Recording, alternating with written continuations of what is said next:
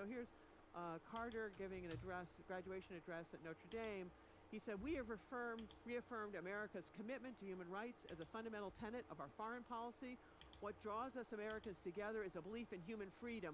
We want the world to know that our nation stands for more than just financial prosperity. We're bigger than that." Still weekend new update And when here Embark. is Edward Shevardnadze, Gorbachev's foreign minister, echoing some of these sentiments. He said, "Look, the belief that we are a great country is deeply ingrained in me." But great in what? Territory? Population, quantity of arms, people's troubles, the individual's lack of rights, and what do we, who have virtually the highest infant mortality rate in the world, take pride? It's not easy answering the question. Who are you? Who do you wish to be? A country which is feared, or a country which is respected? A country of power, or a country of kindness? And others agreed that communism was essential to the survival of the Soviet Union, but it's an undemocratic ideology that fundamentally it's a foundation that can't endure forever. And that's the take of Vitaly Ignatyenko, a Russian journalist. And Oleg Grinevsky, who's a Soviet career diplomat, is saying, look, communist ideology is associated above all with the Soviet Union. Its rejection created a vacuum, and it determined its ultimate fate. And then Boris Yeltsin, who is Gorbachev's successor, said, look, no one wants a new Soviet Union.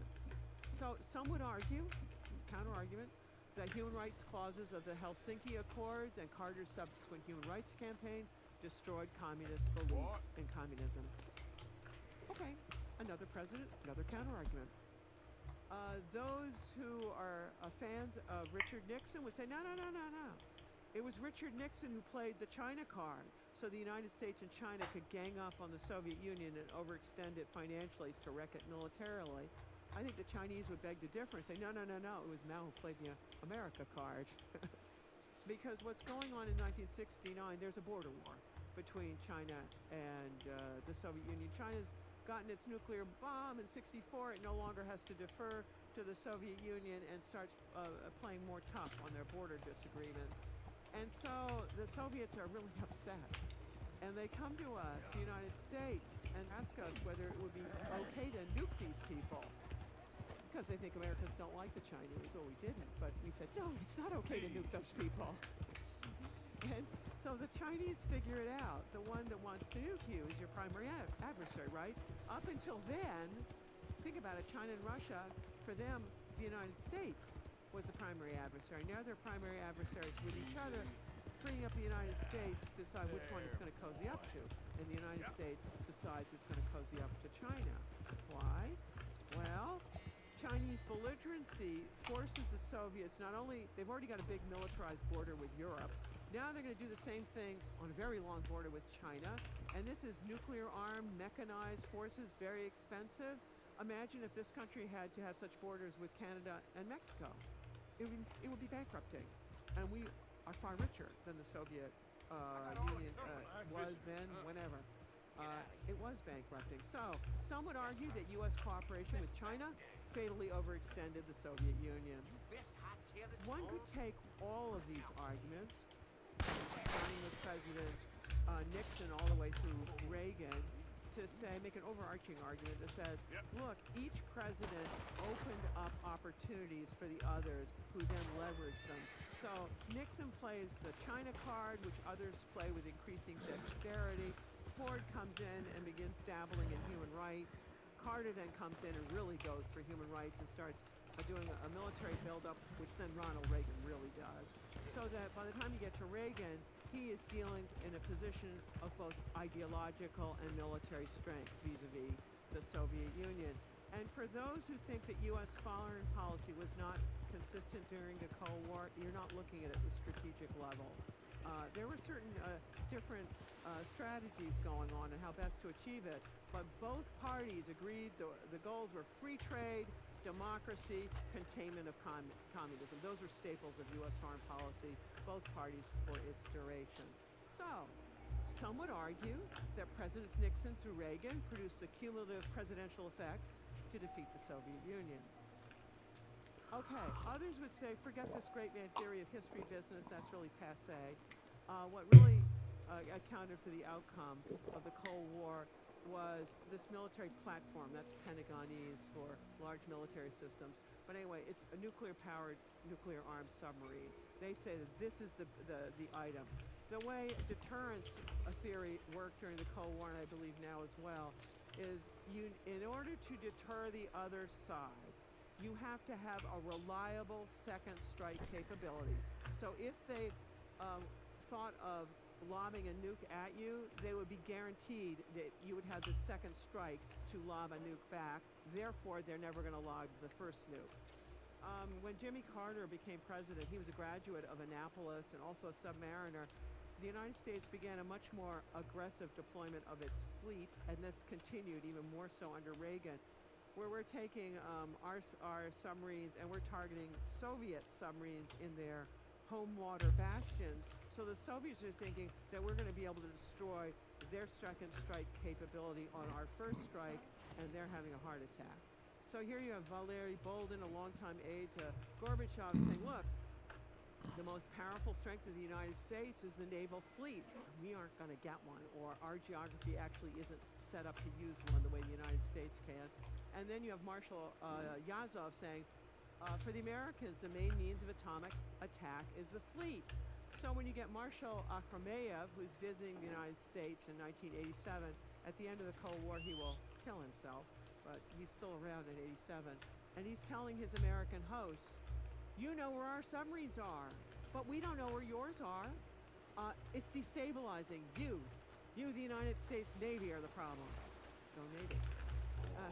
And here's his host, Admiral Trost, who's going, yeah, the inability of the Soviet Union to maintain a strong defensive capability led to the demise of the Soviet Union and to the removal of the Soviets as a major threat to us.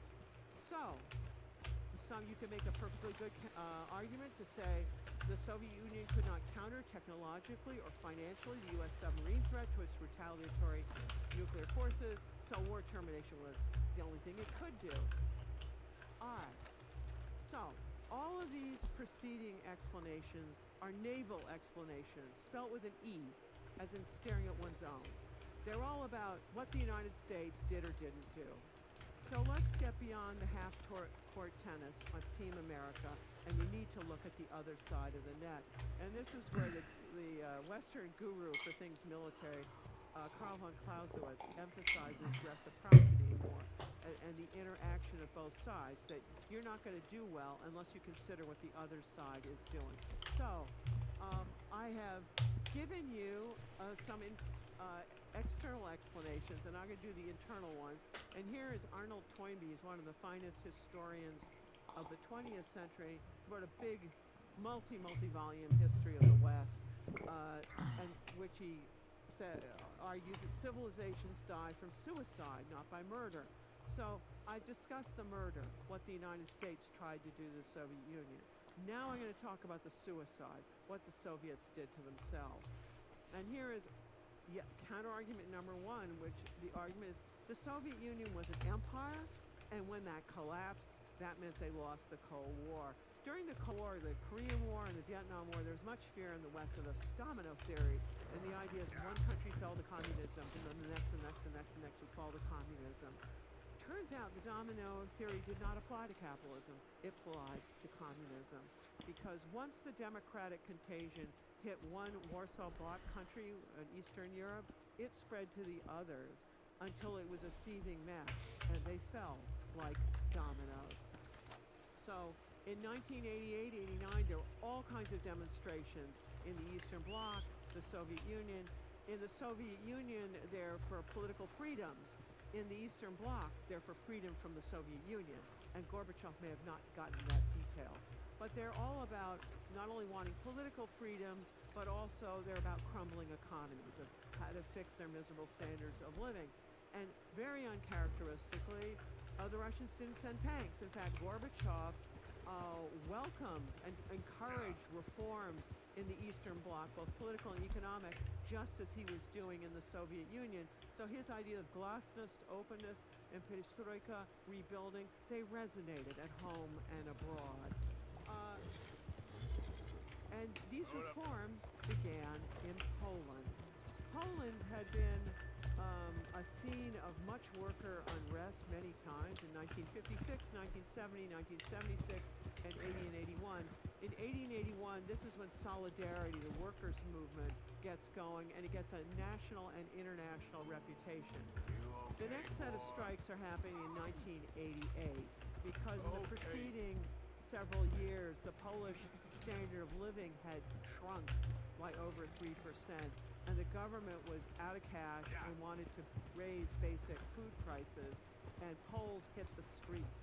And the government was in a panic because it was worried the economy would go into free fall. So the government cut a deal with Solidarity, said, you call off the strikes, and then we'll let you into political talks. And Solidarity agreed. And there was a complicating factor on all of this. It's called the Roman Catholic Church, which is an institution of enormous credibility and legitimacy in Poland, which had a partiality for Solidarity, and it had a Polish pope.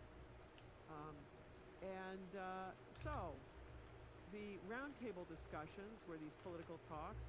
They occurred a year later in February 1989, and the Soviets encouraged them. In fact, here's one Soviet person there advising the Poles, look, you got to find some quick solutions out of your economic and political mess. You're an itty-bitty country, so when you make mistakes, there'll be itty-bitty mistakes. But if we make them, they'll be big. They got that one right. The Polish Communist Party thought they had this one covered by the way they jiggered the election rules. Not quite. The day they held elections is exactly the same day that Deng Xiaoping turned the tanks on demonstrators in Beijing, and you have the Tiananmen massacre. Two solutions for the problem.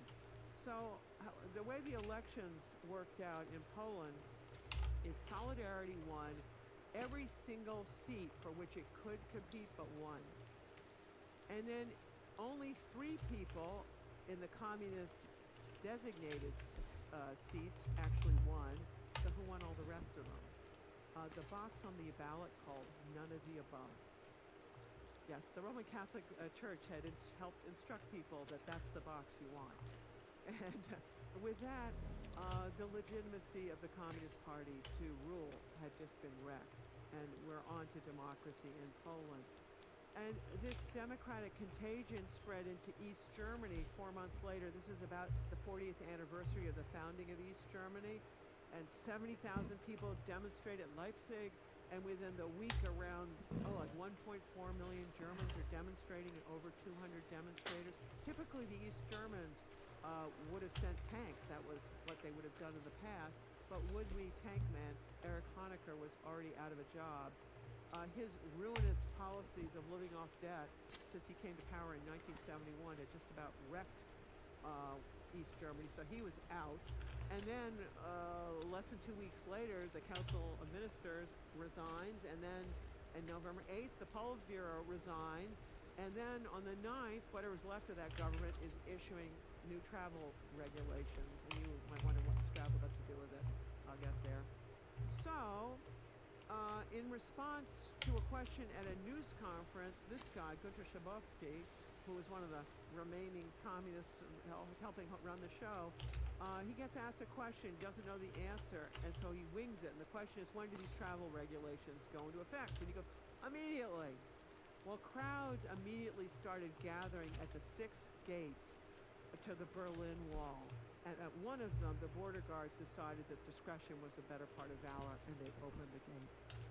And East Germans poured into West Berlin.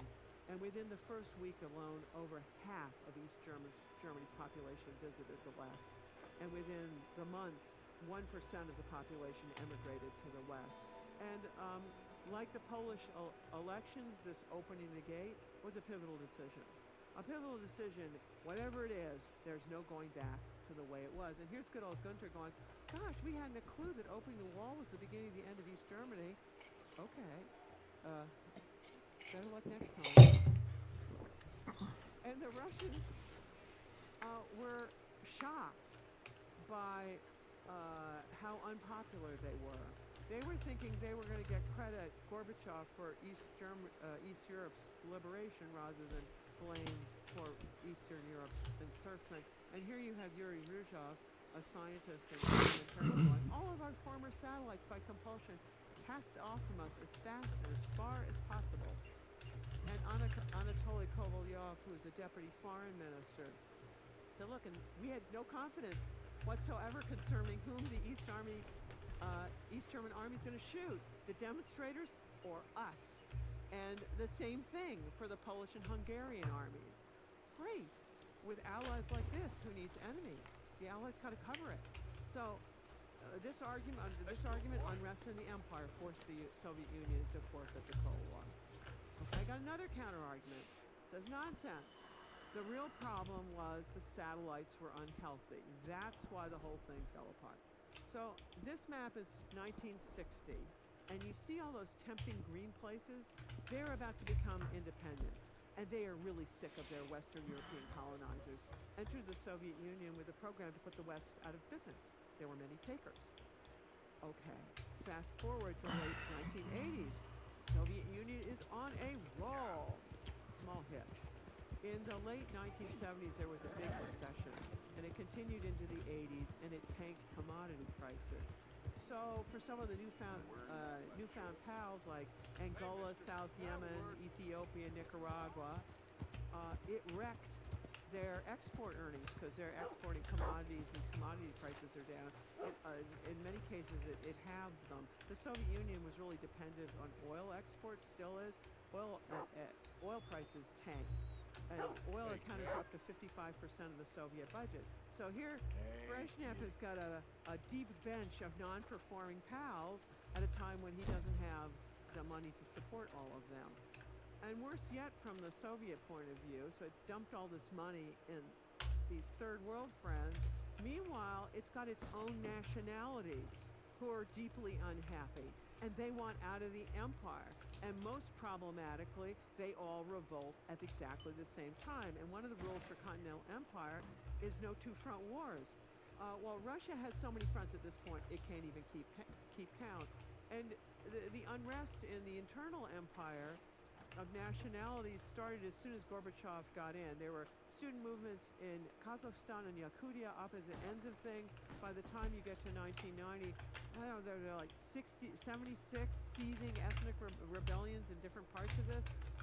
There was too much to go on, for the Soviet government to handle. So you could argue that the Soviet Union bankrupted itself on the third world while ignoring its own internal third world of nationalities whose simultaneous revolts brought down the Soviet Union.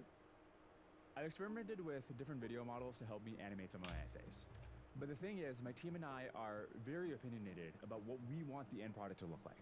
And so for a video model to be useful to us, it needs to be able to follow our instructions for exactly what kind of shot and framing and lighting we want. But all these labels, which would make it clear how to map from a specific style to a generated video, don't exist by default in the pre-training distribution. So when one of Labelbox's customers wanted to improve their video generation model, the Labelbox pulled together a team of experts cinematographers and editors and directors, and had them annotate clips with concise technical descriptions so that the model would have context on things like dolly shots and Rembrandt lighting. As you can see, unlocking broad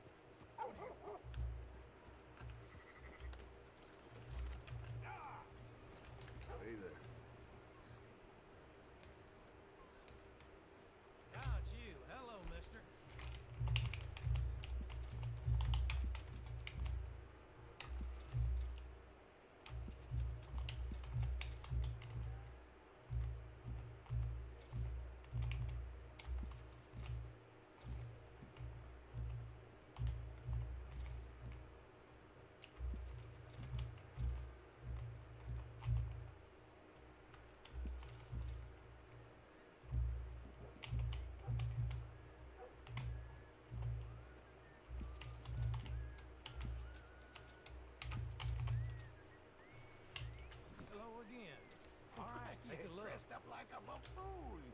Got a little kick show in mind, huh? Here.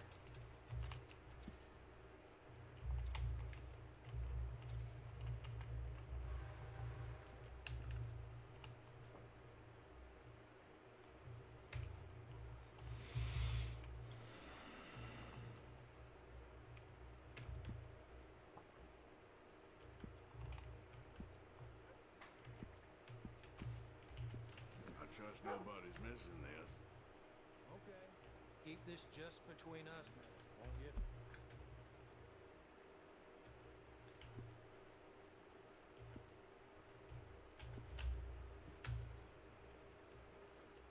Well, that was awful fast. Gentle with that. Trust Appealing me. drapery olies. Welcome to my channel. S.W.Frost top I just hope US street nobody's and missing. com. Thanks, partner.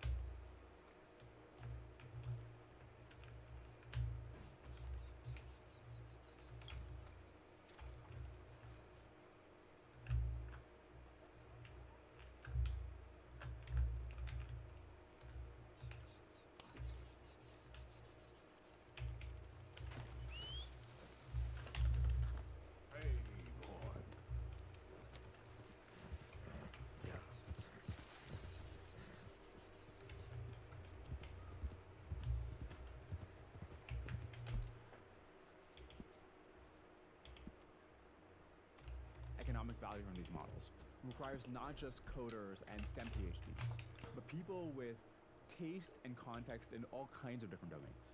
Labelbox can get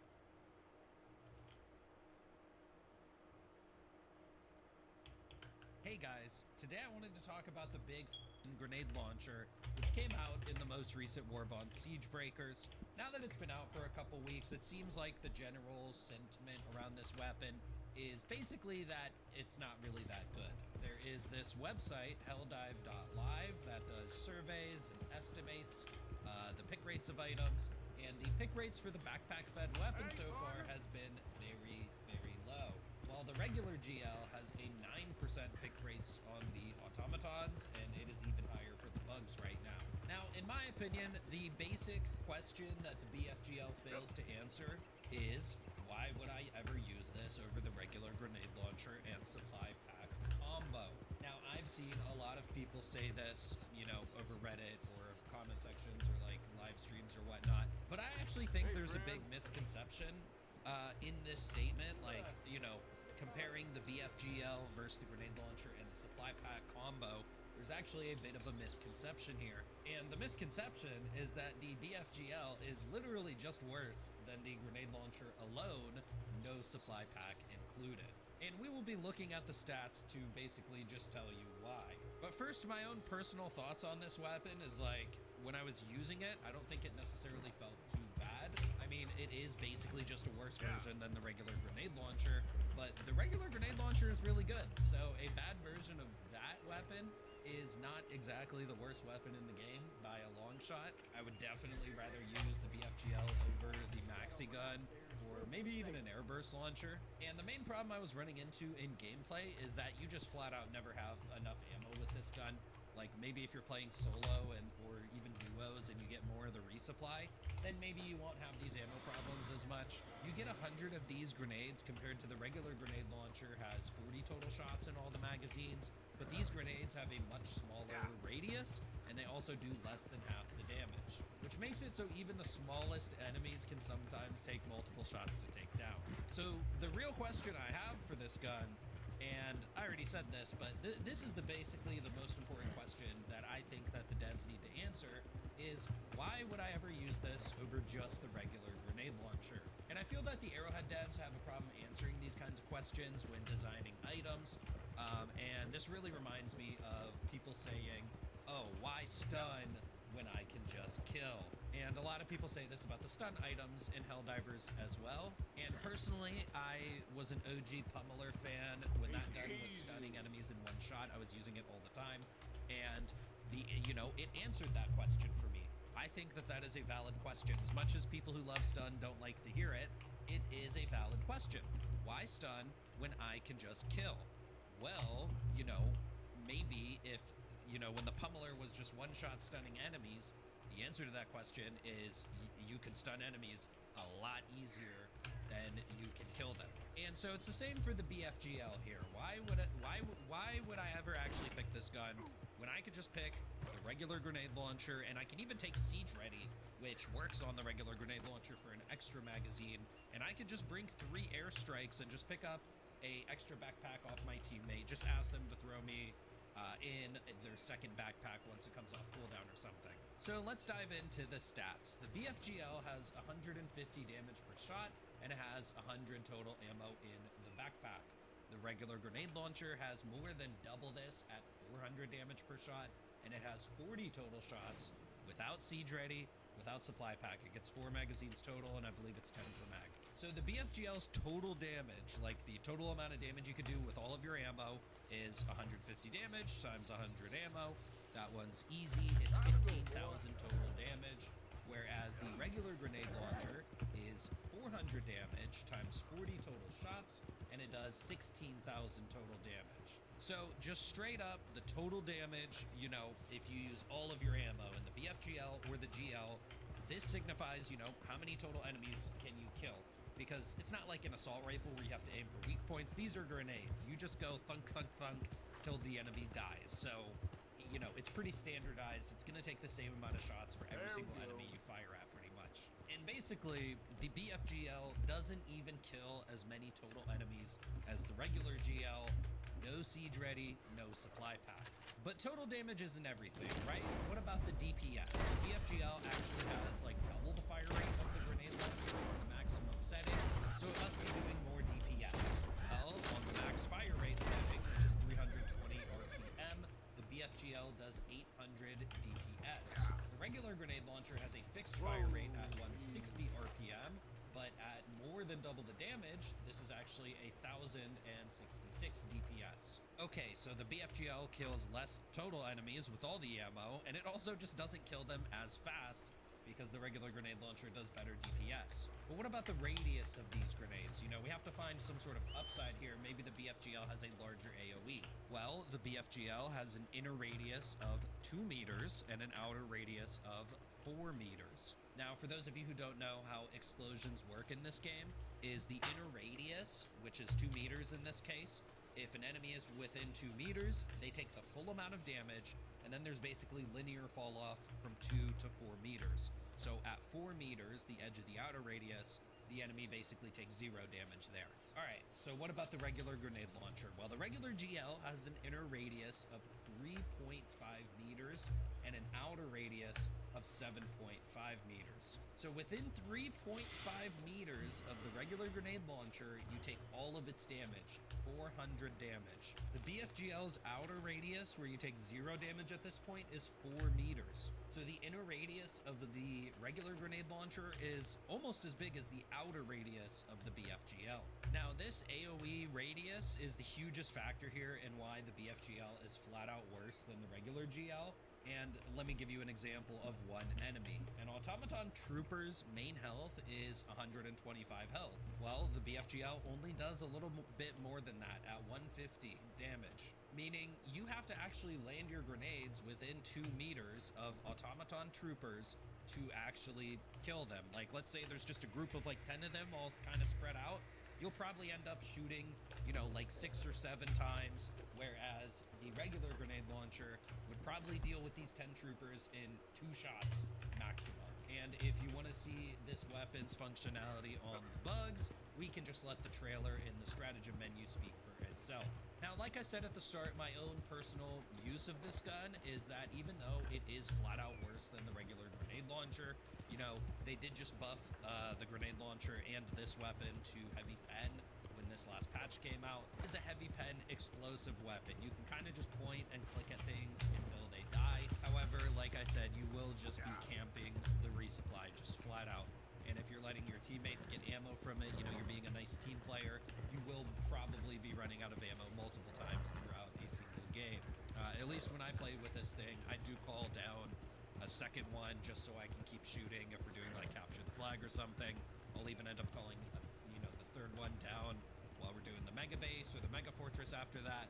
Like, honestly, I think that they could literally just like double the ammo, and then I would probably consider it A tier at that point. And so I do feel like there is a bit of a disconnect with some of the backpack weapons from the Arrowhead devs, because I feel like these comparisons I made are just some of the most basic comparisons that a majority of players who, you know, they're just choosing their weapon and their loadout, these are the kinds of things they would like look at when picking what weapon they're going to use. How much damage does it do?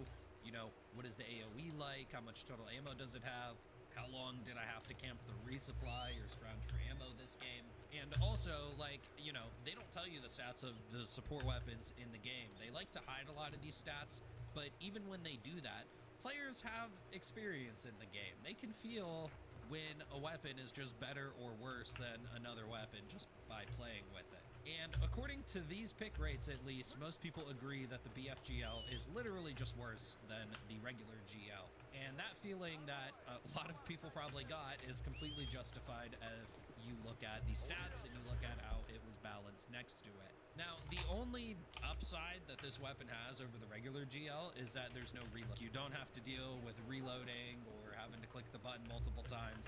At least you don't have to deal with that when you're using the BFGL. But for this one upside I could find, literally every other stat just seems to be a downside. Not to mention that these kind of weapons take up your backpack slot. And I feel that this downside of forcing you to wear a backpack is the biggest downside out of everything here. They take up 2 slots in your loadout. You know, the most obvious comparison people made is I could just be using a supply pack, which would literally give me more ammo, more total damage, more enemies killed, but also more stims, more grenades, more ultimatum shots. But that's why I made the comparison to just the regular GL, because, you know, sometimes you want to use a different backpack. Let's talk about the maxi gun for a second.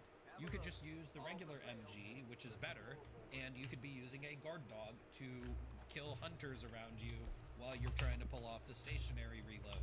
You could also take movement packs like the jump pack or the warp pack. And if you didn't know, but you can pretty much get off the regular machine guns full stationary reload while jump packing in mid-air. The maxi gun's pick rate on bugs and squids is abysmal, where you know, these are the factions you would expect this gun to be good against rather than the bots. But let's be real, the stalwart is just better.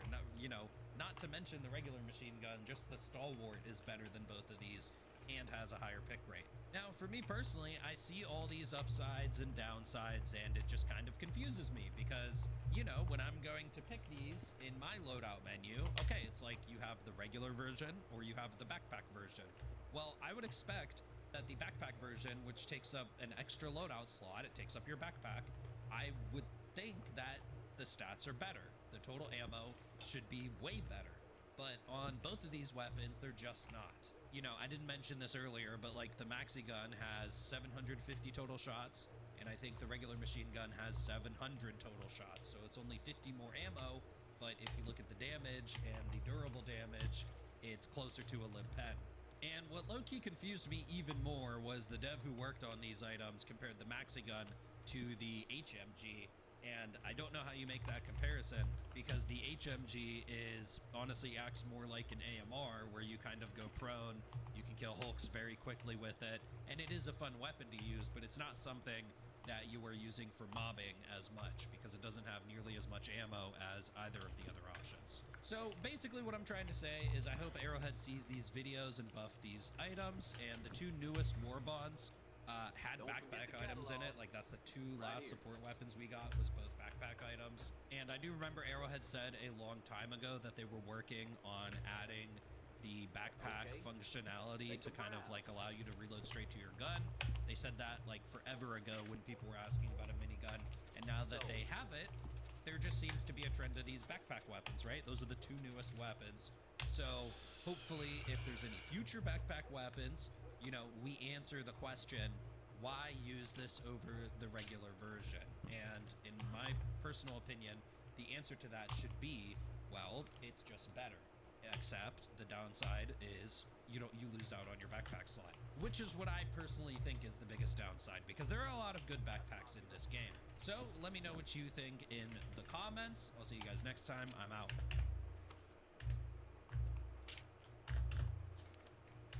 MLWK. Welcome to my channel. Good morning. How's life?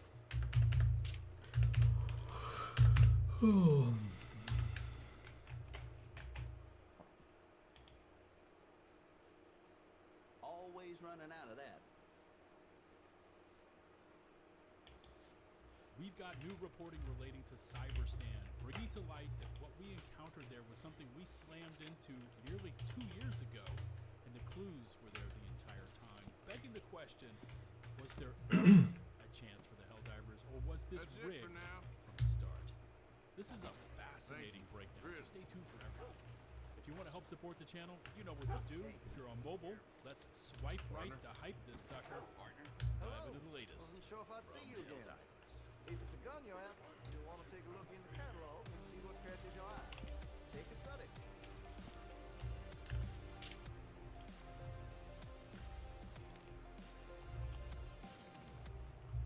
All the warning signs were sitting right under our noses this entire time, and have been since late March 2024, which I think is a scary thought. But for those of us that were around and fought in the Automaton campaign that pushed them clear off the galactic map, we witnessed it firsthand. And as someone that has participated in so many different campaigns and major orders, I had honestly forgotten about this one. But thankfully, We've got Fandom Wire shining the light on this piece of Helldivers history that, if remembered, should have warned us of what was to come on Cyberstand. Helldiver 2's Cyberstand War was only the beginning, as the real automaton threat lies beyond the galactic map, with a further subheadline that reads, "The Cyberstand War might be over, but Helldiver 2's real automaton threat has never lived on Looks the like map you're taking care of that weapon. Good to see. Hell of a way to kick this one off, right? And personally, I still can't believe I forgot all about this. And once we're done running through what Fandom Wire has to say, let me know if you remembered this. That from gun seems to be well taken Insight. care of. Anyways, here we go. Cyberstand's mega factories are burning, and Super Earth has declared Operation Valid Pretext a moral victory. Well, if that Closing gun ain't briefing, shining, however, already confirmed glad you that take care of what's counteroffensive is yours. coming, with surviving cyborgs spinning up new production elsewhere before the last Helldivers even cleared the atmosphere. For a supposedly crippled enemy, they recover fast. That pattern should be familiar by now. Helldiver 2's Galactic War has a habit of treating the map as the whole picture, even though it's never been anything close to that. High Command's post-operation dispatch read in part, "The Super Earth fleet now enters a strategic contraction phase. We must retract and regroup to prepare for the inevitable. Unjust counteroffensive from the surviving socialist menace." The question now is not where the counteroffensive will come from on the map, listen to this part, but whether it was ever limited to said map in the first place. What? Wow, this article is just bringing forth information I didn't even think about. But let's continue on. It says, back in March 2184 of 2024, Phase 1 of Operation Swift Disassembly deployed Helldivers into the Trigon sector to shut down a long-range automaton communications array on Troost. Remember that planet name, Divers. It is ultra important here. The mission succeeded, but the post-liberation briefing revealed something far more important than the win. That array had been transmitting far beyond the galactic frontier, reaching into deep space well outside any territory marked on Super Earth's charts. Analysts flagged the anomaly, recovered incomplete blueprints for an aerial gunship from the wreckage, and then moved on. The larger signal was left uninvestigated. Phase 2, aimed at decommissioning Tibet, failed. Automatons held the production world, and the operation ended without the decisive outcome that the High Command had planned. Still, by April, Helldivers had pushed the Legion off every visible planet. Durgan was the last to fall, and for a moment, the war looked over. As I look back on it now, I remember at the time, which is Someone's coming. Hey, I see you there. Turn on your heels, son.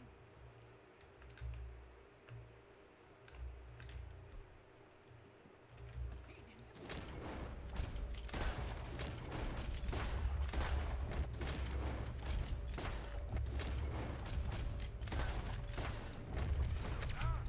You twitch!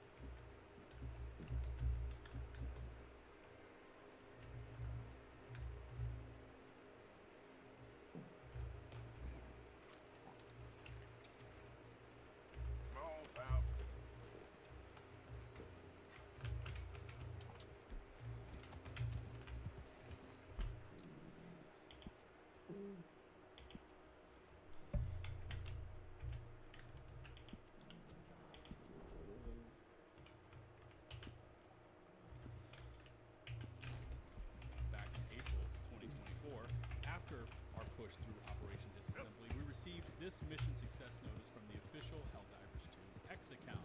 But there were some crucial pieces to this campaign that this Fandom Wire article just kind of glosses over. Phase 1 of this campaign sent the Helldivers to planet Troost in the Trigon sector, where we intercepted long-range comm signals broadcasting something about the reclamation. The Helldivers ended up winning this phase of the mission, but unfortunately, the automatons deleted further information before we could decipher anything else from it. Phase 2 saw us assaulting Tibet in the Severin sector in order to destroy automaton factories, producing enemy combatants of which we actually failed, and the bots were able to move those production facilities off planet. Phase 3, dubbed Hold Ground, brought about some of the wildest automaton combat we have ever seen, tasking us with defending Levelon Creek, Ubania, and Dropnir. Now, we ended up taking Phase 3, but for those of us that were there, which I was, this is the first time the automatons have produced and sent to the battlefield both the factory striders and gunships. The Helldivers had never seen either of these enemy types, and I can tell you from memory that seeing our first 2 or 3 factory striders guarding the main objective led to some absolutely cracked combat as we flung everything we had. Finally, Phase 4 came about, named Annihilation, where High Command told us to keep the pedal to the metal, tasked with liberating the last remaining bot worlds of Tibet, Durgan, and Maya. The key point to remember here is that at the conclusion of Operation Swift Disassembly, we had succeeded in pushing the automatons clear off the entire galactic map. However, and we now turn back to the article, 3 days later, a fleet 10 times larger than anything previously encountered arrived in the Valdez sector. The Reclamation retook Cyberstan and the surrounding sector within hours. It became instantly clear that the original automaton force was just a scouting unit, and the Troost array had been in direct contact with the real army all along. The Reclamation fleet did not emerge from any planet Helldivers had been fighting for. It originated beyond the frontier, from a staging point that Super Earth could not track. It arrived with force levels no number of planetary winds could have prevented. And here's where it gets very interesting, so check this part out. The post-Cyberstan briefing notes that surviving cyborgs had already resumed production off-world before the retreat had even finished. In other words, their infrastructure never relied on one planet because it was designed to outlive loss. The Illuminates also operate in a similar fashion. They appear, hit targets, they withdraw, and they repeat without establishing any real foothold, and their broader intentions are still largely unknown. All in all, the galactic war map, as we see it in Helldivers 2 right now, only tracks what Super Earth can see or reach. Whatever received that signal from Troost coordinated the reclamation and continues absorbing losses like Cyberstan without flinching, and has never shown up on it.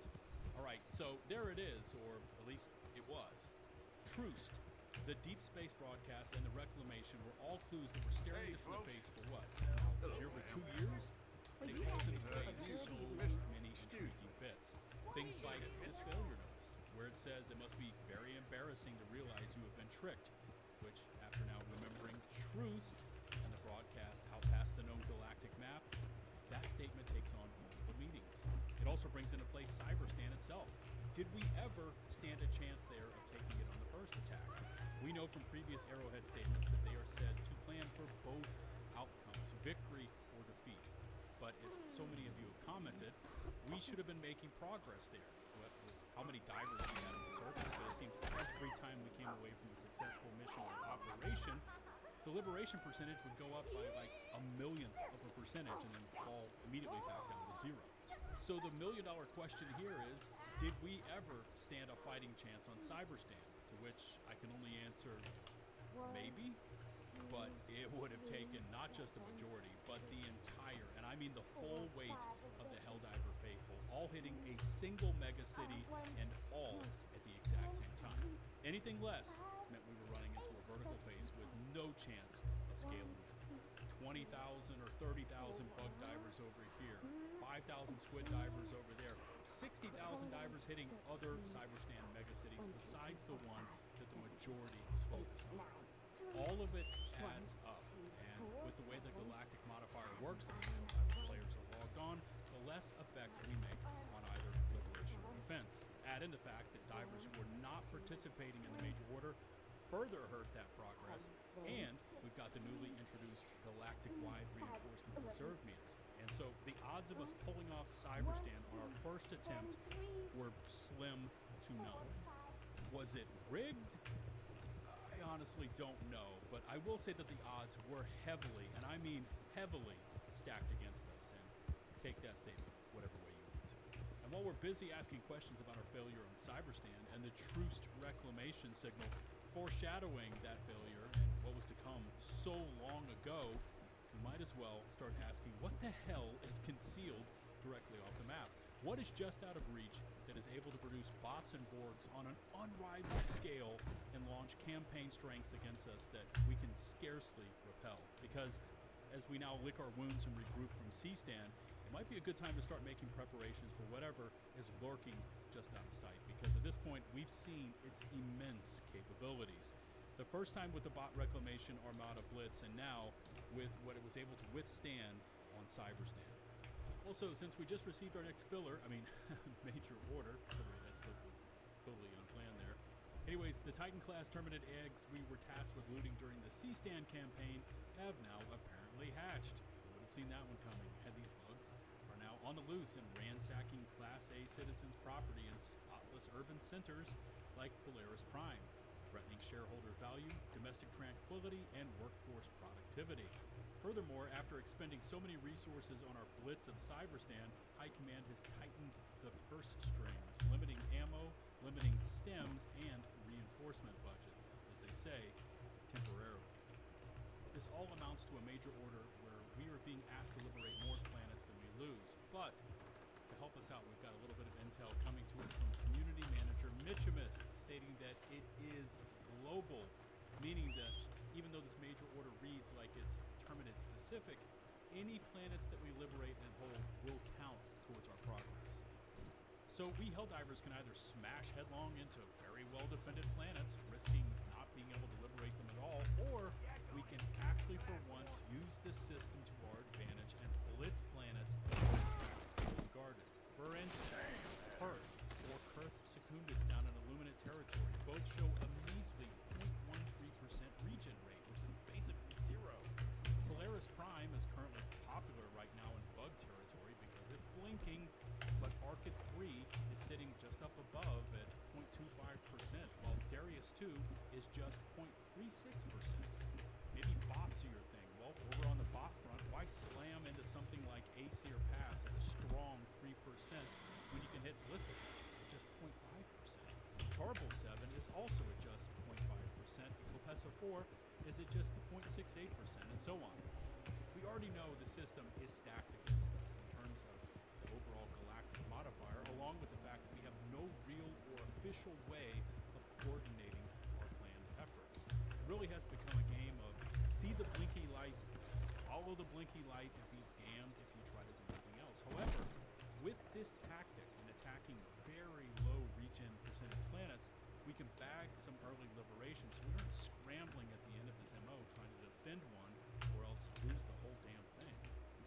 But there you go. That's my 2 cents on everything, and I now humbly ask you to leave your feedback in the comment section about really anything Helldivers, but I'd especially like to hear your thoughts on the Troost comms array and just how far back that was and what it means now. Whatever we're dealing with that's just off the map, when and what you expect to happen when the Borg Part 2 starts lighting up, and also, what are your planetary plans when it comes to this major order? Are you going to follow the blinking lights, or try to get in a 200 IQ move and bag that low-hanging fruit? Drop a comment about any and all of that, as I'm really interested in what you have to say. If you haven't done so already, please consider hitting subscribe and ringing the notifications bell. If you're on mobile, please take advantage of the swipe right to hype function.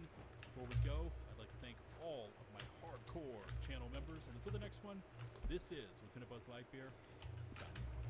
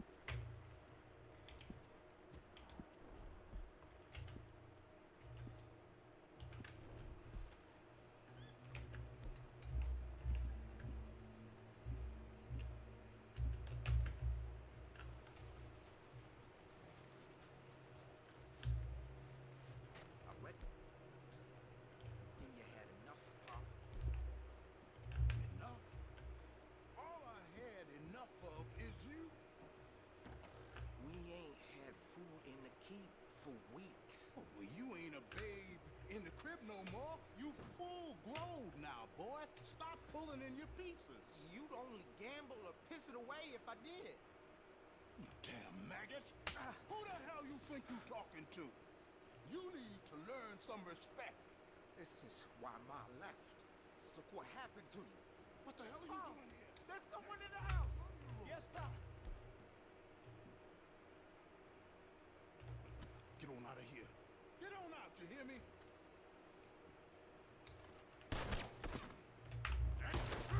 Who you think you are?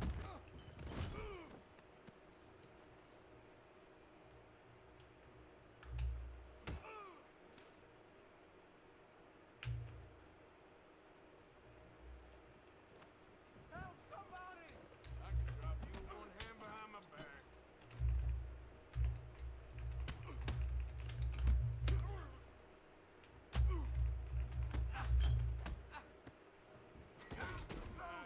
Please don't kill me. Take whatever you want. Just leave. Mom! No!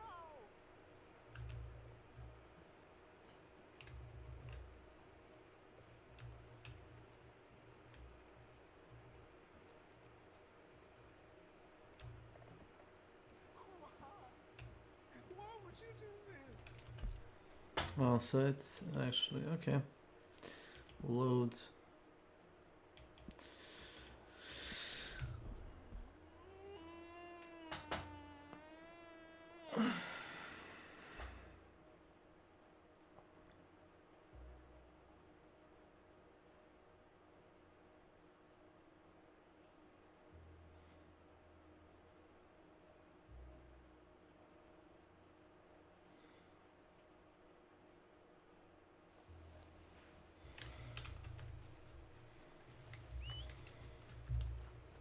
Come on now, boy.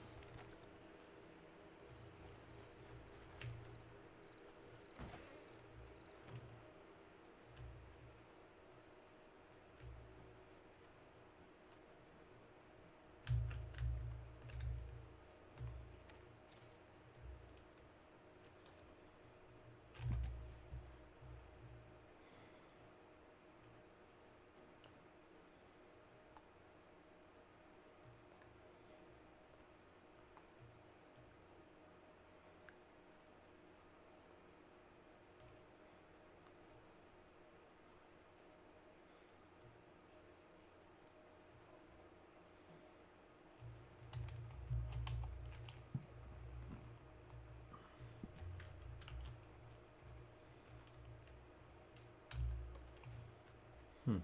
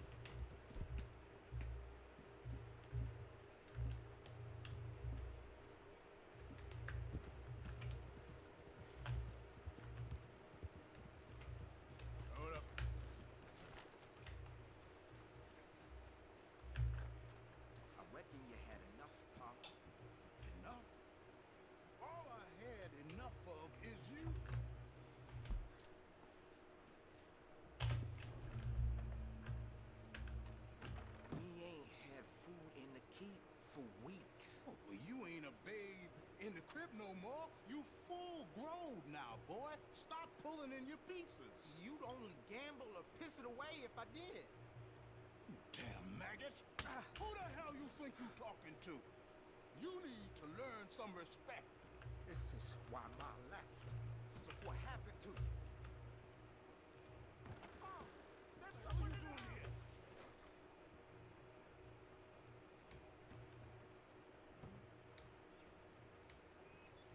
What the hell? Who's talking now, huh?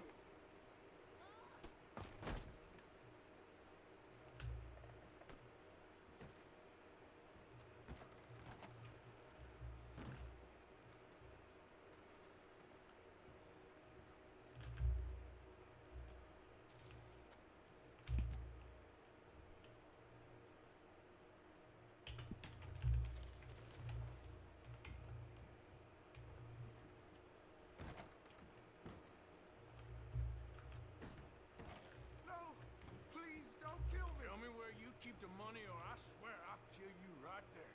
The chimney. It's in the chimney. Just please don't hurt me.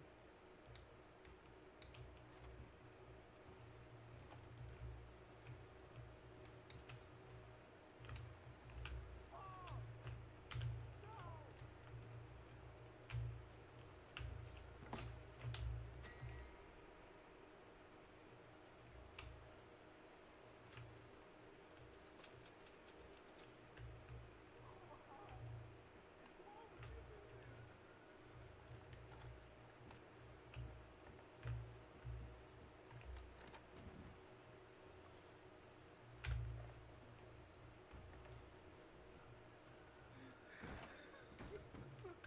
I wouldn't grieve too hard. Seems your dad was hiding letters your mom sent you. Letters from my mom. She wrote me. No. Why would he do that?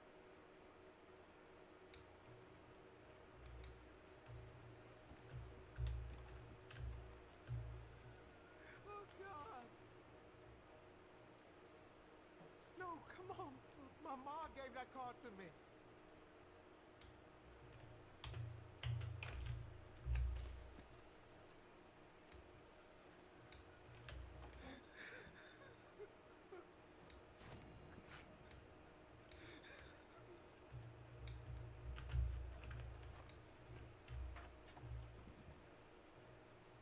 Oh, leave me one of them at least.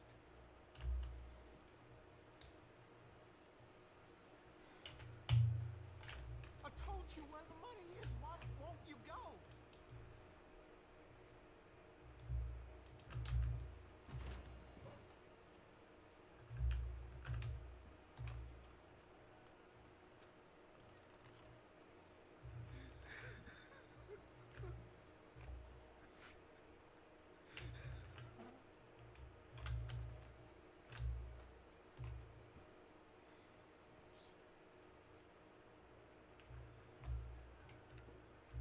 Please, just take what you're gonna take and leave me be.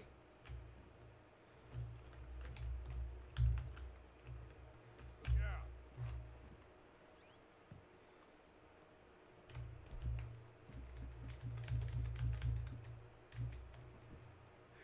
What?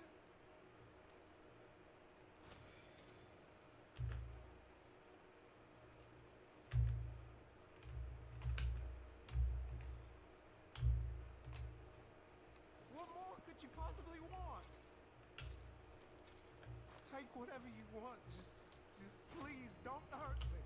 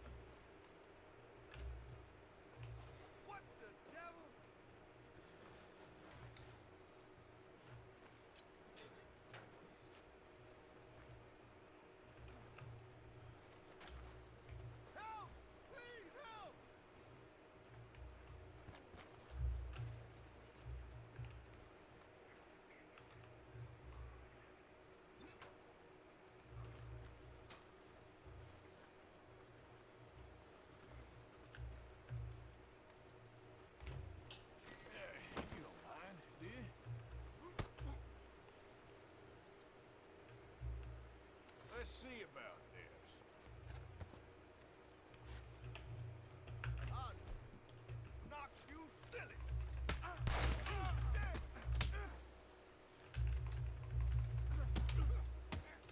Eat this.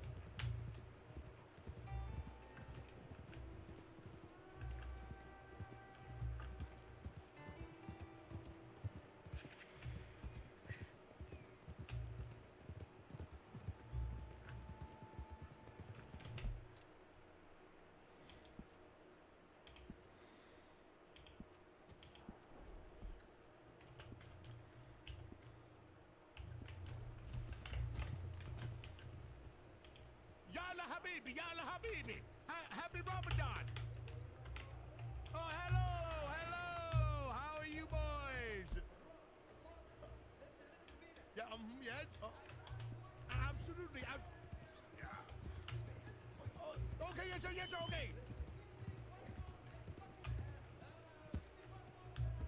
Give you 5 farts in the Alamo? 5 walls and what's the second thing? Walls. Hey there, partner. 4 wards. 4 wards, 5 wards, 6 wards, 7 wards. How you do?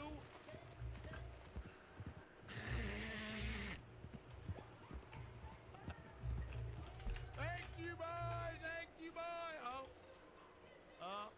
You know some Habib days? Habib days. Circling each other in that graveyard for, I don't know, feels like about 10 minutes before there's finally an exchange of shots. So he liked to build, but once he got to the middle of the violent, he was very quick with it. You know, and people are dead. Now, there are certain exceptions. The beating that Eli absorbs in the prison camp sequence of the bad one, that's pretty long and vivid and harsh. Certainly bloody, and certainly see the teeth kind of beginning to fly a little bit, but My wife couldn't watch that scene, nor could my kids. But I was a medic in the Army for 5 years in World War II. We were taught when soldiers get drunk, you can sober them up very quickly by putting pressure on here's the supraorbital nerve up in here. Each in your skull, there's a little opening with a nerve in it. And if you press hard on it, you'll sober up quickly. So I explained that to Leone, and I explained it to Rega, the big tough guy who's torturing me.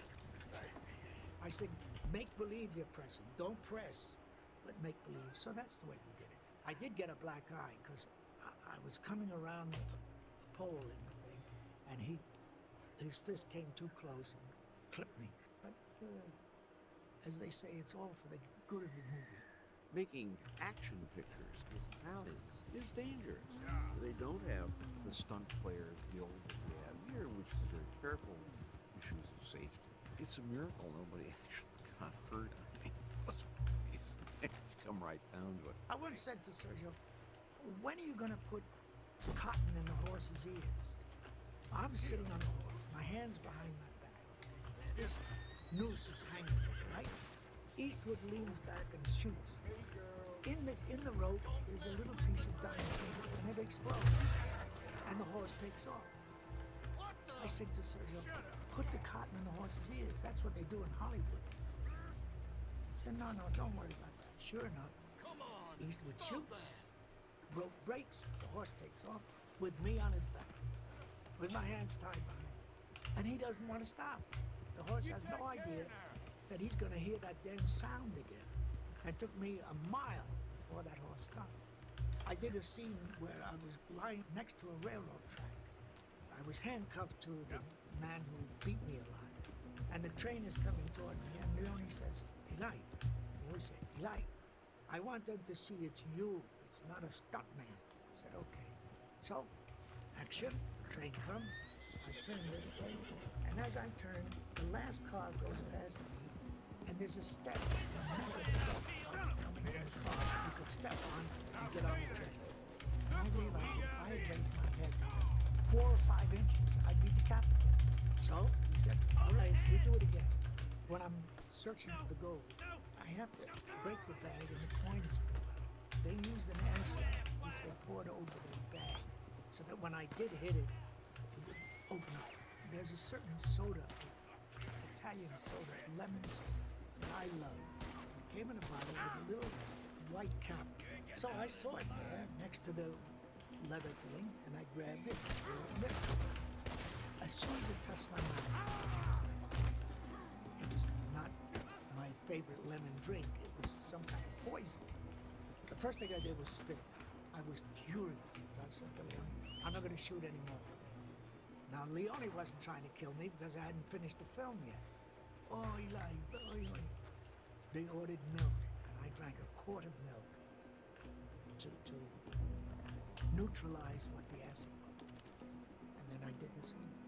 All directors doing historical films make big claims about authenticity. And Leone did. He said, oh, I read all these books about, for example, the prison camp.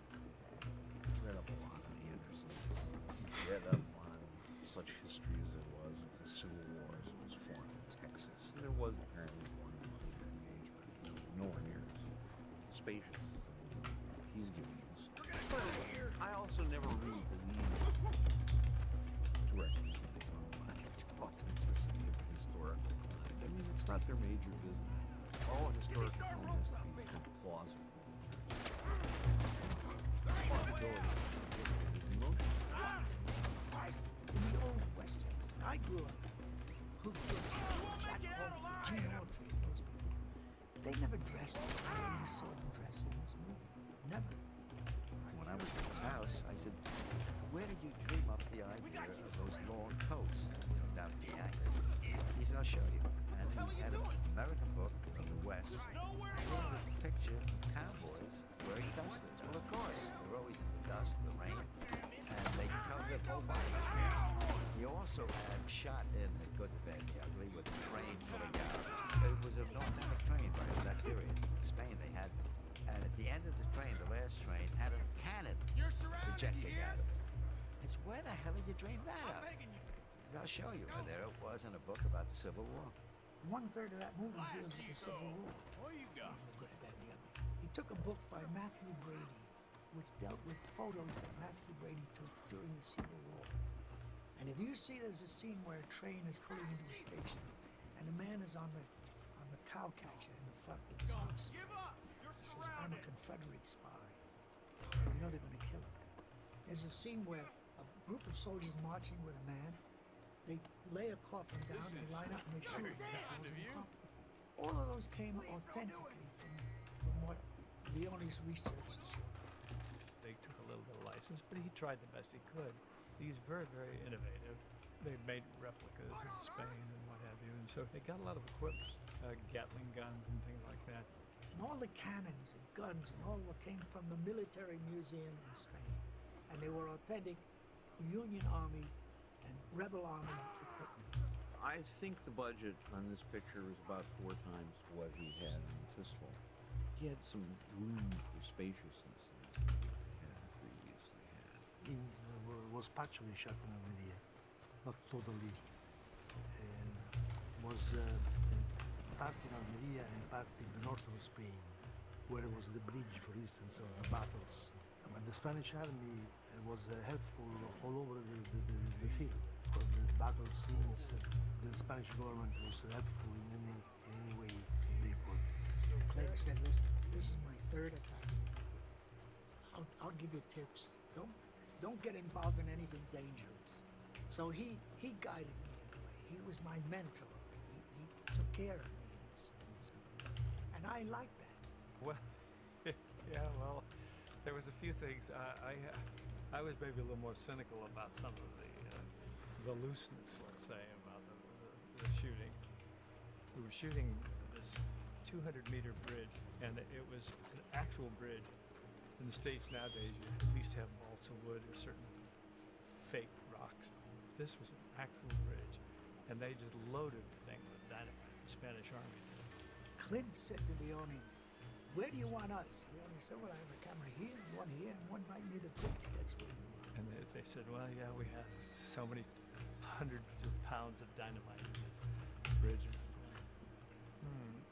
So I turned around, and Eli's kind of going, what do you think? You think we should do this? And I said, Sergio, where are you going to be? Well, I'm up on the hill with that camera. And Clint says, that's where we're going to be, up on that hill with that camera. He was going to be back up the hill overseeing the whole thing. And I said, maybe that's where we should be too. So Eli and I went up on top of the hill where they do this. So I've got this golf club. I've got a pitching wedge, and I'm sitting, just for practice, I'm just sitting there swinging it. It's kind of something to do. And all of a sudden, out of nowhere, this whole bridge just goes wham, like that. And I said, oh my God, they must. We all turned.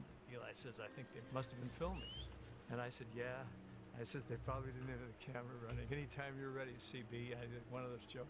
I started getting kind of cynical, and we started laughing. And then all of a sudden, there's silence, and there's silence. And all of a sudden, I hear just screaming and yelling and screaming and yelling. And here, so we start walking down, and here comes Sergio up the road. And he's got, and he is red. He is not just, but he is red. His face, he's absolutely going crazy with every swear word there is in Italian and any other language he might know. We found out afterwards what had happened is because the Spanish army had built the bridge, they decided they were going to let the Spanish captain have the honor of blowing up the bridge. So when the cameras were adjusting, one of the cameramen behind them was saying, they were saying, you know, ready, good. And so they were saying, bye, meaning okay, and he goes, bye. And he said, so the Spanish captain, who knew nothing about movies, he just sat there and he just says, oh, bye. Boom, and the whole thing went up. Not a camera rolling. Down where we would have been was really kind of a tricky area to be in. But it was the first time I'd ever heard the anytime you're ready CP joke played out loud.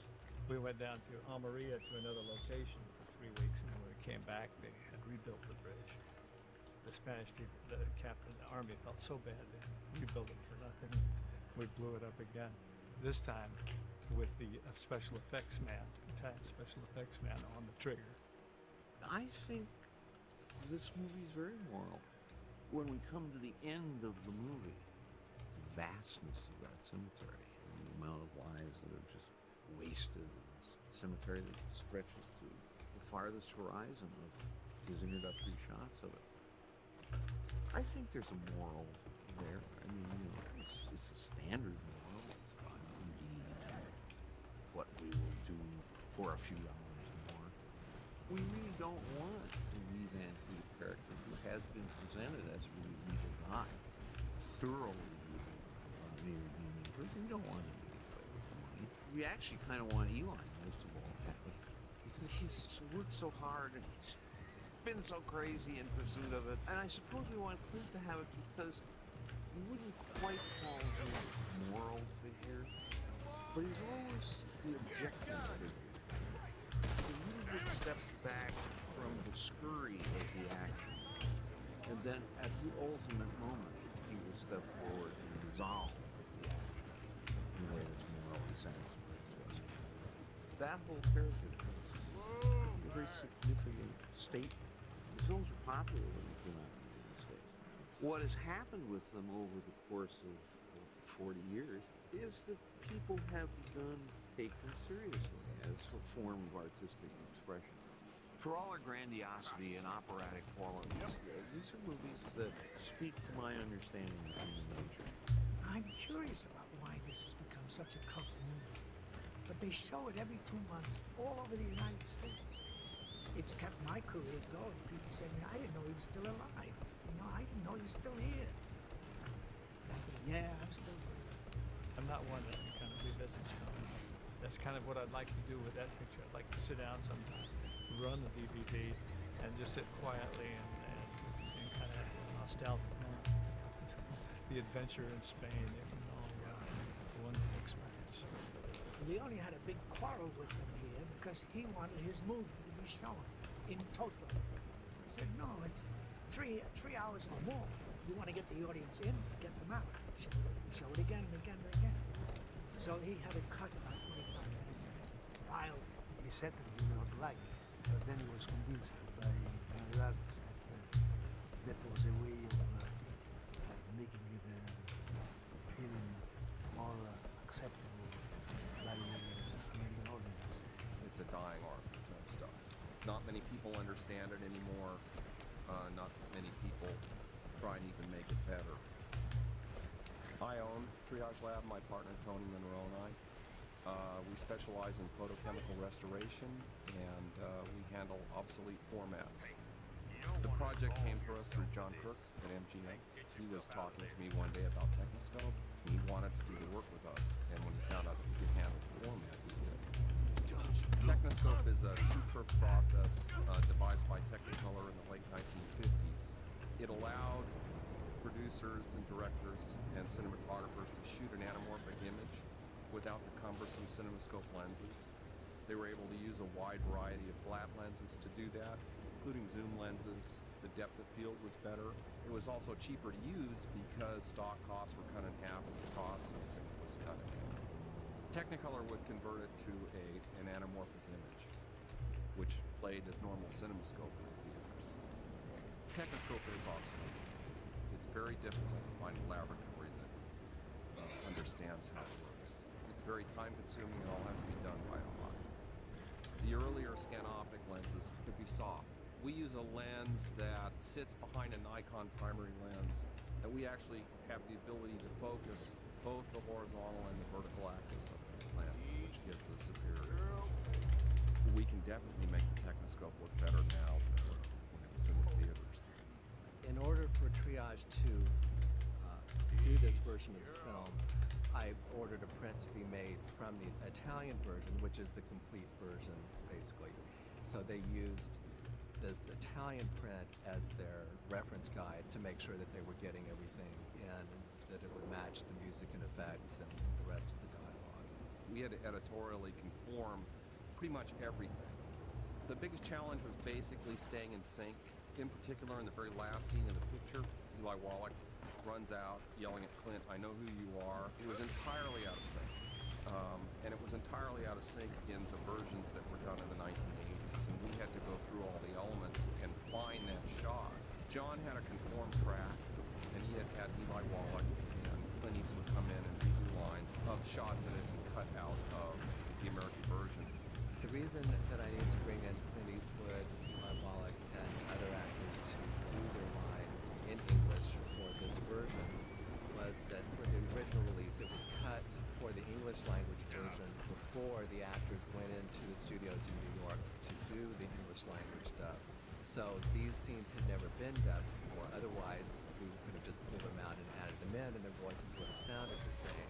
That's why I brought them in and had them do the lines. Even though, obviously, Clint Eastwood and Eli Wallach sound a little bit older, I felt it was important to use their voices as opposed to trying to get someone to really imitate what they would have sounded like a long time ago. The first ADR session that we did was in October of 2002. Then a few weeks later, after the first of the year, we brought in the other actors. We found a wonderful actor, Simon Prescott, who did Lee Van Cleef's voice, and some other actors who did the rest. And those were all done in a period of just a couple of days. I felt like that as long as we were going to be fixing up the picture, that we needed to do something about the sound as well. I think audiences today are used to having a bigger, fuller sound, particularly for a movie like this, which is obviously an epic widescreen, and it would have sounded, I think, rather hollow had we left it in just the old mono. Some of it was very easy to do, but some of it was a little harder. The sound effects and the music were unfortunately on the same track. Also, when we were trying to spread the sound, you can't copy a sound from the front of the screen and put it in the back at the same time without having what they call a phasing problem. So we did have to sometimes add an effect like an explosion or a gunshot or something that wasn't in the original, just in order to avoid having that sound problem.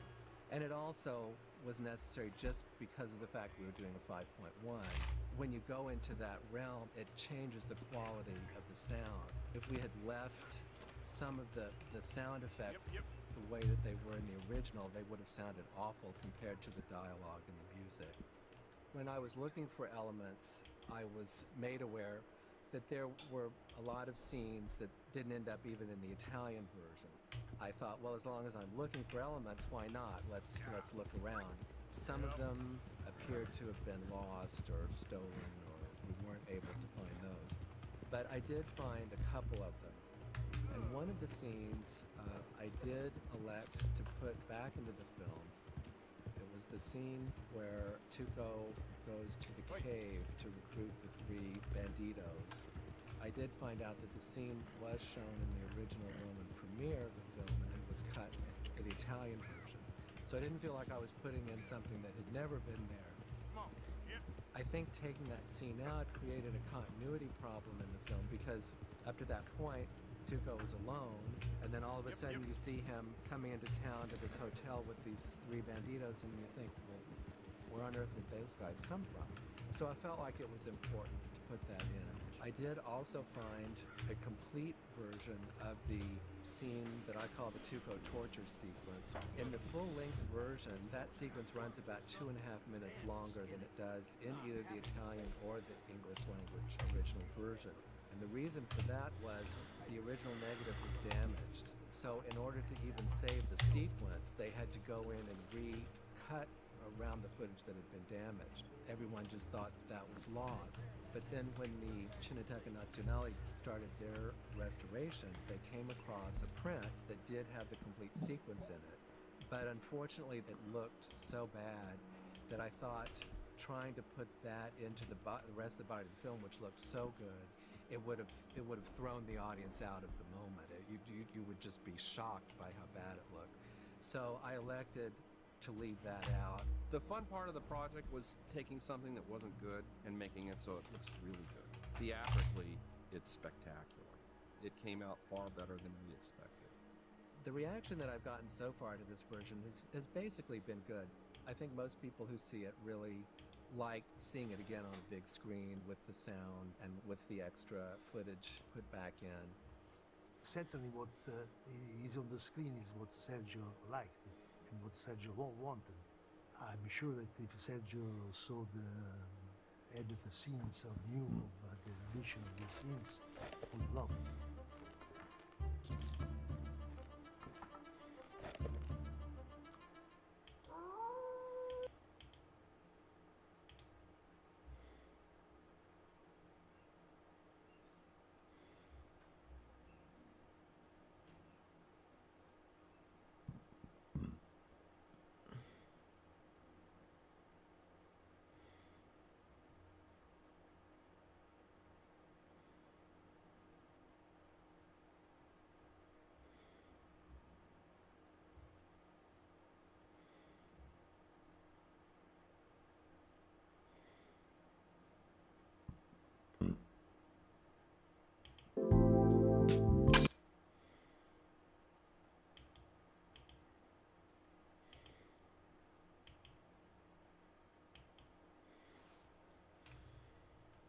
Oh no.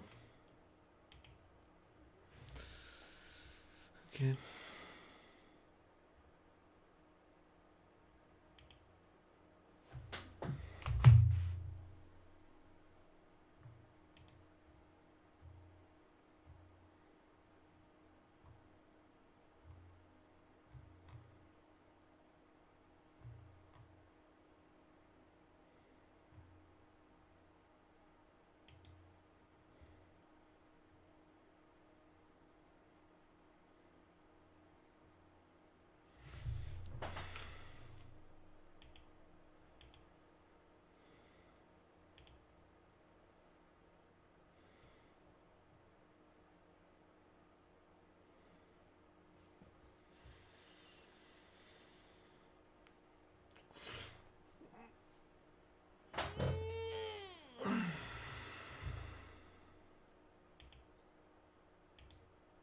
There's that awkward moment when we both sit down and there's no bit planned. And I have a bit. You have a bit?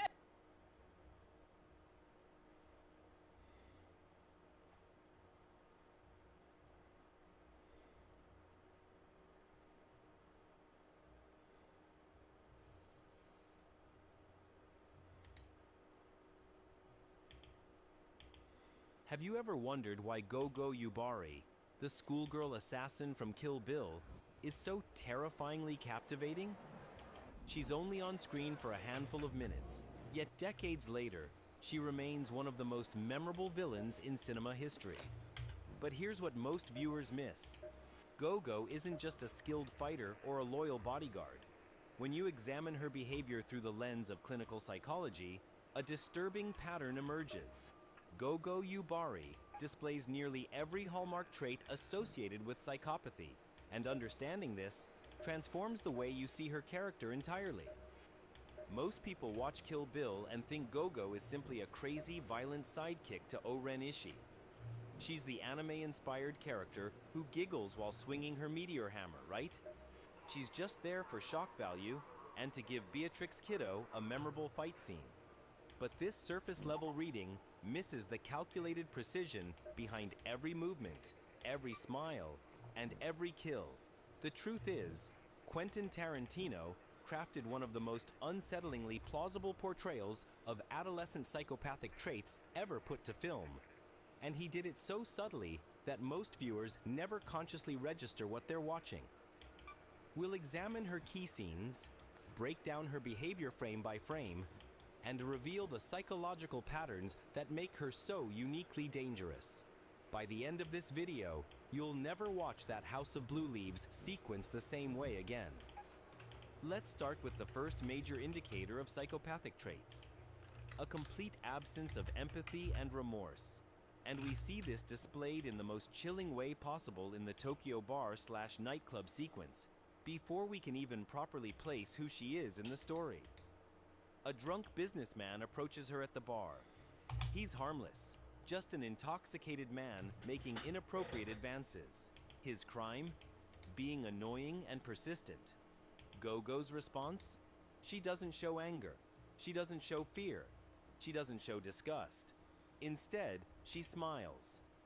That smile is crucial because it reveals something deeply wrong. A normal person being harassed would display defensive body language, discomfort, maybe aggression. But Go-Go sees an opportunity, and she's genuinely pleased by it. Watch her face carefully in this scene. As the man continues talking, she maintains unwavering eye contact, but her focus is razor sharp. She's not listening to his words. She's calculating. She's deciding. And then, without any escalation beyond his continued presence, she drives a short sword into his abdomen, and she doesn't just stab.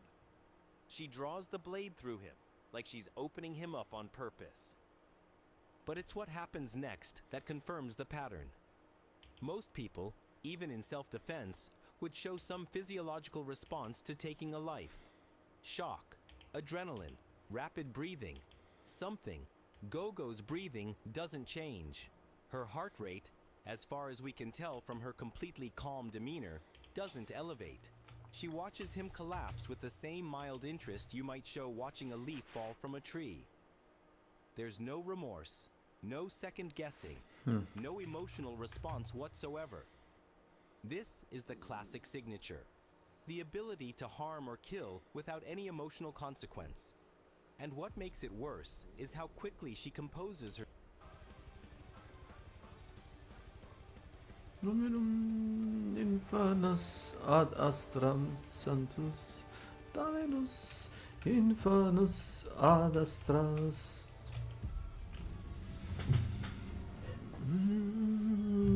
Across the galaxies, a new perseverance is rising.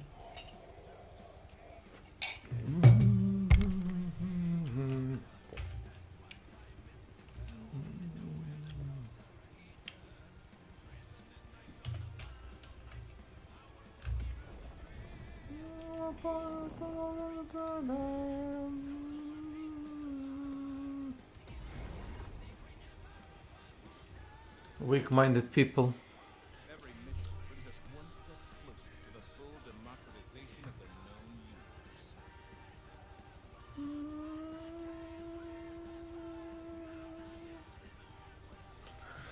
universe. A sorcerer return.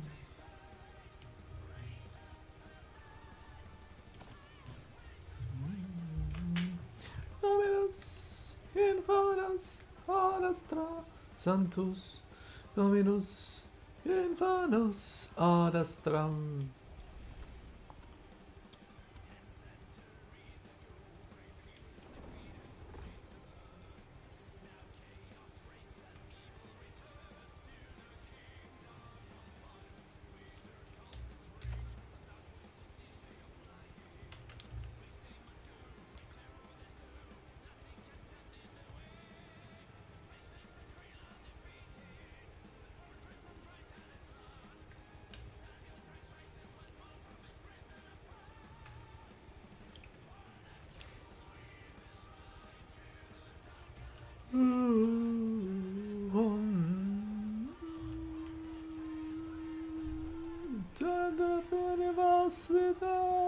was sorcerer written. It was a night as wizard rise.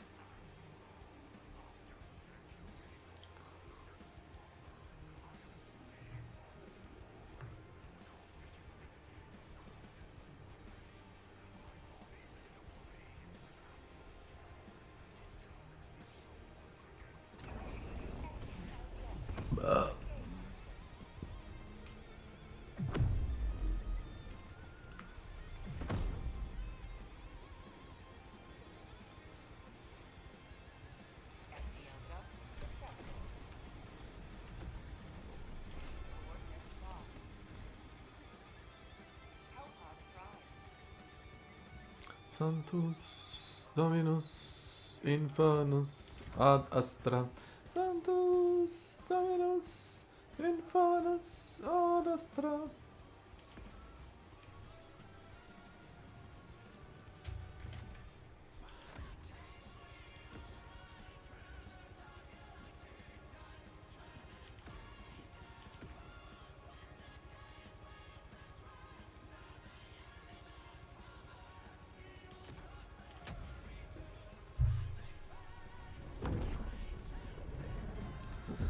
Chaos is a threat.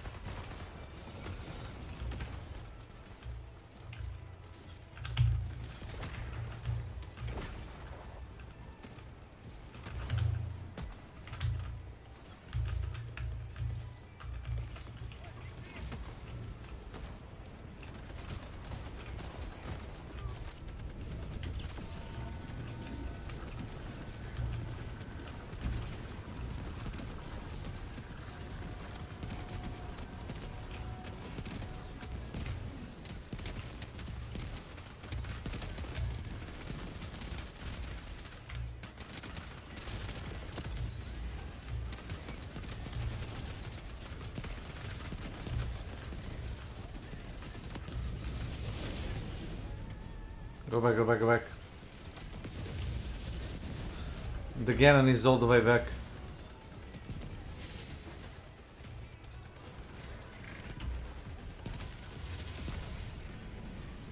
Mister.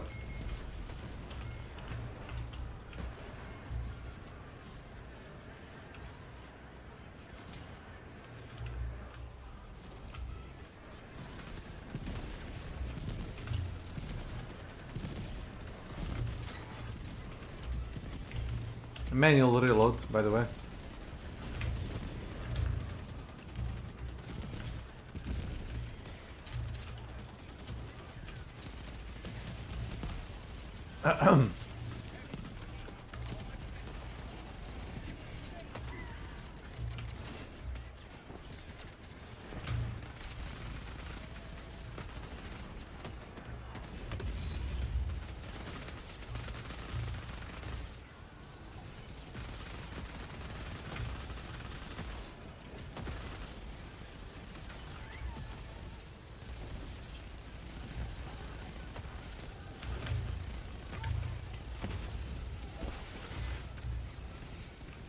Manually reload the main cannon.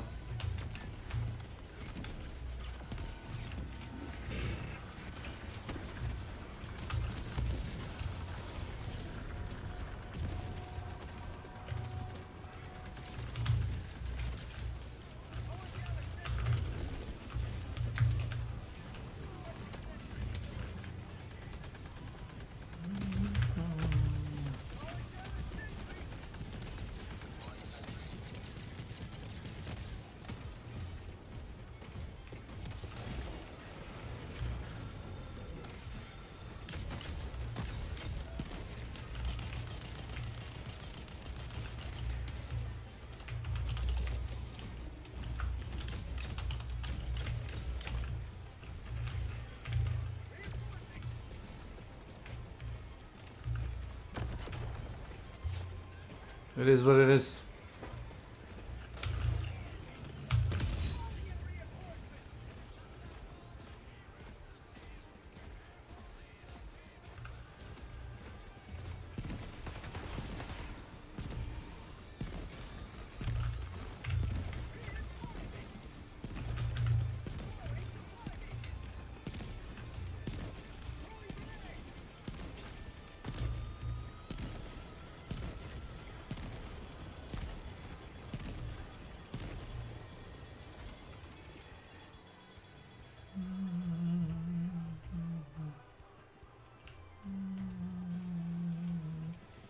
Gem the astral, in the heart of celestial fire.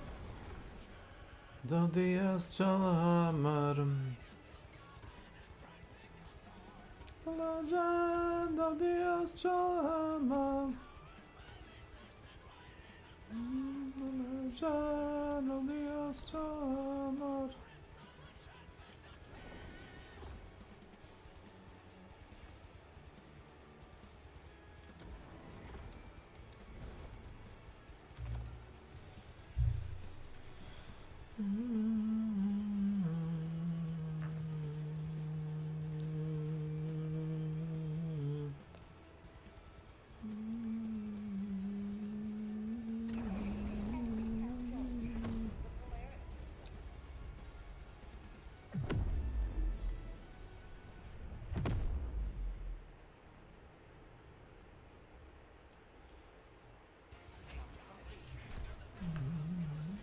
On the wings of dawn, I'm gonna go to fight my foe.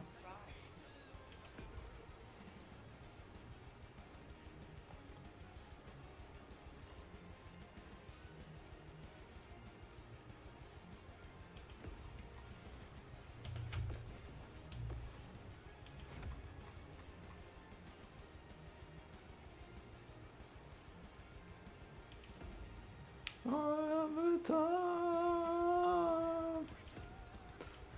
Choose a slumber.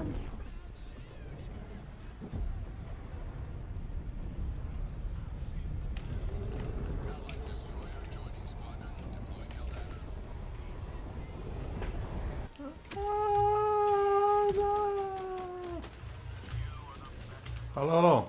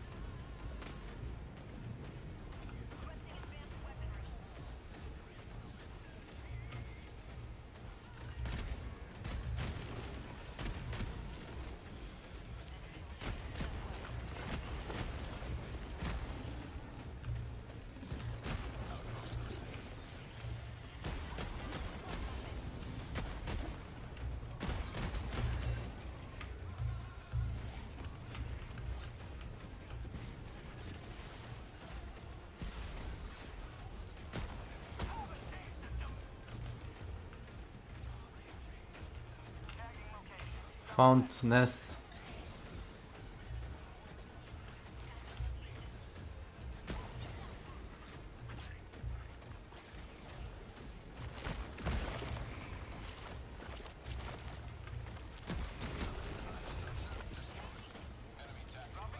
Roger that.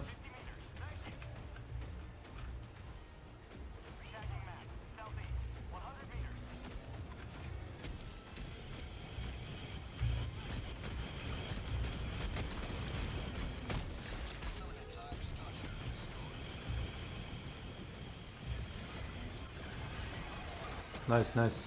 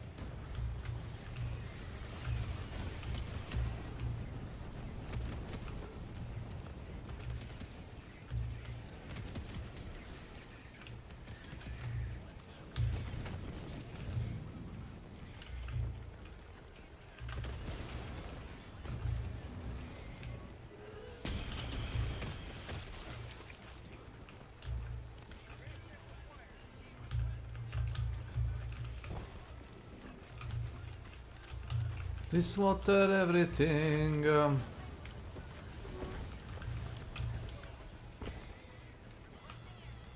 Is Hollywood as well? Requesting assistant gunner, if possible.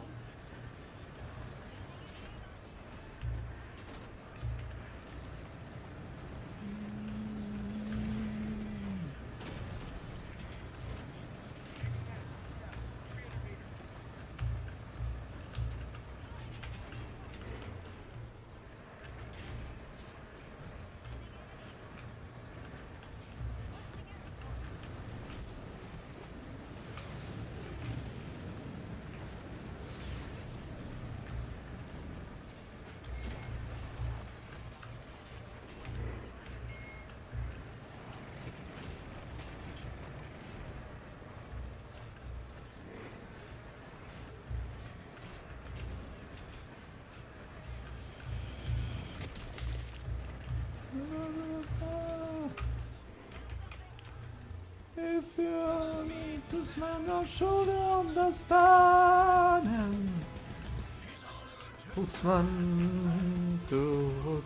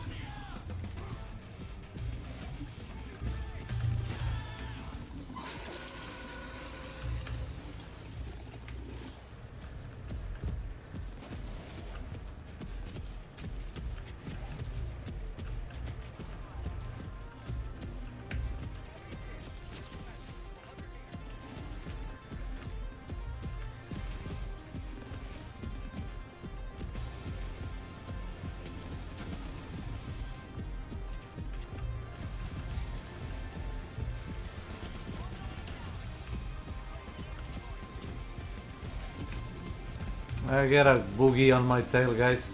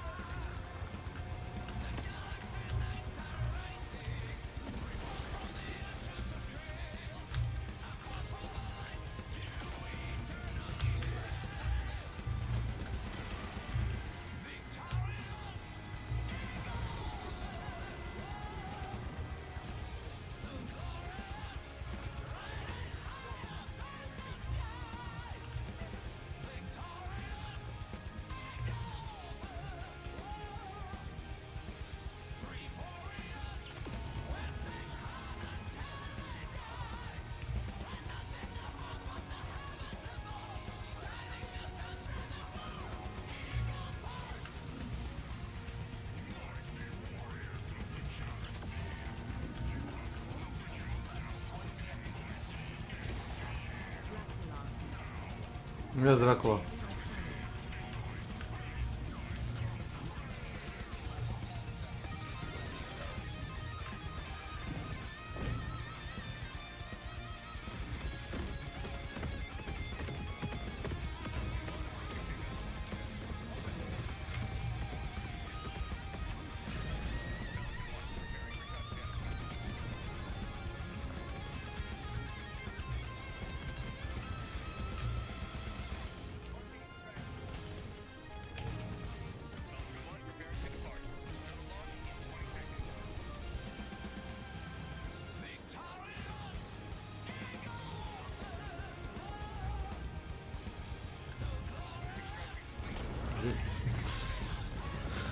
Gdzie jest Dracula?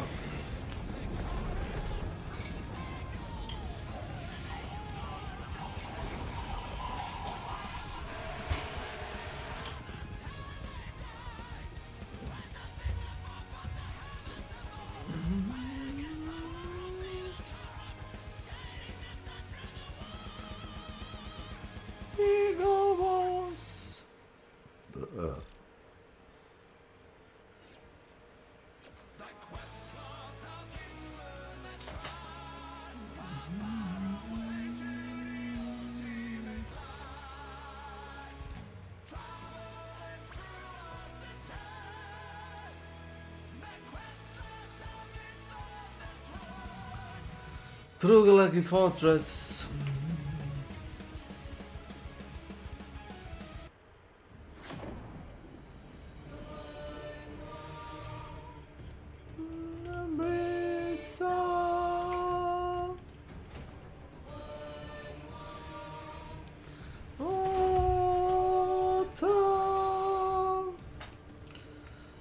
Tanta illumina.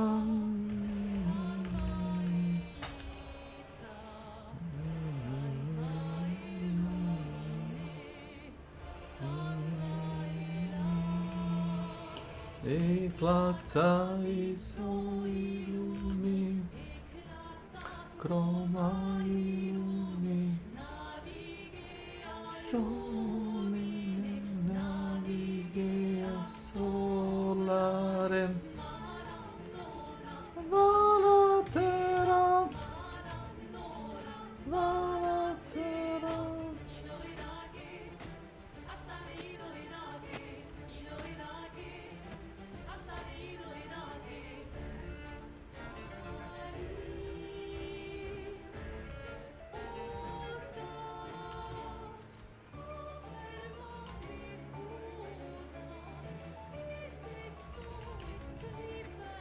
Ah.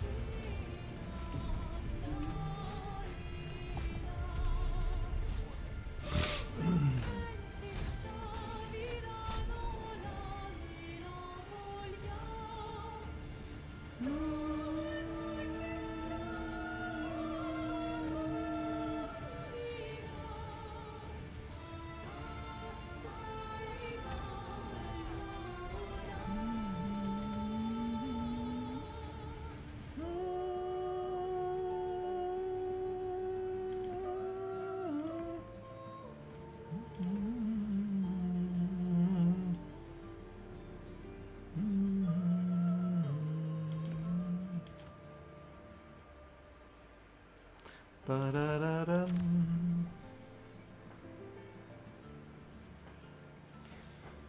Tylko przez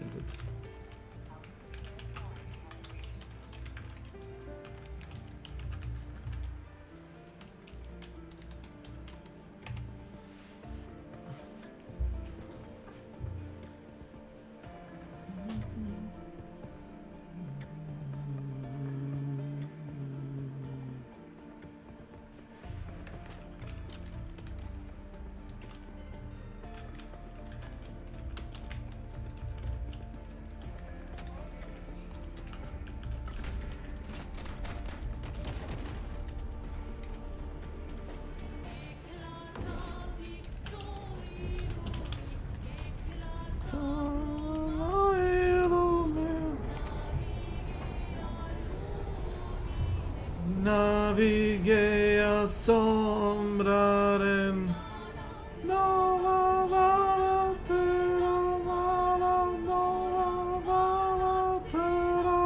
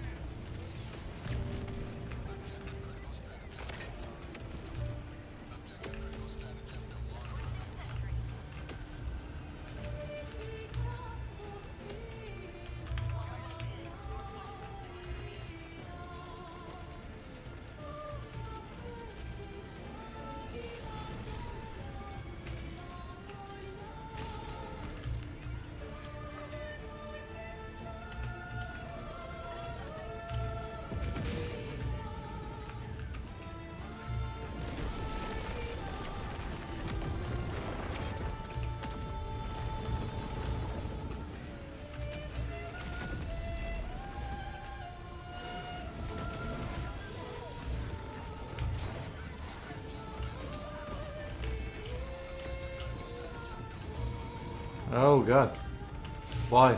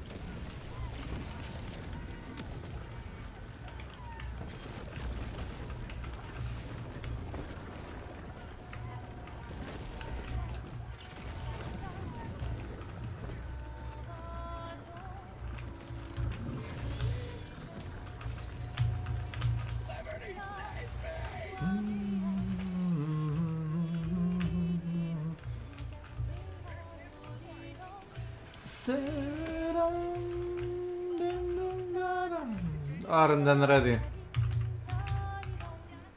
Run fast. Run!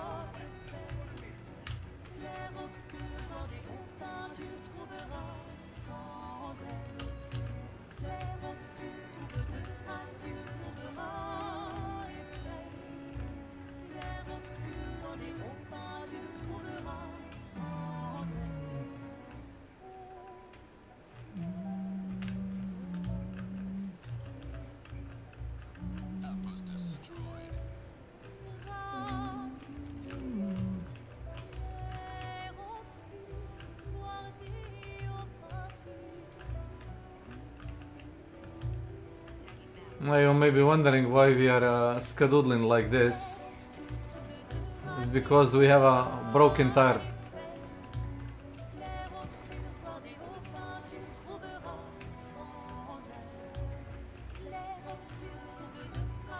Hit the reload.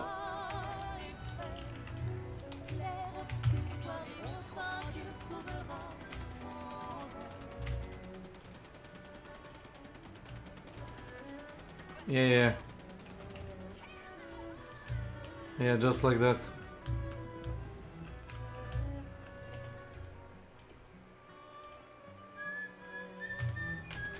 Yep.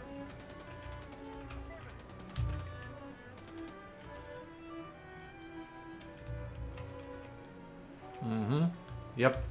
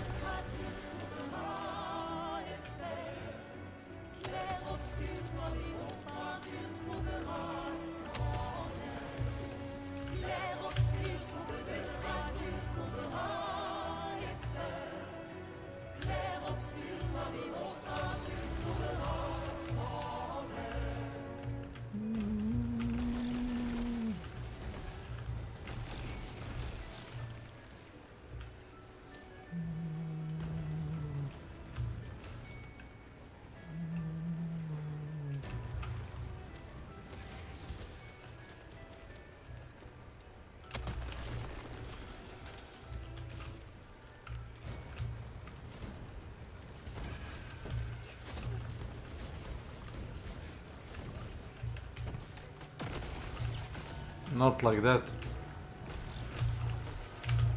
Too close, too close.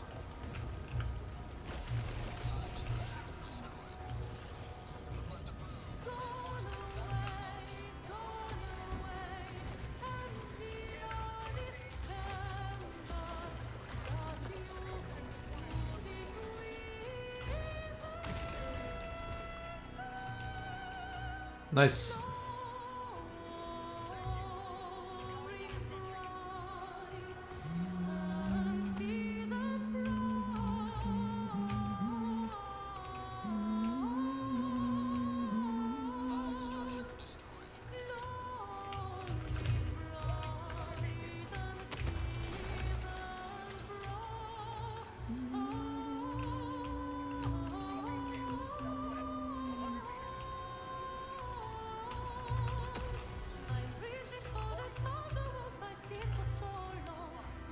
Where is the player?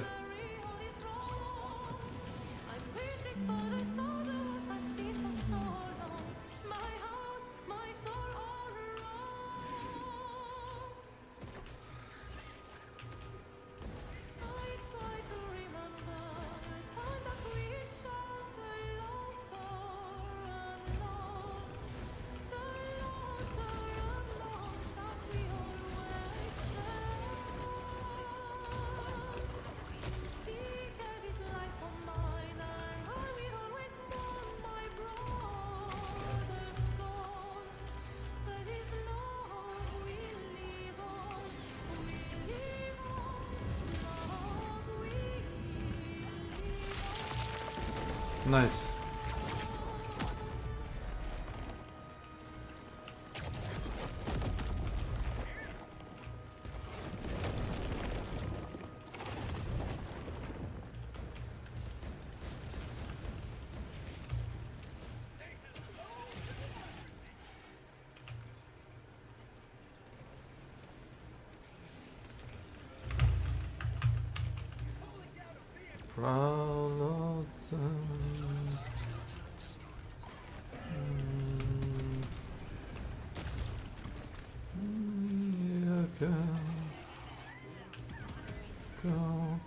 It's all done.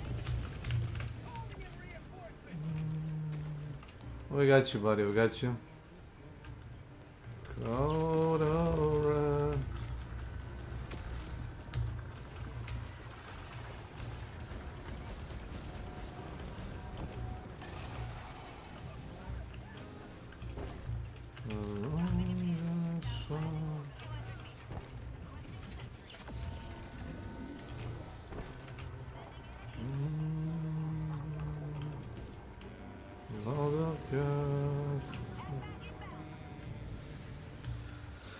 Another rain upon his soul without a soul to hear.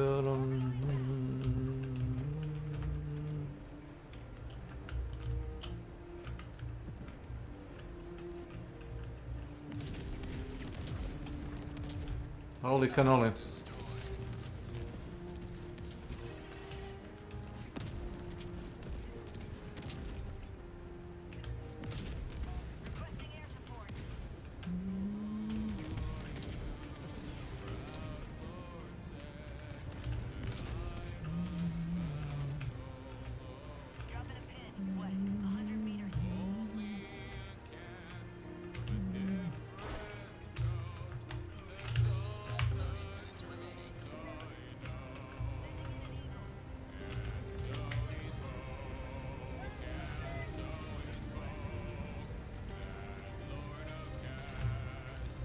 Okay.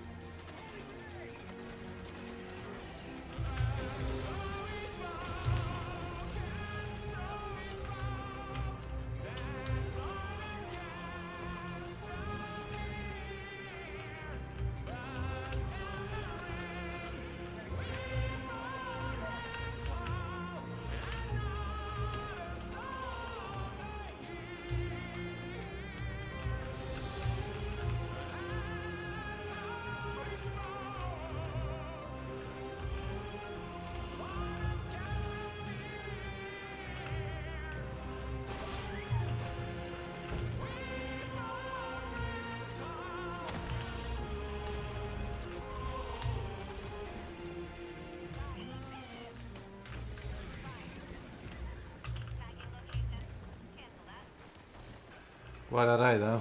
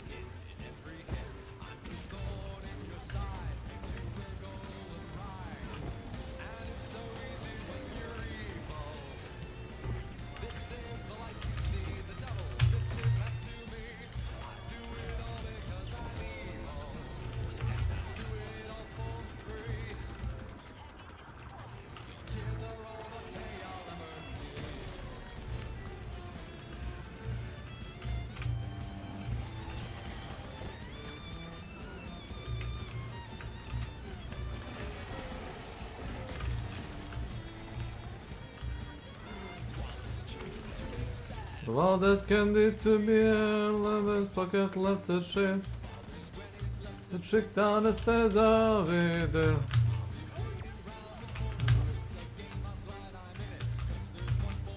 Minutes. And it's so easy to read.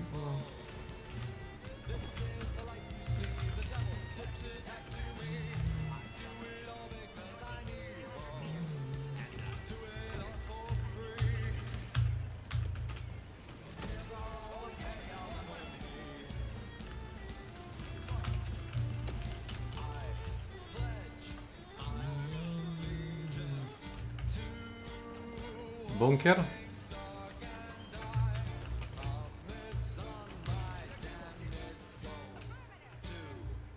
Okay.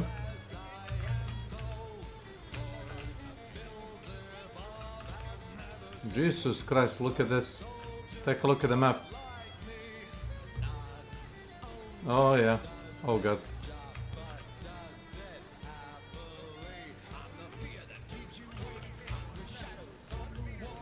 The monsters they become.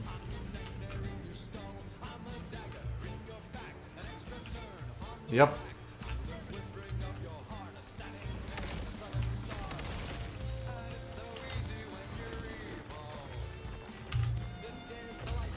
We flipped. Never mind.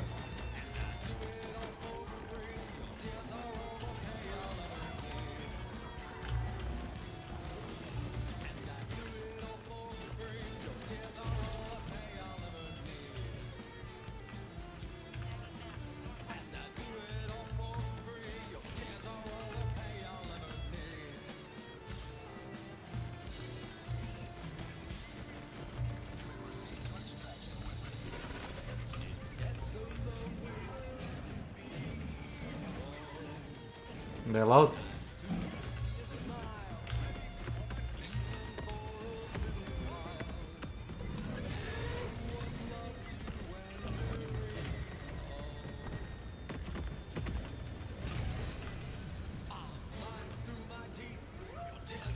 It's cooked.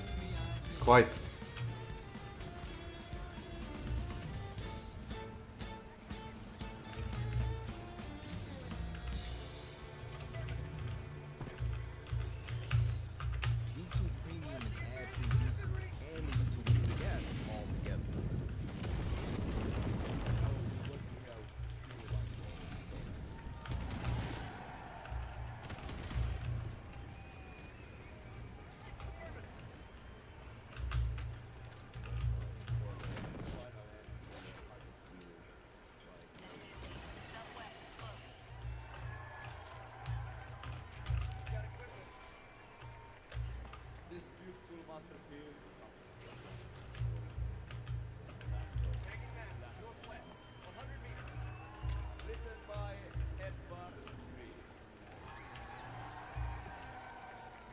Ah, I see. I know this one.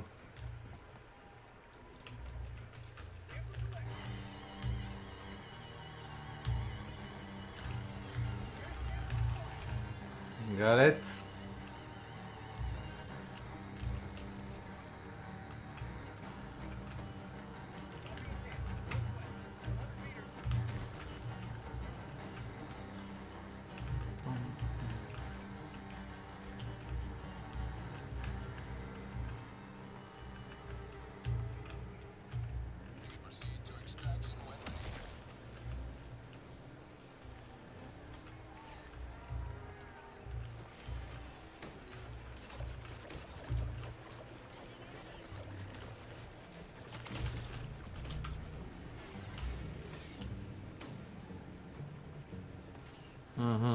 I see.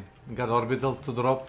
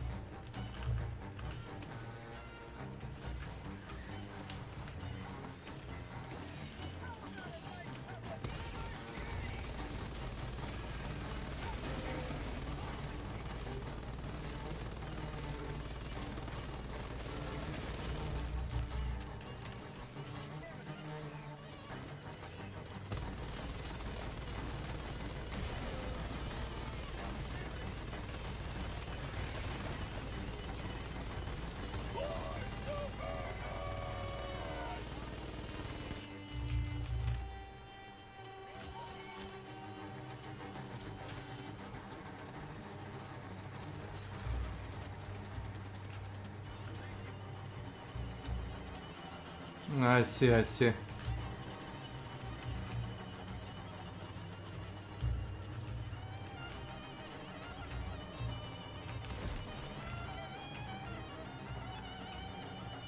Oh, some nice shooting.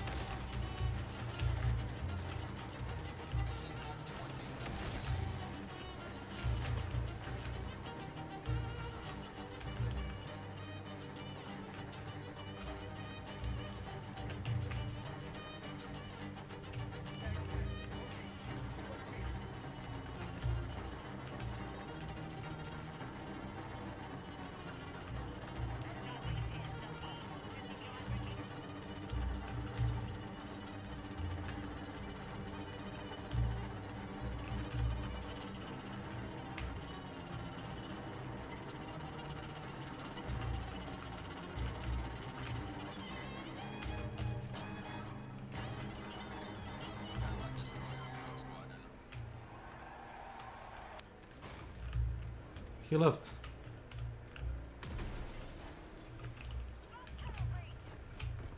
Found container.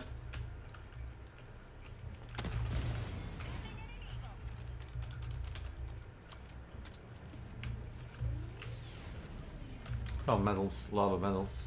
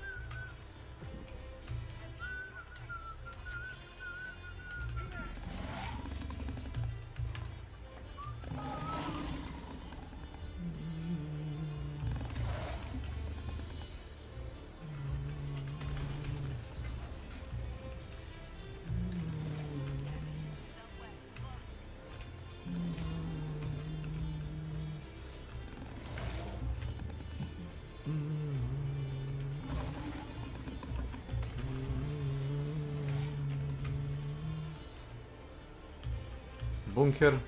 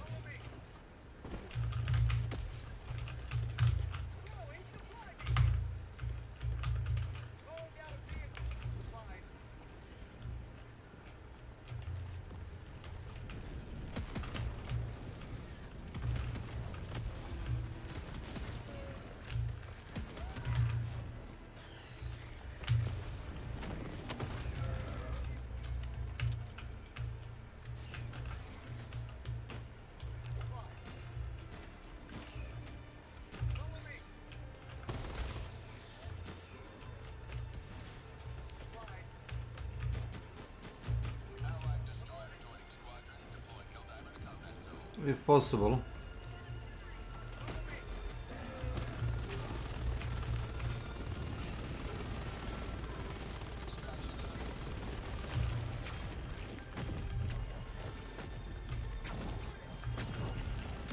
Oh, samples, okay. Get in!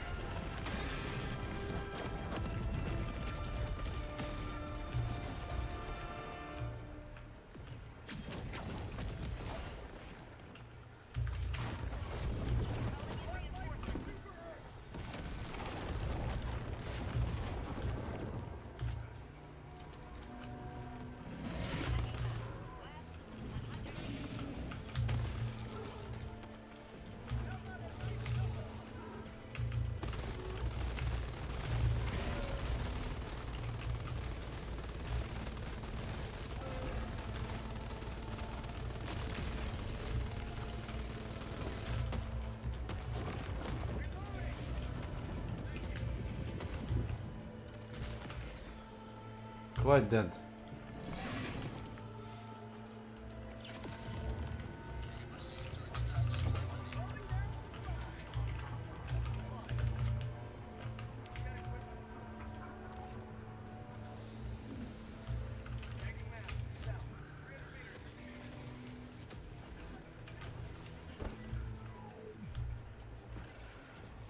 There could be car among all this rubble, I'm not sure. Yep.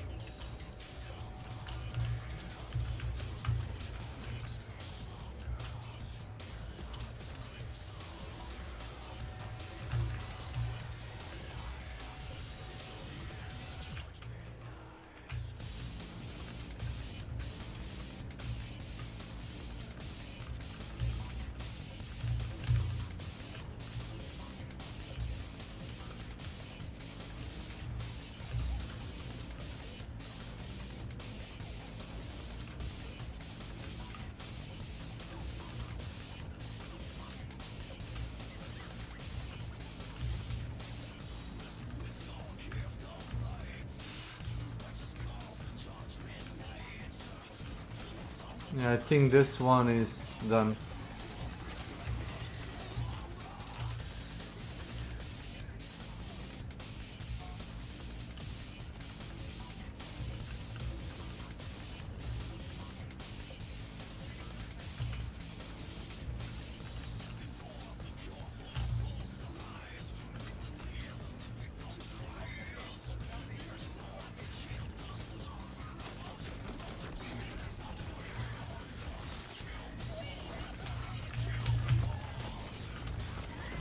No.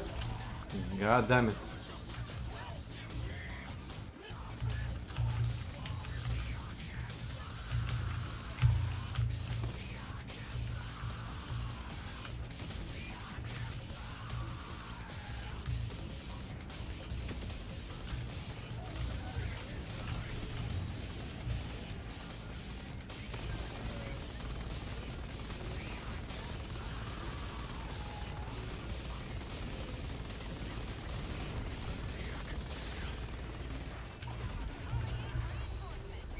Oh wow.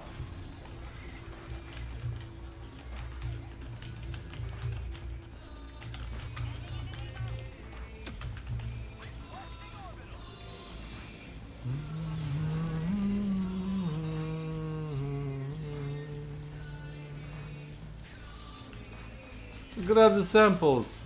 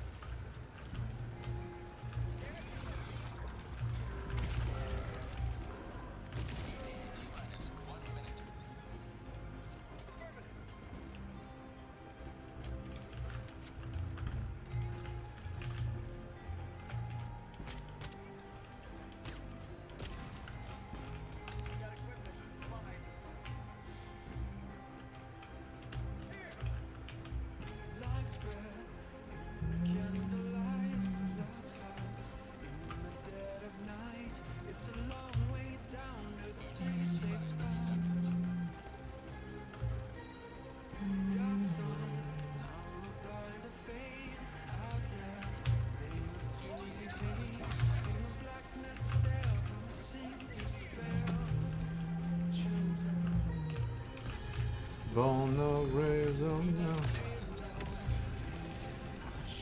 Painted snow.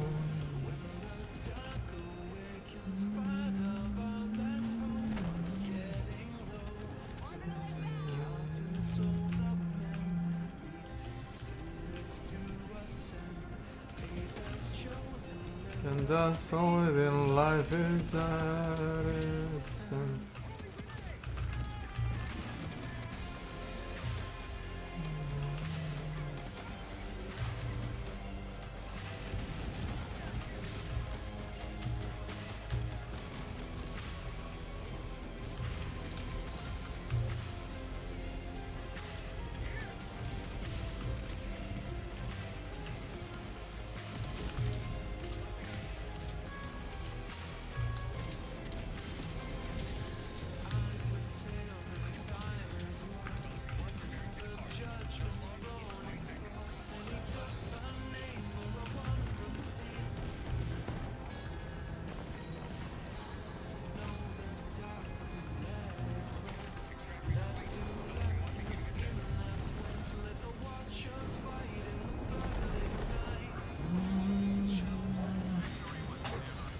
Born of grave below, that ashes painted snow.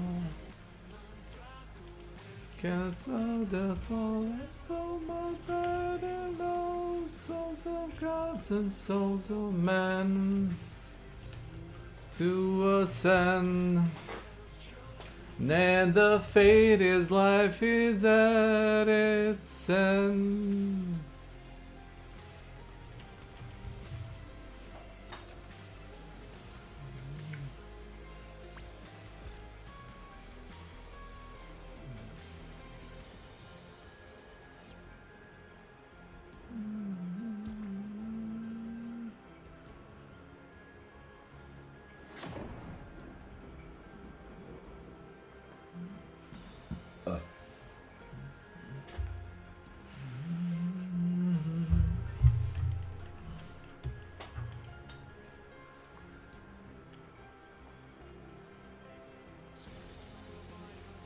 Let the slay of the rebellion, my father saying.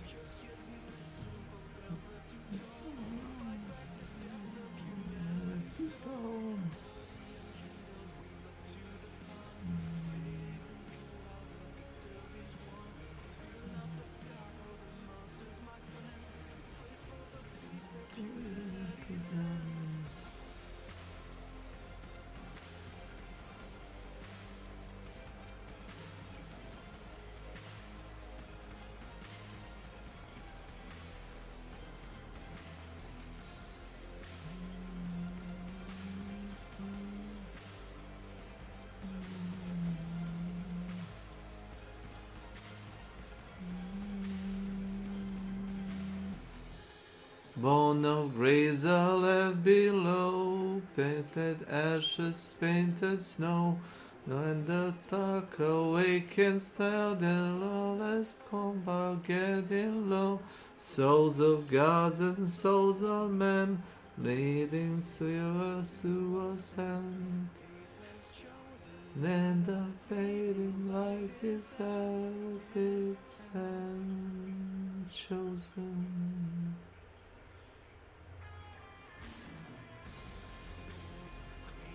Right below, painted ashes, painted snow.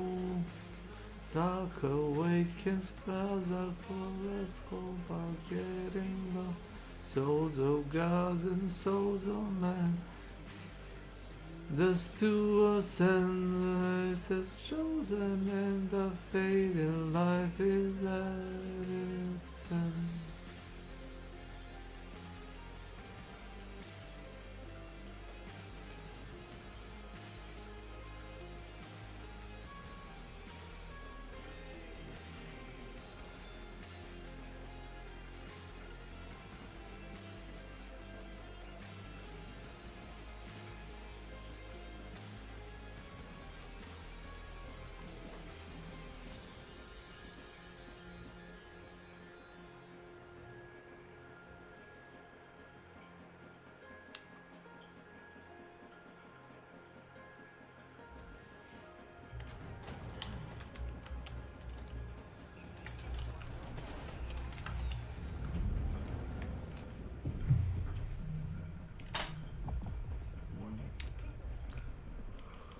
Damn,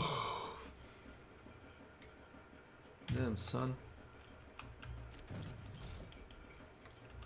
Nice.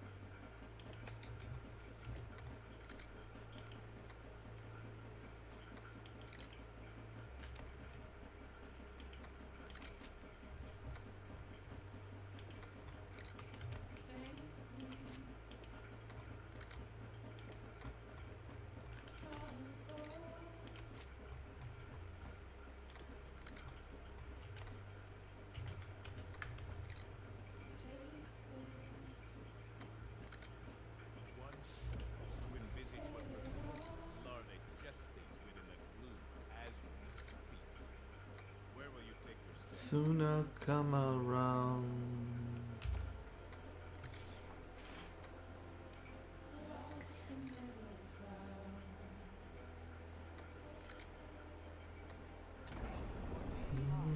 My world.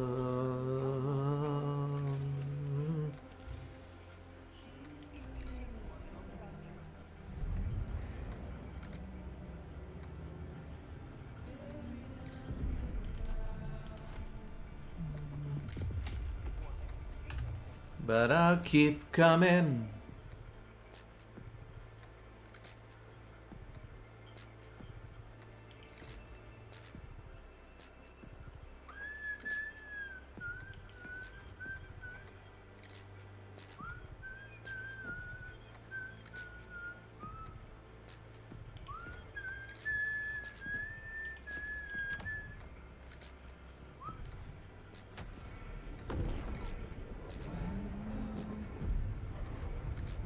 Tears cry.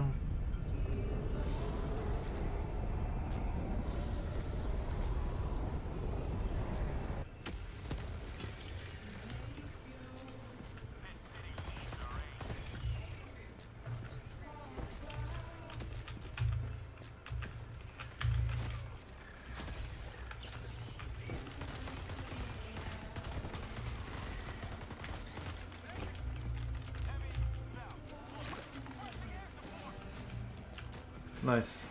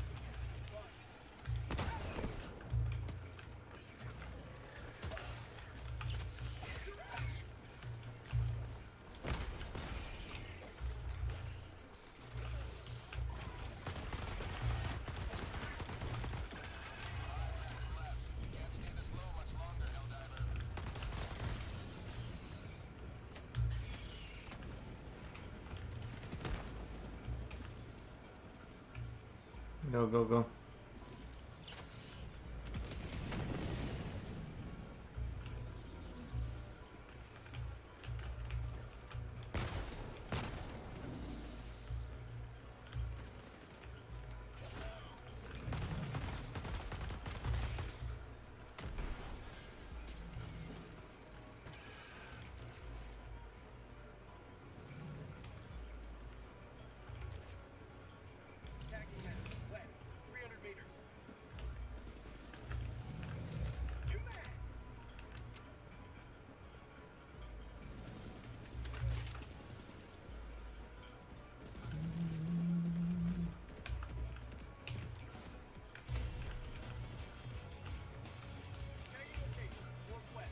Why the fuck is so dark?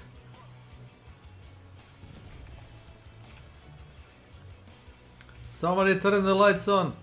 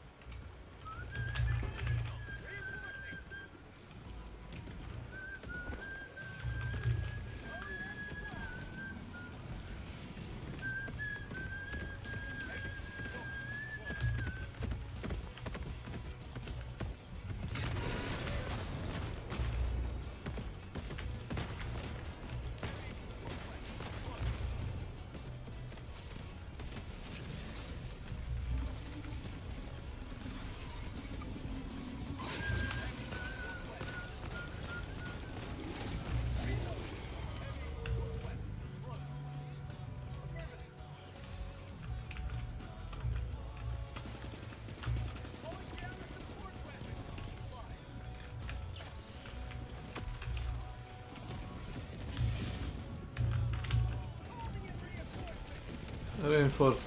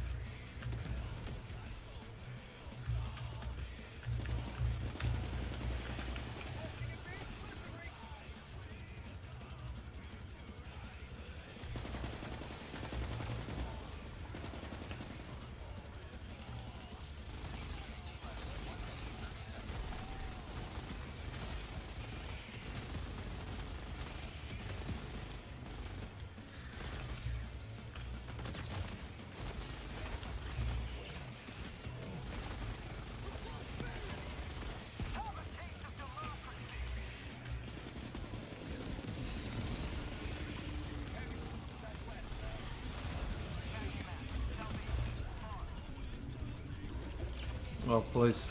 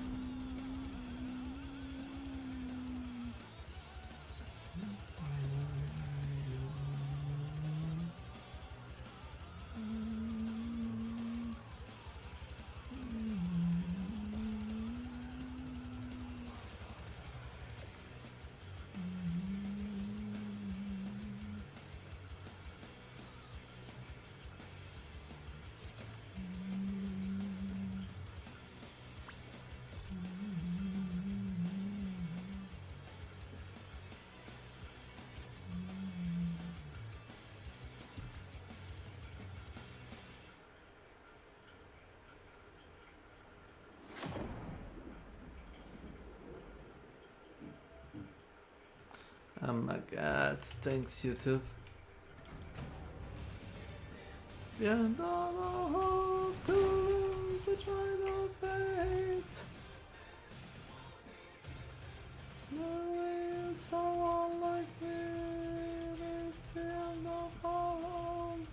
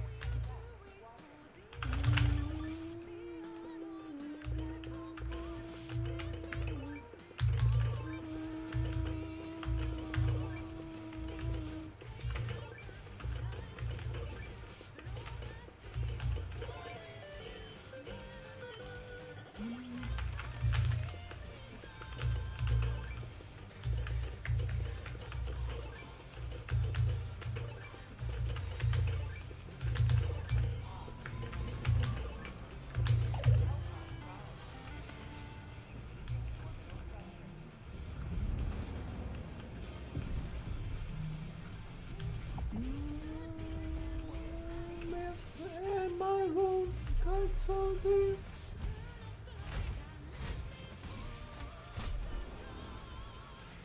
It is the end of all hope. It is someone like me. What I once had. Unforgiven, it will the end of but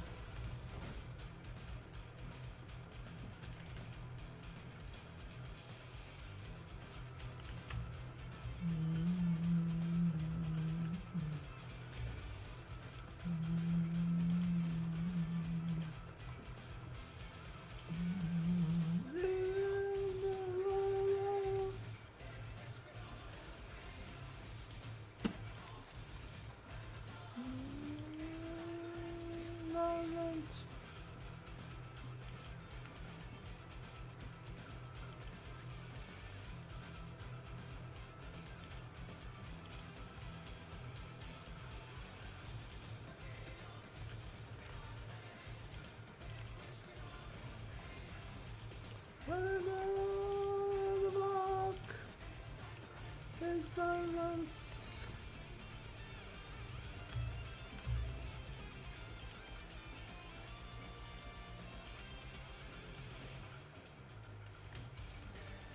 The end of all hope.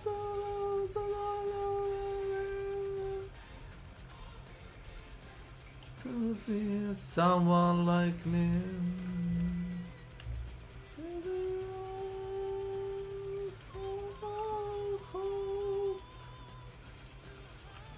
What I once said, the end of all hope.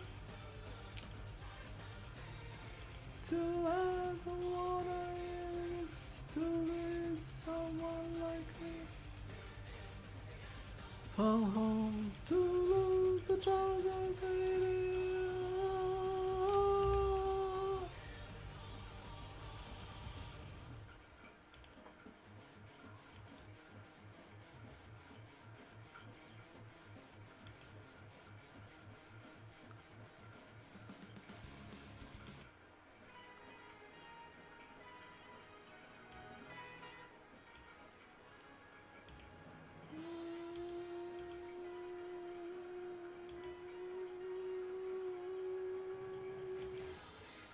And the dawn of rain, only God knows innocent.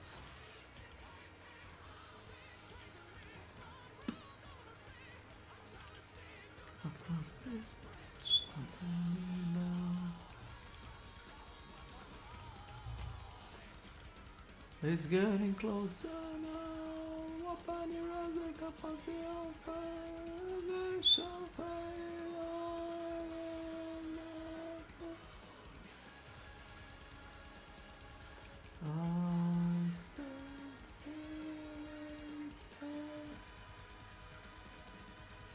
Stay. They're on a battlefield is lost.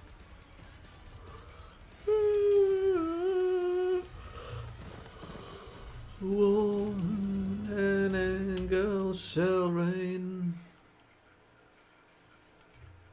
A darkness will cover the land.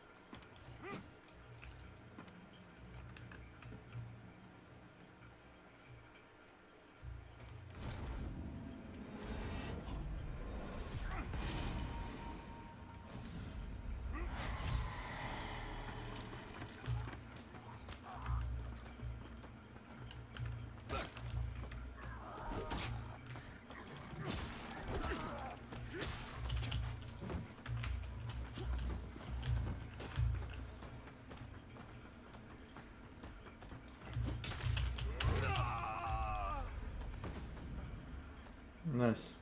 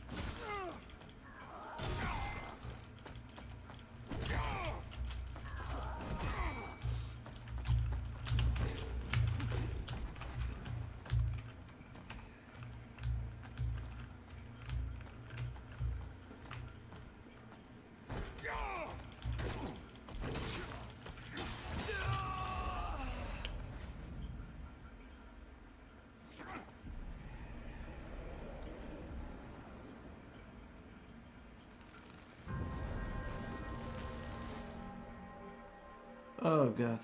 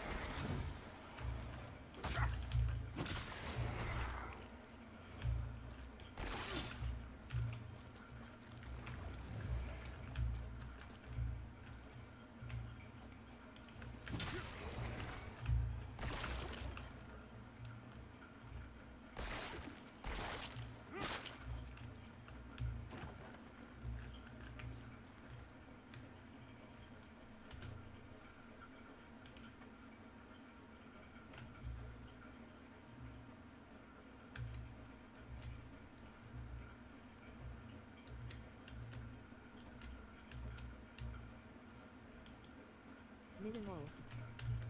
Welcome to my channel.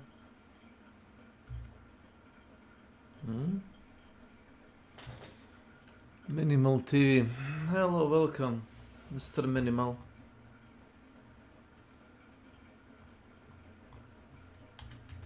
I need some of the money more to buy a fucking key.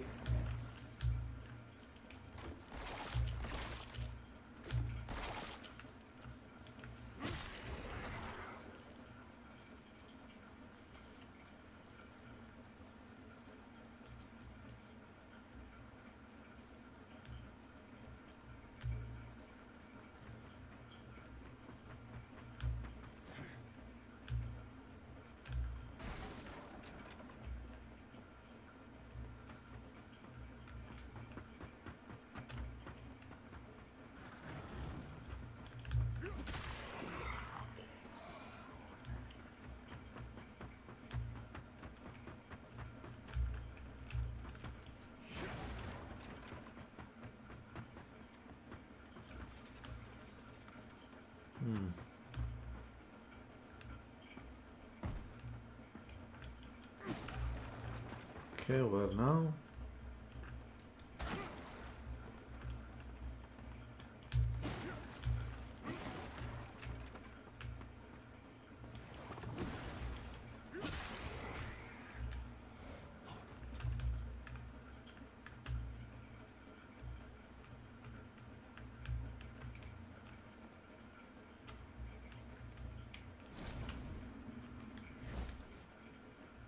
It's kind of interesting.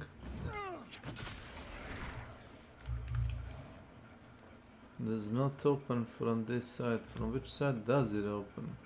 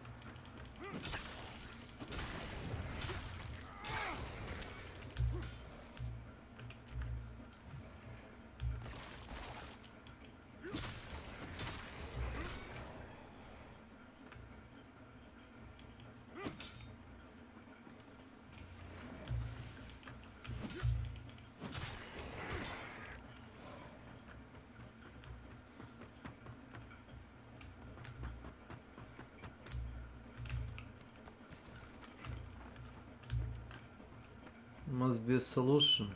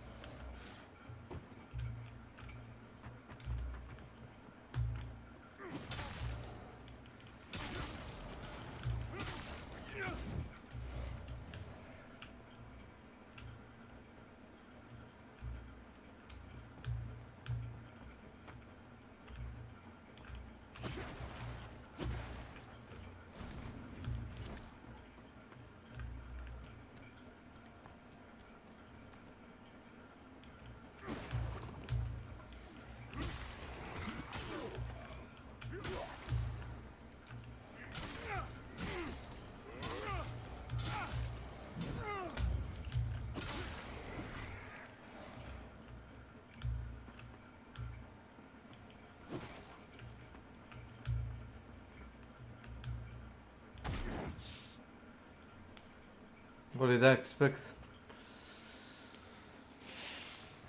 What did I fucking expect?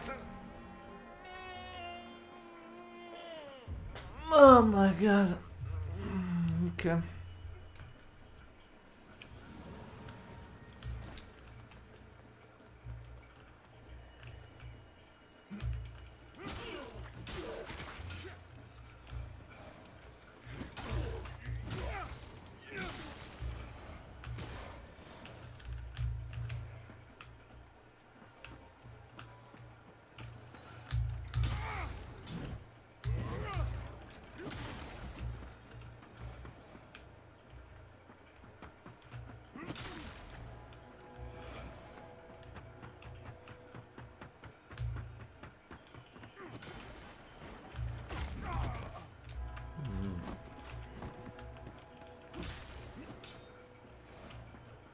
Not gonna work twice.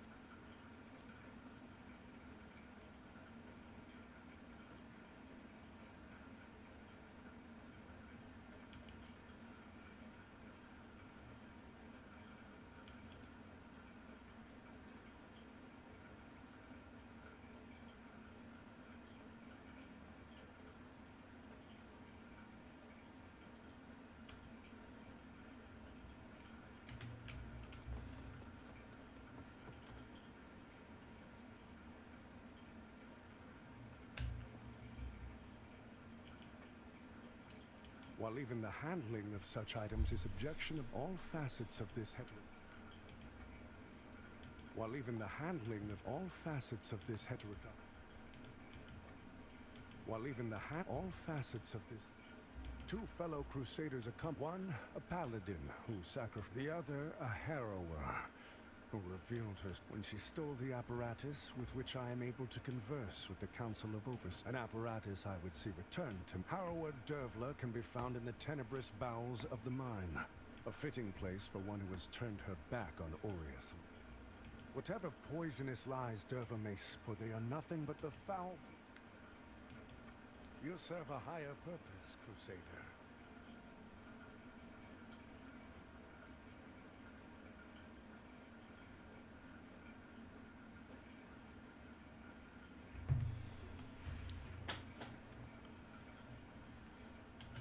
To strive in darkness, in light we walk.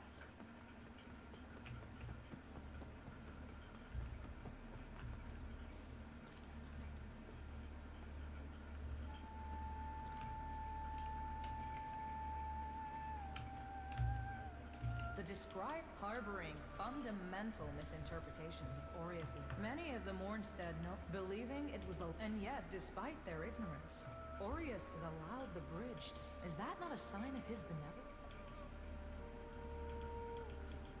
Our holy word continues, Lambert. Let Aureus's will be done. The descriers of the dawn, harboring fundamental misinterpretations of Aureus's divine. Many of the Mornstead nobles entombed in this crypt followed their teachings, believing it was the light of Aureus, not its stonework. And yet, despite their ignorance, Aureus is alive. Is that not a sign of his benevolence?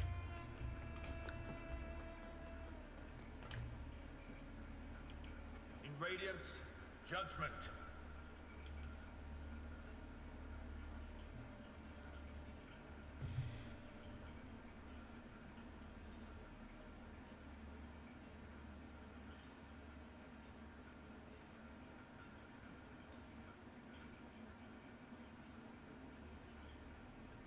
Our Immaculate Lady will bring redemption.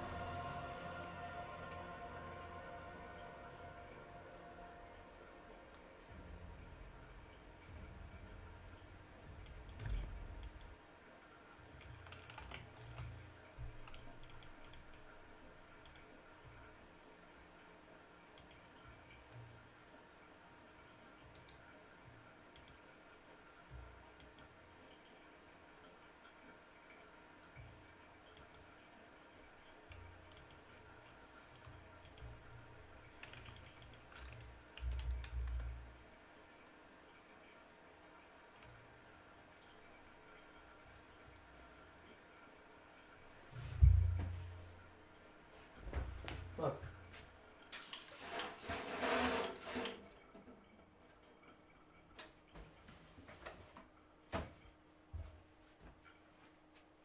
Fucking flood. I'm hungry. And think I'll eat something.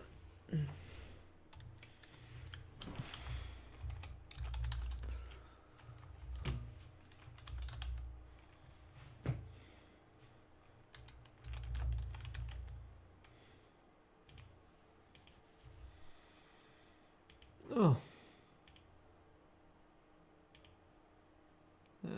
Be right back. Yes, I'll be right back.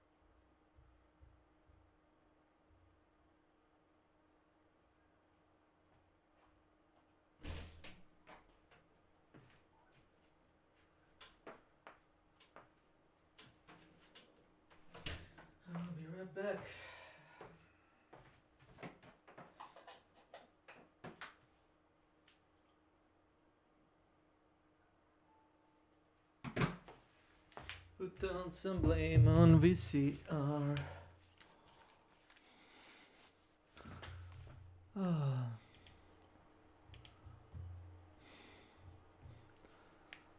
So.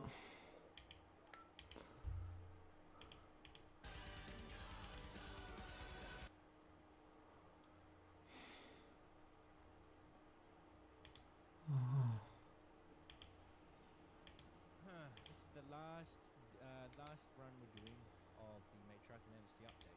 So what we need to do, we've got stims. I could do more stims, more shit.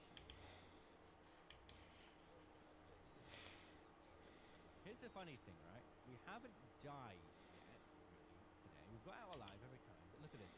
If I go to my Raider, round history, minus the losing money is costing more on ammo than it is that we're getting out of. That's crazy. Alright, let's try again. Remember PvP? I do, yeah.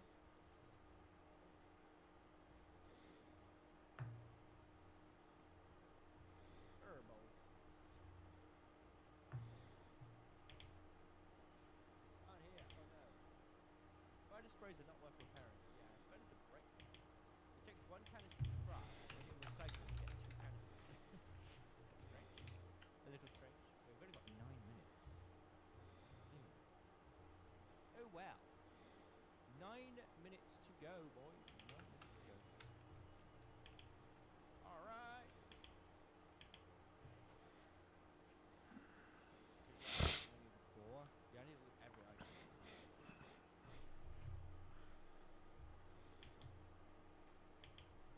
Let's go. By the way, if everyone is enjoying the stream, please do consider subscribing if you want to see more live content like this. I don't know. I don't know.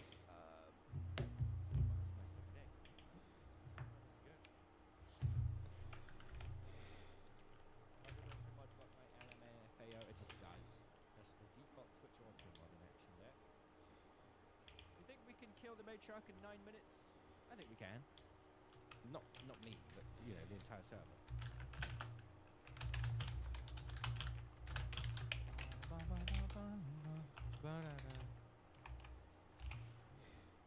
Here we go.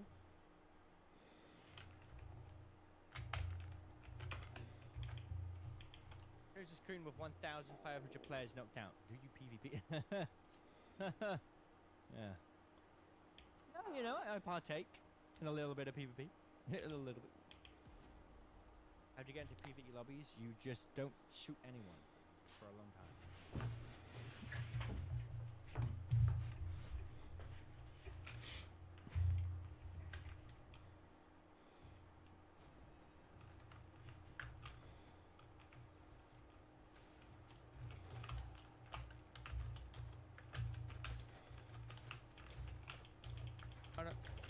Alright, 1 second, friends. 1 second. I gotta come in here and hide. Hopefully we don't die. Even this corner, nobody will find me. Right, back.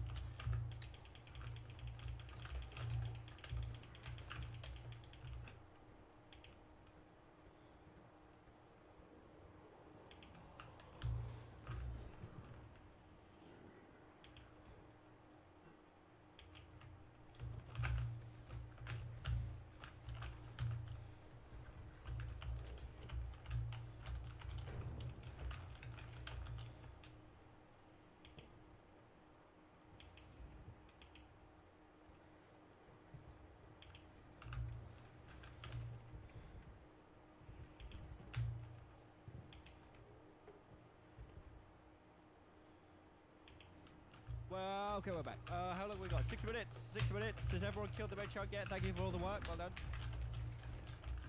We sat inside and hid.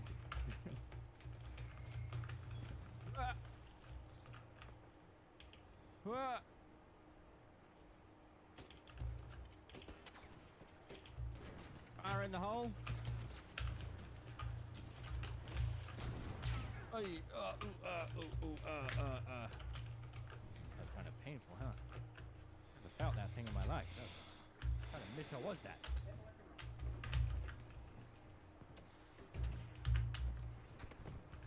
The hurricane is coming! The hurricane is coming! We've got 6 minutes until the storm arrives, boys. You better be prepared.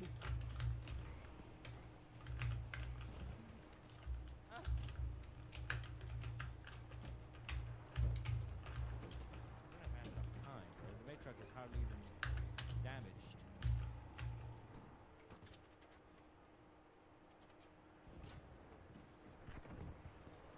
We do have a few. Wait, what the? Was it showstoppers? What the? Why is it all electrocuted?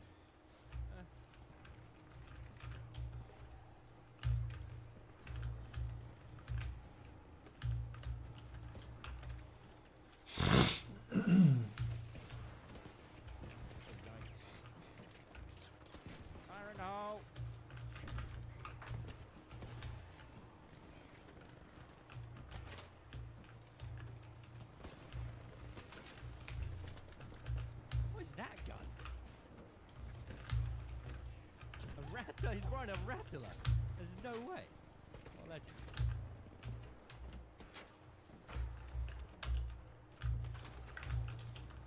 What's a legend? Oh! Oh, I missed it.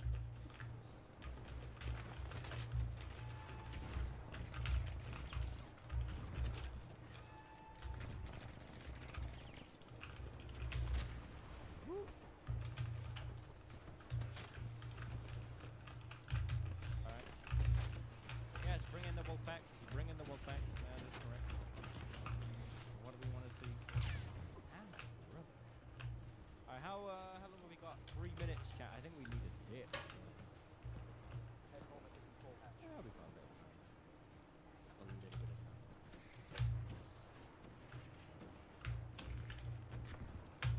Going in for the kill. Going in for the kill.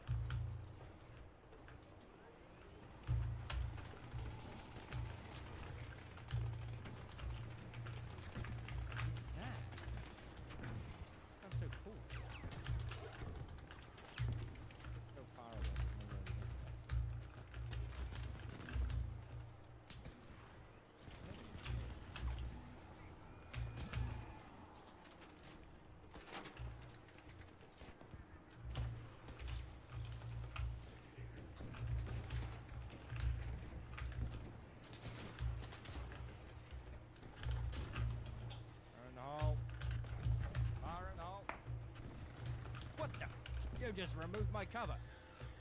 How could you? Oh,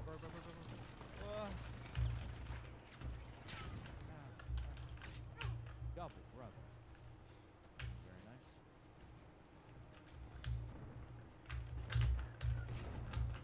All right, we're here.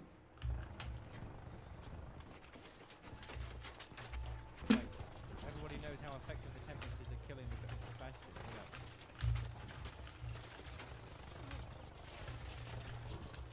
Break the legs. Go, go, go, go, go, go, go, go, go, go, go, go, go.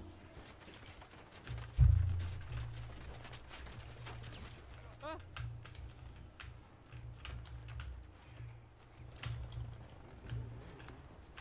Oh, the leg. Whoa! He's suffering. Too many explosions. Right, is the Bastion dead now? Grab the loot.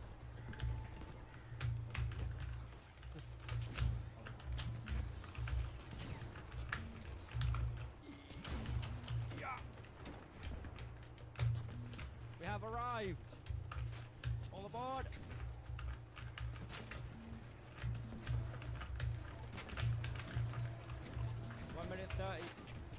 Nice. No.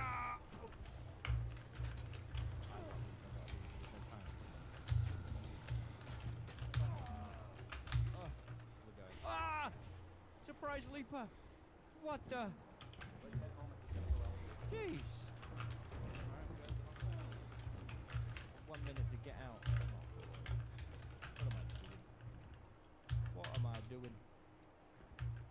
Alright, chat. That's interesting.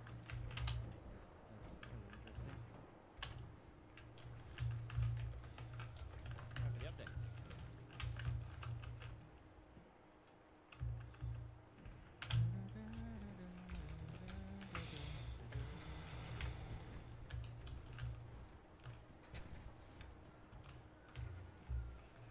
Let's go.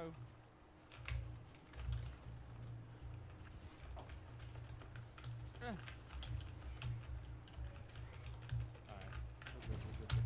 Go.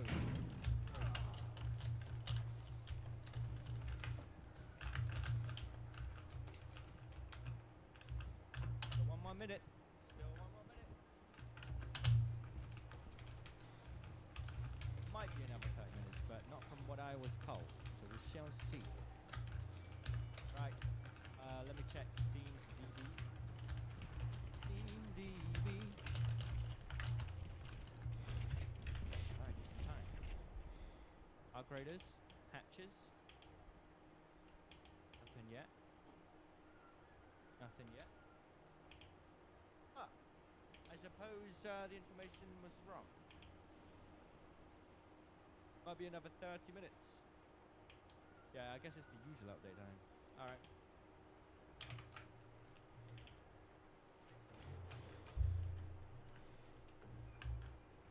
This is the time that I was told. I'm sorry, Jack. Not the end. Same time every time. I know, I understand what you're saying.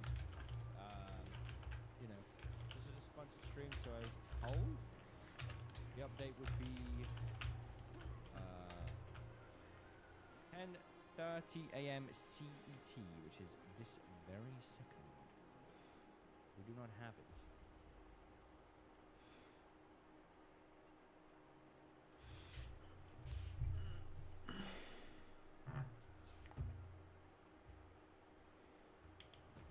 Yeah.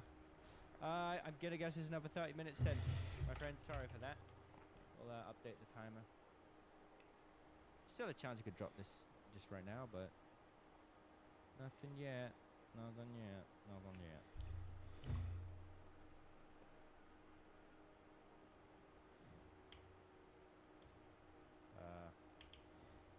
Bear with me a second.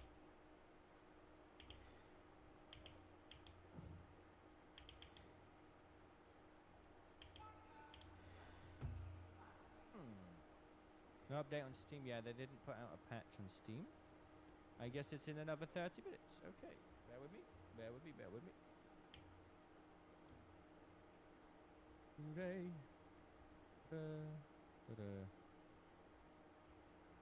Ta-da. What a shame.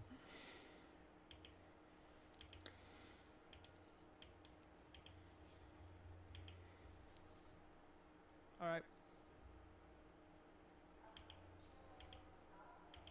Why would an update be at 3:30? Laughing emoji. Well, it was what I was told. I'm sorry, chat. I could only go off the information I was told.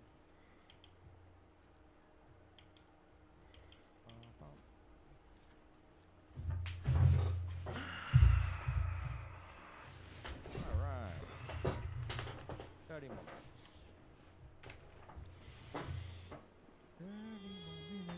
We got so much stuff to go through here. I mean, let's see how much my stash is.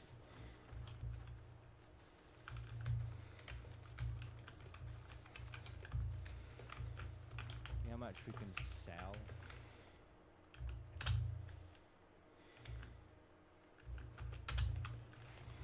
You lied to us. I'm sorry. I didn't mean to. I didn't know.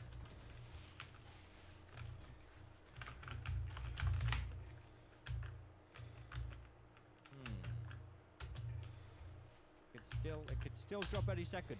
That's why I'm a bit hesitant to jump into a match.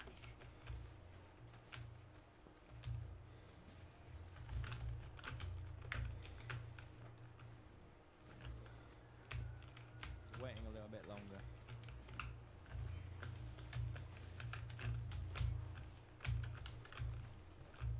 Right, this is my most valuable stuff. There's 1.5 mil there. Just 2.5 mil. And then we got all this stuff. Okay, 9 mins. Yeah, I mean, that's just the daily challenges though, right? Daily challenges for me is 24 minutes. Yeah. Manual search for update. Have a look. Let's test. Let's see. Fake news merchant. Animation Ash, thanks for the donation. Appreciate that. Thank you.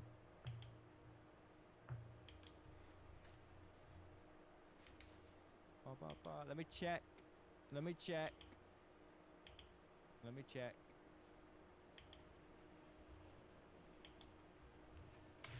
I don't think he's out.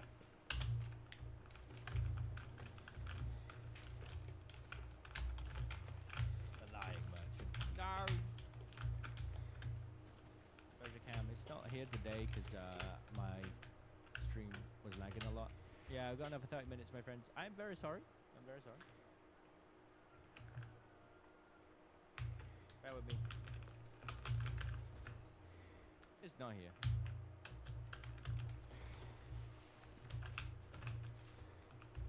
Have I heard of the Hairpin Bandit? I have. I've also heard of Hairpin Jones. Coming merchant. Sorry. Sorry. It's all clickbait to get us to watch all this.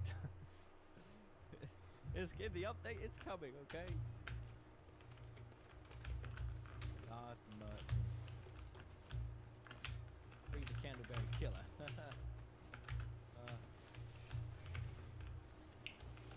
Hashtag free Candleberry Killer. Well, it ain't no good. There's no update. There's no update. There's no update. No update. How about your Zero to Hero vid on YouTube there? What's up, Evan? Welcome to the stream. Yeah, I'll probably be at the normal time then. Just 23 minutes. Sorry. Apologies. It's the date, time that I was given. And I guess it was not correct. But we'll get it soon. We'll get the update soon. It was meant to be 10:30 officially. Discord says that. The community manager says it's on its way. Let's have a little look then. I'm kind of a little bit, you know, a little bit hesitant to jump into a game. Honestly. You know what I mean?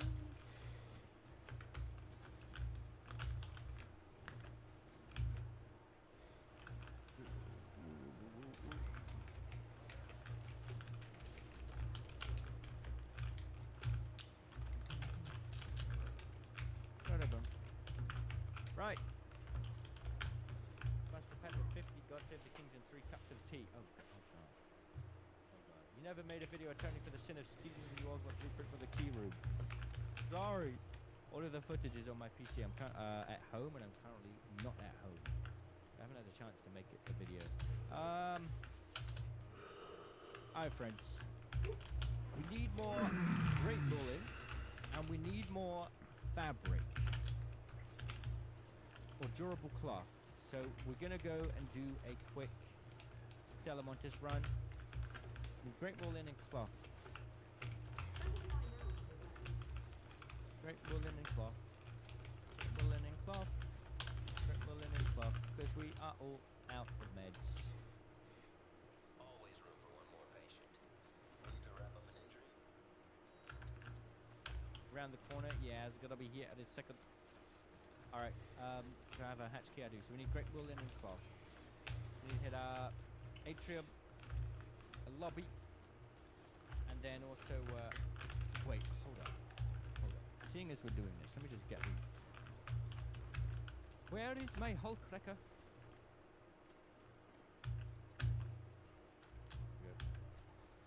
deal with the shredders.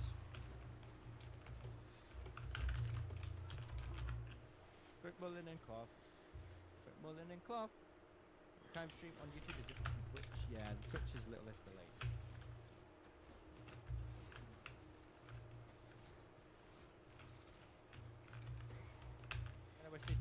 Cannot wait to see the new arc destroy you. Oh god. Sorry to brother, but I once saw you use Snaphook to hook a battery to you. How do I do that?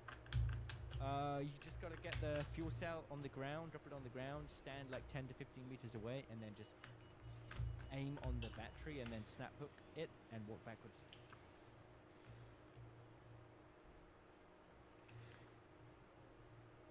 Why was the timer on 7 minutes? That was the time that was given officially to creators, and it was not ready, I guess. So I'm guessing it's going to be out in another 30 minutes. All right, let's go. Let's go. Let's go. So we are in here. Let's get some durable cloth first, then, and then we'll go to atrium. Durable, give me all the durable cloth, yeah. I need more antiseptic as well. Yes, I'll take that. I do have more creds than over the limit. I'm a hacker. No. There used to be no limit, so for those that earned more before the limit was introduced, hello there, they were allowed to keep their amount over the limit. What the? What are you doing? What are you doing? One of these containers are spawning. This is a little laggy. It's not cloth. Great mullen and cloth, great mullen and cloth. All we need is some great mullen and cloth. Great mullen and cloth. Great mullen and cloth. All we need is some great mullen and cloth. Lag. Oh. We have to update on scene 5 before we show up in game. Whoa! Yeah.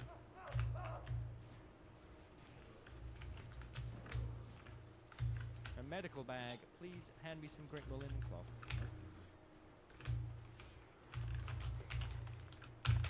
Sorry, it was lagging. Sorry, I don't know why. Is it better now? Sorry. 500 duct tape.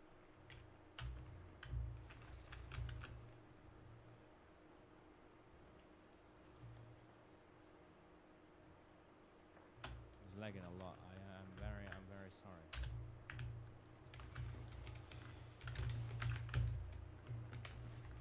Someone's glitching or something. Someone's like spawning in items.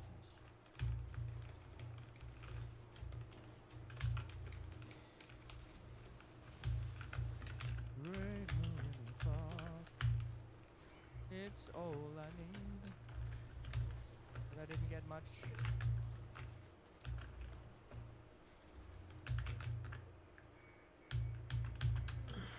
Did the new comet behave like the pop freeze when it jumps on the table? Well, the only problem is there aren't many tables outside. But yeah, I guess you could probably get up on height. Then if we could figure out how to roll up. There are not many containers. The update rollout? Not yet, not yet, not yet.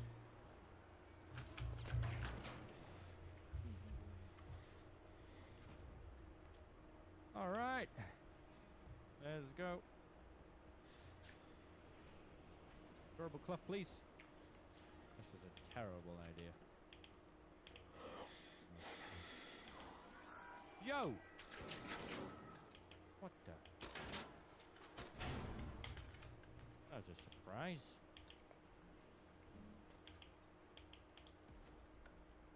A Toro. A Toro.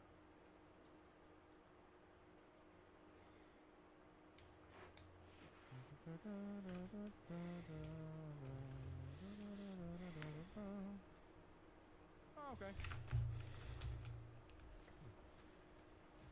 We've been scammed. Where's my great mullen? I mean, where's my durable cloth? Where?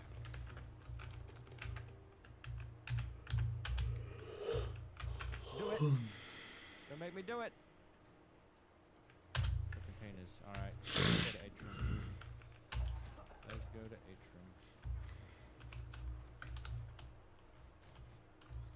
Oh, we've got 2 containers here that I missed. Oh, a blueprint. Sounds like someone's fighting. Oh no, it's 2 weapons.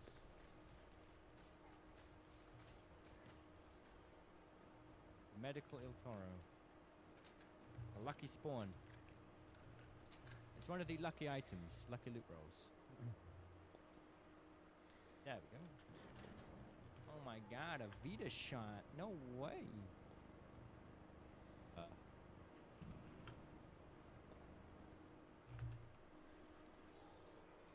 Can you not, sir?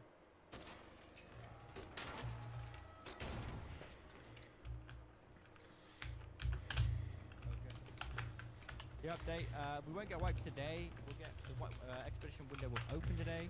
Hello. But we won't get wiped today.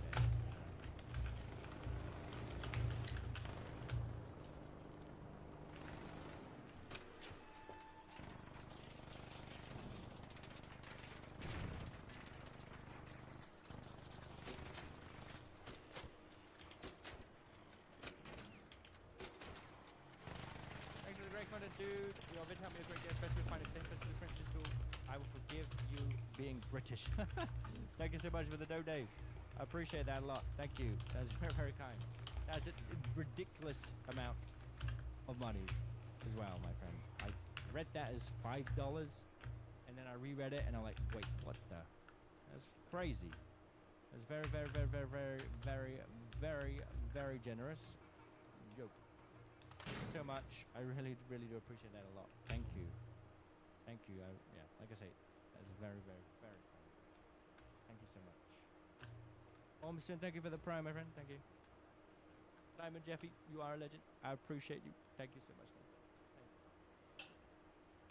Bringing a whole cracker to Stellar is wild. Wow, we're in like 100% PvE lobby, so there's much to be afraid of. I've got plus 5 billion karma on this account right now. Nobody... I can't. Like, if I try to join PvP lobbies on this account, it's really hard. I have to kill multiple people, and if I just go one round without doing any damage to somebody, I will be straight back to the PvE lobbies again. It's kind of weird. It's kind of weird.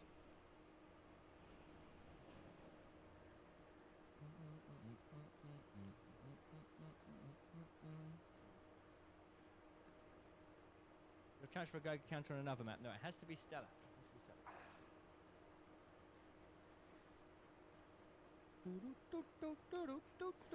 Wow. I need my great bullet, but I don't see any. Somebody took it all. Ow. Knockout player. I mean, I've knocked 1,500 players on this account, and I still just always get put into PvE lobbies very easily. I think I missed some up here.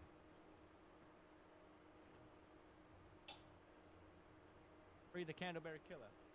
Yeah, he certainly deserves to have a little bit of time. Yeah. Got 8 Great Mullen. Not looking great.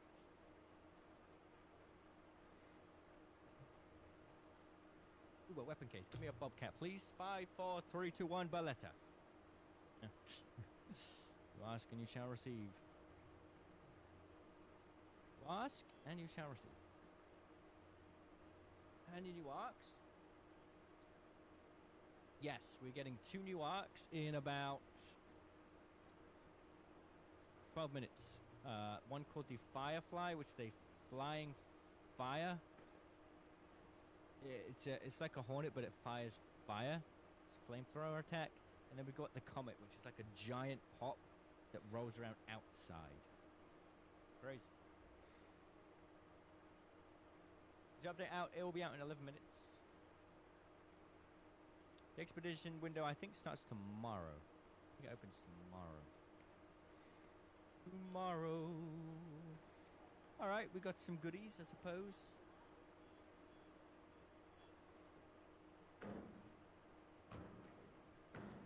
Hello!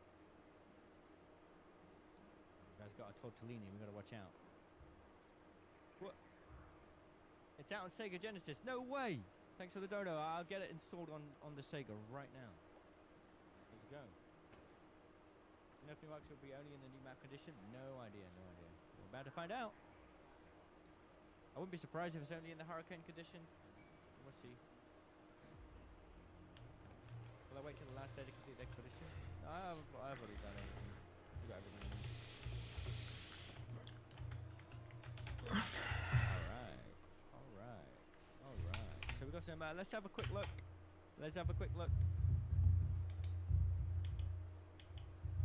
Yeah, no update out yet. Okay. Where do we come from? We come for that.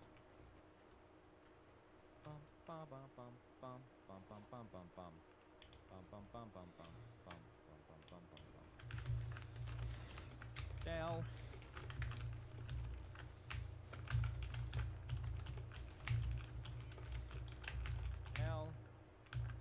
Alright, we're starting to build up some great moolah.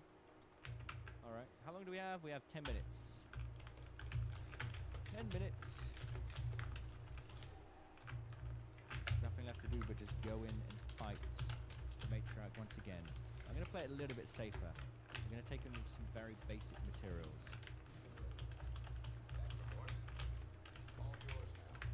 Thanks for the prime, appreciate that. Let's just check is the update out. Let's see if there's any news posts. Nope. Okay, let's go. Quick run to bide our time until the update drops. Basically.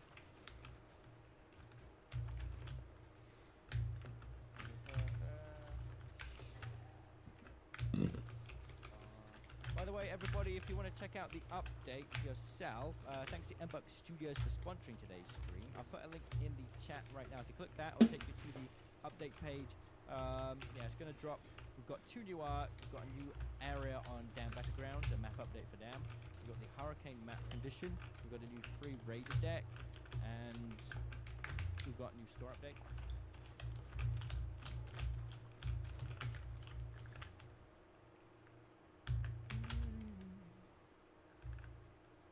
I just downloaded the official one Discord. Is the general chat always on stuff like that? I'm pretty sure. Pretty sure, yes.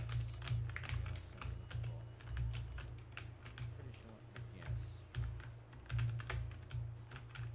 Alright, let's go.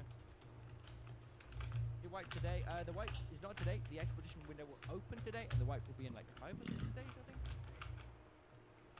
Yes, we get beards as well. We get beards. How could I forget we get beards? Yeah, we got sponsored by Embark Studios today. What an awesome day. Play the update anyway, so legendary, thanks to them. But why won't I Matriarch! The matriarch has been spotted near your location. I recommended watching you have the captain live. What's up, radio? What's awesome here? Thanks. I give my thanks to your buddy.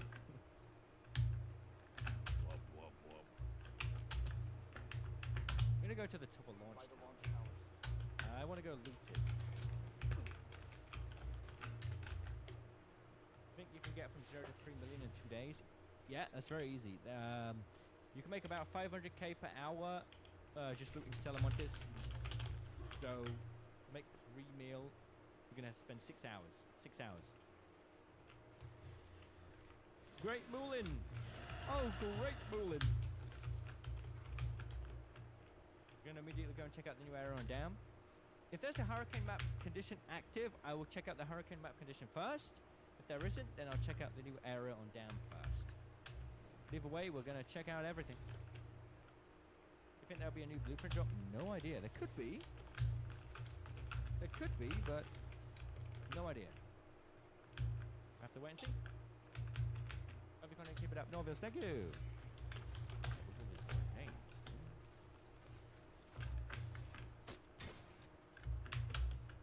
What we're going to do is aim for the white part on the Hornet to one-shot it, right?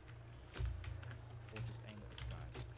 Yeah, like that works. Will you stop moving? Grace! Ow! It's rather, you know, I didn't bring much temper, Sam. Hold up. Wasps. I need Great Mullen? You can never have enough Great Mullen. Completely out. Going completely out. herbal bandages and all, well, pretty much all of the healing items. Great mulligan. 6 minutes left for the update, yeah. Where's the new area? I think the new area is near power generation complex. Hello! Aiming at the sky is exactly. If you aim at the sky, eventually it will fall down and hit the arc.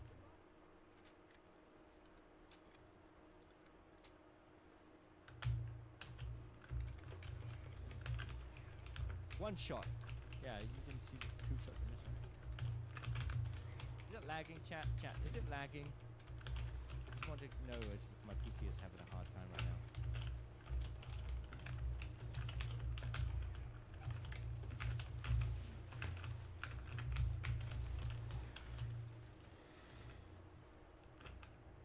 The lag looks smooth to me. Okay. What would I like to hear? Oh, they will be sick. Are you high? Hey, thank you for the donation. Appreciate that. Yes, I'm looking forward to it. I am certainly looking forward to it. Yep.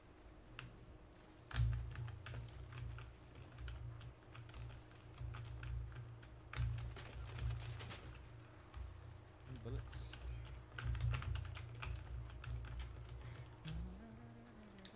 Let me just check if there's an update. Just check. We've got 5 minutes to do something, you know? 5 minutes. No update yet. 5 minutes. Lag.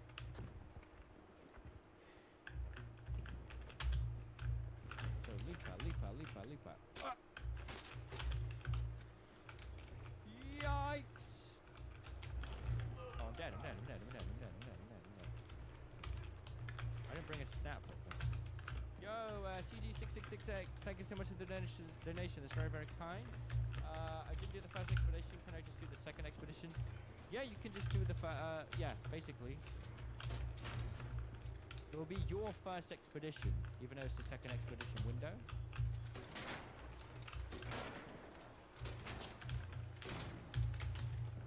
What you thought I did.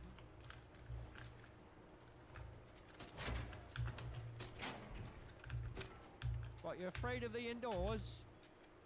Can't fit, can you? How awkward. That's a lot of bullets, I hope.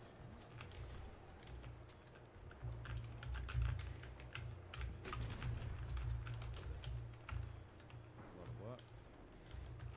There's 3 minutes left. The Matriarch is not dying very fast in this lobby. So I think we're just, considering I don't have many meds on me right now, we're just kind of doing a cover up.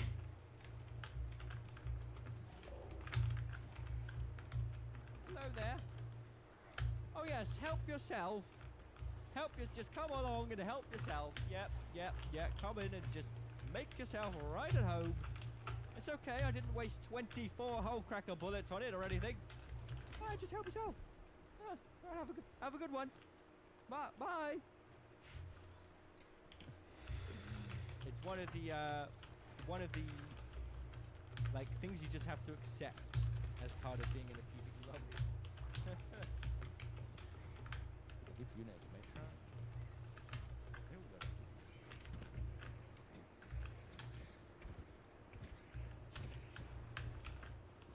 Someone's brought a tortellini. Oh, the Matriarch's almost dead. I'm gonna come along and steal all of their hard work. I hope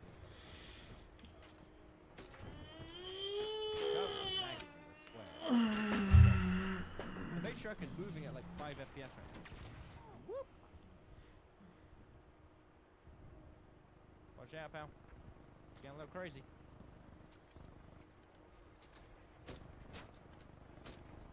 Okay, the Matriarch is actually lagging. It's really weird.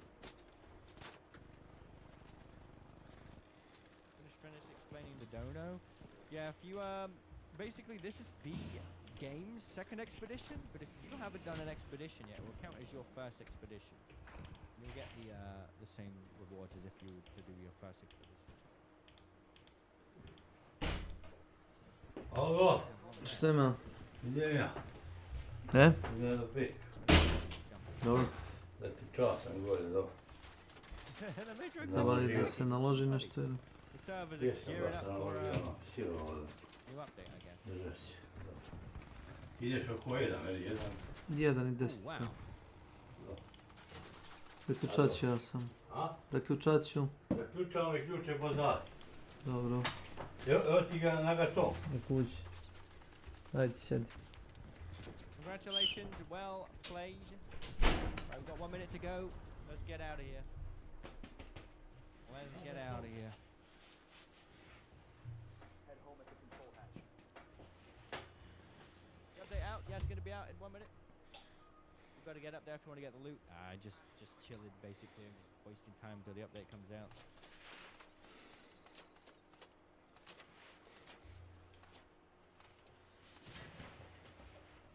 Why? Anyone have an email? Did you see it? Ah, yes, I saw it. The shotgun part. It's very interesting. Yeah, that was an old thing.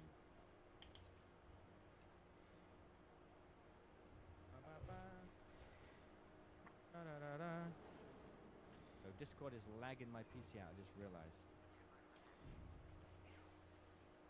Quick, let's go! The storm is coming! The storm is coming! The storm! The storm is coming! Go, go, go, go, go! A lag. Oh my goodness. Right. 2.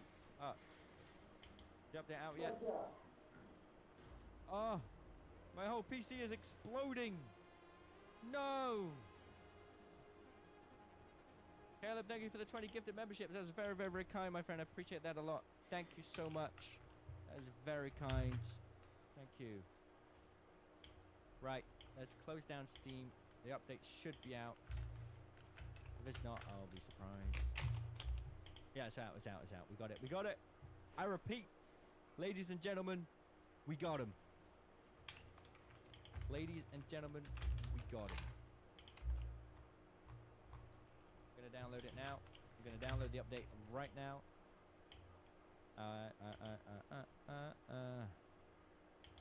Gonna download the update right now. Here we go.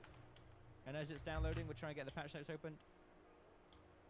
Here we go.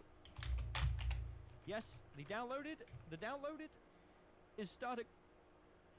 Oh no, I've got 0 bytes. Oh bro, I think my PC's having a bad time. Oh no. That's not good. That's not good. The Trailblazers buffed. Patch notes. Oh, they've got 2 seconds. 2 sections. My PC is blowing up. Yikes! I remember what I need to do. I had this problem before. I need to close Steam and then verify integrity of game files. Yeah, I think my PC is breaking, chat. I don't know what to do. Bear with me.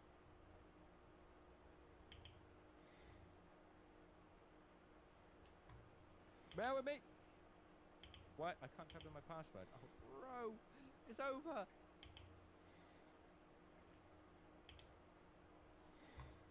This is downloading. Nice, nice, nice, nice. I'm trying to download mine. It's having problems.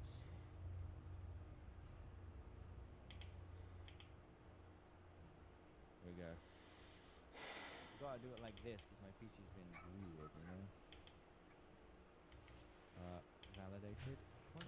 Update speed. Update. Why can't I click the update button? Oh, brother. Oh, it's just not going well. Sorry, guys. Technical difficulties. Trying to get that fixed. Bear with me. Close and I've tried multiple times. I keep trying. Sorry, guys. I don't know what's going on now. My PC is lagging. My best.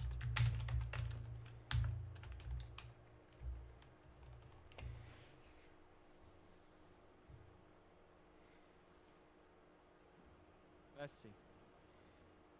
Let's see. It says starting download, but it's at 0 bytes a second. Oh, I don't remember how to fix this problem.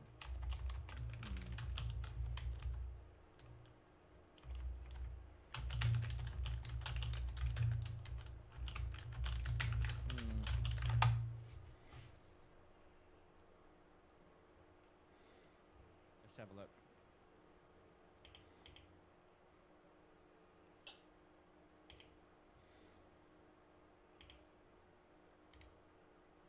Clear cache.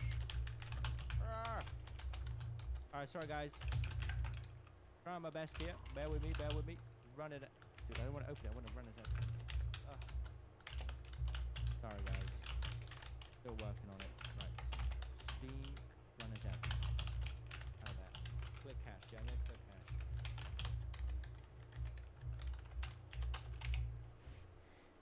Close.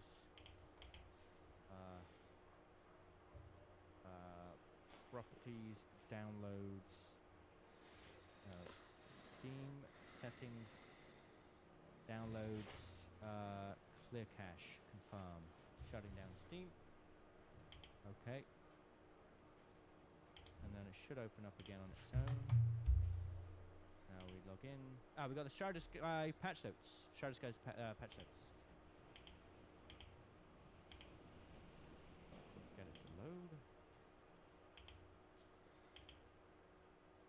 That didn't seem to work.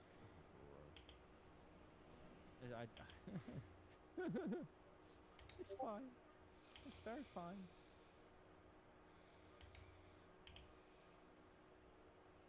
This is what's happening, chat. This is what's happening. I can't. It's just stuck. It's stuck.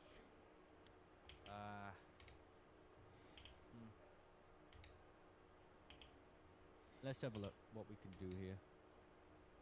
If I pause it and then go properties.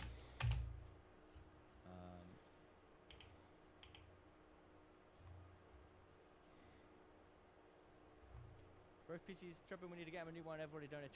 Trouble you with the 20. Thank you so much. Appreciate that so much. That's very, very, very kind. Thank you. All right, let's just read the patch notes and we'll see if this can sort itself out. Animation, thanks for the gifted sub. Appreciate that. Thank you. There's bug. Or a different download server. Yeah, I might try that. Oh, validating. Hold up. This might work. Let's just read through the patch notes for now. Okay, here we go. Shrouded Sky patch notes. Once again, if you want to see this for yourself, thanks to Embark Studios for sponsoring this stream. You can have exclamation mark new patch. Welcome to my channel. And you'll be able to see this update for yourself. Thanks again to Embark Studios for sponsoring. Let's check it out. Okay. Samo nemam malo na posred. Shrouded Sky patch notes 1.17. Let's see what we've got. So here's a sort of overview. Hurricane map condition. 2 new ARC enemies, the weather monitoring system, a seasonal player project, free raider deck, dam battleground map update, the expedition window, and facial hair customization. Is that a new skin or is that an upgrade to the expedition skin? I'm curious. Let's read. Patch highlights, weapon balancing for Stitcher, Kettle, Venator, Jupiter, and Aphelion. You like a certain amount of uncertainty, right? Canada Piano is an interactable object in the world. The thing about Bilgoon is I haven't seen him in a while. Prevented enabling all NVIDIA freestyle filters. See if you can reach Manticore's facilities and find out about why. Feats can now I found no. If you can find 3 a times per day for free. Feats, okay. Remove PvP feats. Oh, interesting. Updated a few existing feats and added a few new ones. Ziplines can no longer be placed on carryable objects. Mines, traps, or remote flares can no longer be placed on other deployables. Okay. Oh my goodness, there's a lot to read here. Let's just check if it's downloading yet, chat. Oh, it's actually updating. Brilliant. Okay, cool. Let us continue. Right, in 1.13 we shipped an update that included an optimization fix for our weapons. But as many of you noticed, this had the unforeseen consequence of lowering the total fire rate of semi-automatic weapons. In 1.131 we reverted that fix, but something else made it into the update that shouldn't have. Many of you reported a shadow buff to the weapons, and after investigating it, we found that 1.13.1 had inadvertently impacted our weapon input buffers, where you previously would have time to your inputs to the intended cadence of a weapon to reach its full potential. You can now instead spam click the button, effectively bypassing any skill requirement to learn the weapon's cadence. We want to keep some of that skill expression, but we also recognize that what we had previously didn't feel very responsive. To address that and land in some sort of middle ground, we have since added more levers for us to control the weapon input buffering window on a gun-to-gun basis, and we've adjusted the semi-automatic weapons accordingly. The weapon should now still be more responsive to fire when spam clicking, but the players who choose to pace their shots will see better results. So basically, you kind of need to time your shots, but it's probably not going to be as severe as it was in the past. Spam clicking is probably going to still be pretty effective.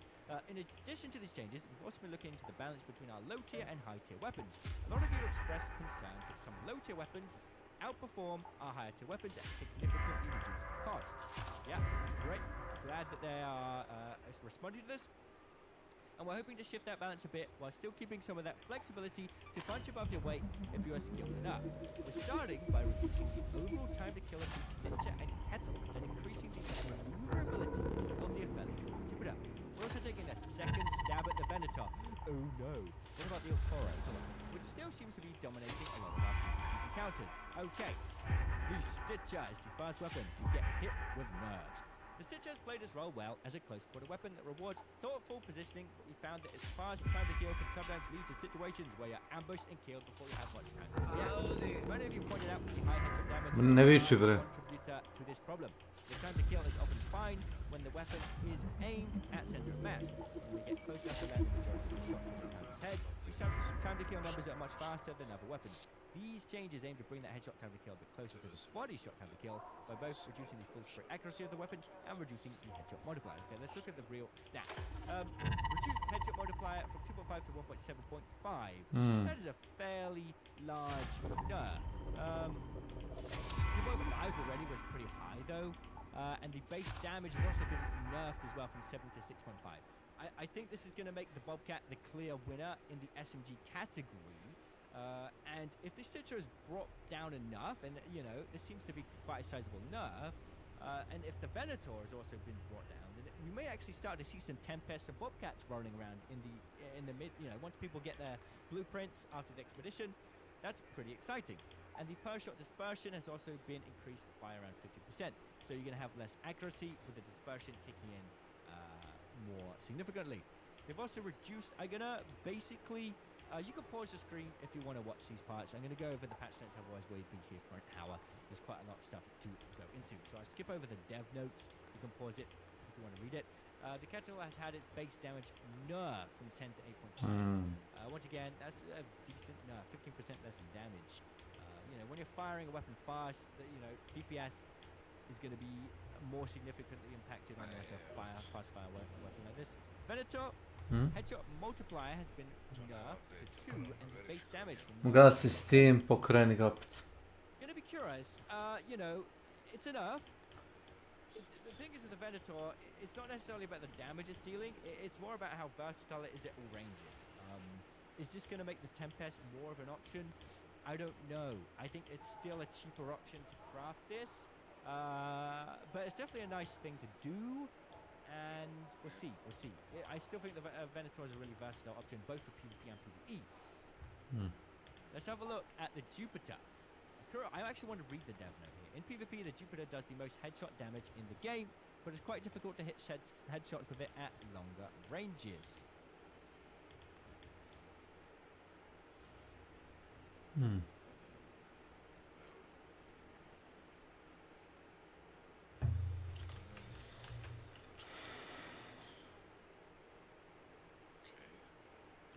Alright friends, just had to go AFK a second. You're also quite vulnerable when you use it in closer ranges, since missing one shot will make you a sitting target. We're increasing how much you zoom when you use ABS to get a better view of the targets you're trying to hit. And reducing Ne kreće ništa, nego sutra možda klikneš da hoćeš da uzmeš prestiž. Ne, sutra možeš da prihvatiš to, a za 5 dana ti rade rest.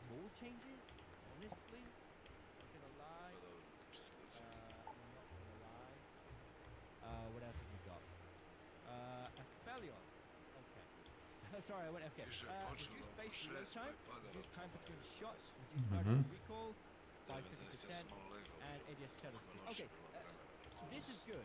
If they can reduce the vertical recall on their Aphelion, you can actually hit both shots on target. It could be a pretty nasty PvP weapon. And it's really interesting to see here. It was intended to be a more PvP-focused measure. The weapons couldn't quite keep up with the pacing of many of other PvP weapons. We've made some changes to make it feel less bulky and a bit more used, to make it more viable. I think it might be an underrated choice. If we can be more consistent with hitting double tap headshots, it's actually really powerful. Really powerful. So this is quite good. This is quite good. Excited. This is cool as well. So we're moving on to more like quality of life changes now. You can now craft energy ammo without having the blueprints. You don't need to try and scavenge to get that equalizer blueprint anymore, which is nice. They've also changed some item value and cost changes.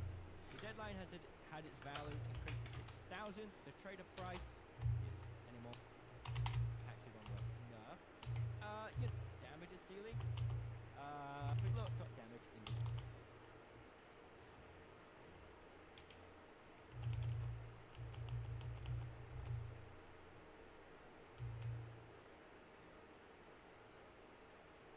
value on.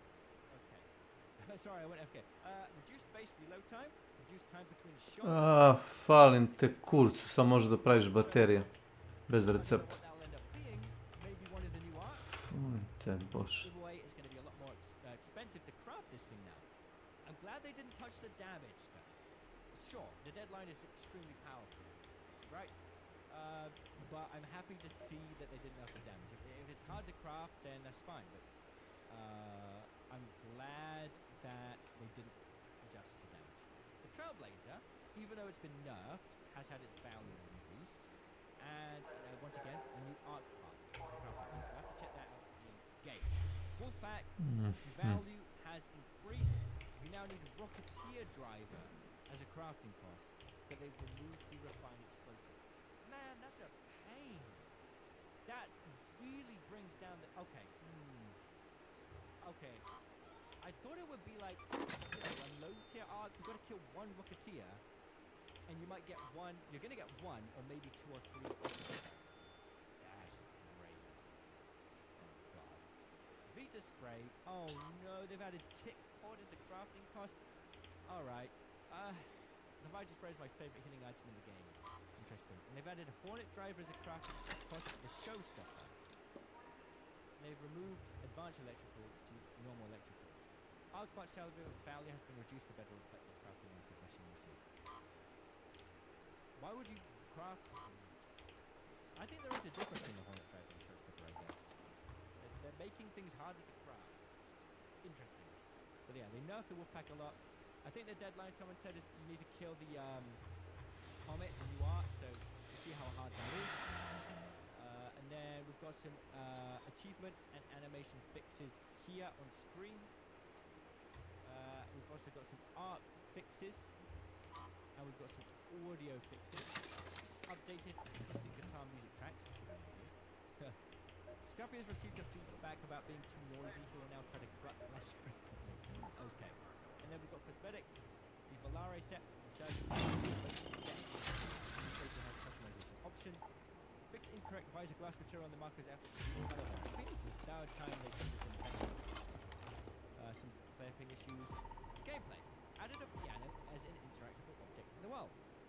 Fix an issue where interactions can be triggered too far away, allowing players to open doors, start hatches, or items without being nearby. Holding continuous interactions now cancelling equipping another weapon or item. Prevented players from standing or being carried by throwing grenades and opening multiple items. That's a shame. Added missing gamepad aim assist for sentinels, turret shredders, and surveyors. Disable queuing for practice range while in a party to prevent matchmaking errors. Fix an issue where a downloader's body could block patch extraction. Prevented enable all NVIDIA freestyle filters simultaneously to remove an unfair advantage. You can now make purchases with seeds and freeloader augments even if your stash is overflowing. So that's nice. What else have we got? Buried City. The chance of finding rare loot in chimneys has been lowered slightly. That's a shame. Stella Montes. Improved nighttime visibility. Brilliant. That's great. Adjusted night lighting on Stella Montes to improve darker areas. Very good. Improved thunderstorm lighting. Okay. Fix an issue where players get out of bounds. Okay. There's a lot of stuff here. There is a lot. These are basic fixes. Okay. You can now reroll feats 3 times per day. We saw that earlier. Remove PvP feats. Updated a few existing feats and added a few new ones. added an expedition catch-up system to earn skill points from previous runs. Okay, we've updated UI to track the progress. So, like I said, if you missed getting skill points when you did the first expedition, but you didn't get all the skill points, you'll now be able to catch up. Candleberries and Bluegate now count towards the Harvest Branch Trail. Great, finally. Fix an issue where players occasionally did not receive a skill point as they indicated. Okay. And there's most fix errors. Once again, I'll put the link in the description of the video. Ne, nije set toliko, nego sam ja kupio recimo stvari iz njega i onda mi nudi ostatak seta za manje. Nudi mi recimo to i to za 150.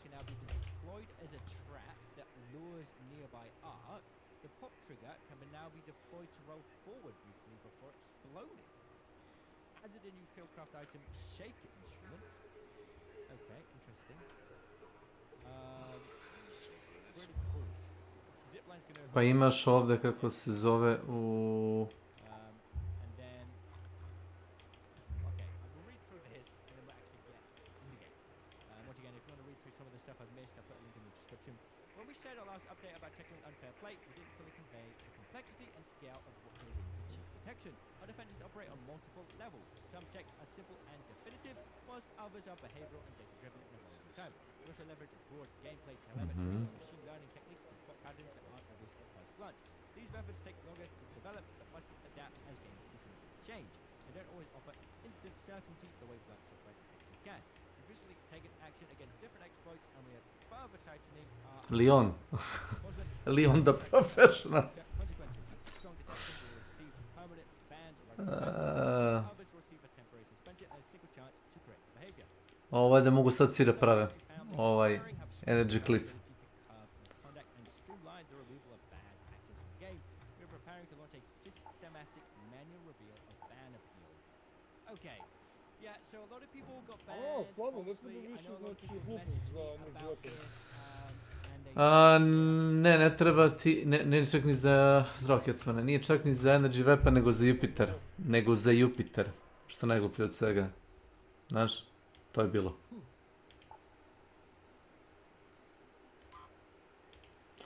Piše ti na što se stvari Sighhh, jesi vidio ovo, kad haveriš na njega? Lepo. To ti je ono quality of life update.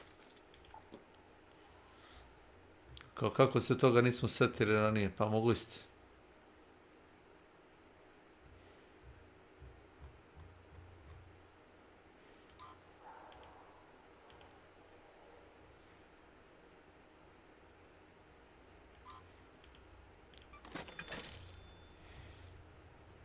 Wolfpackovi se prave od Racketeer Drivera.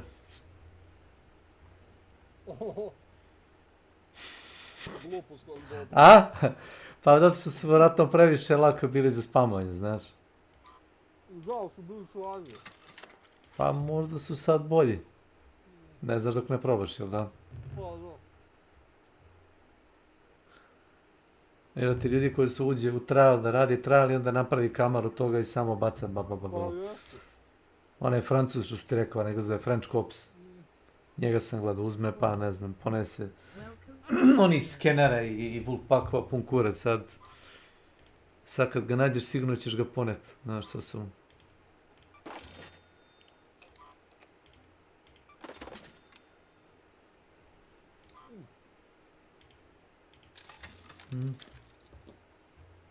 Stije, gdje to igra si?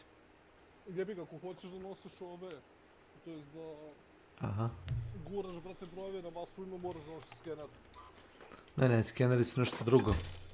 Ali nismo pričali o skenerima, pričali smo o ovim Wolfpack granatama. Da ne možeš da sponeš 5 skenera, 5 je maksimum kako možeš odjednom da baciš, pa ima cooldown je minut za sljedeći skener, valjda tako ide. Globalni cooldown za čitav server. Ko to nisi provalio.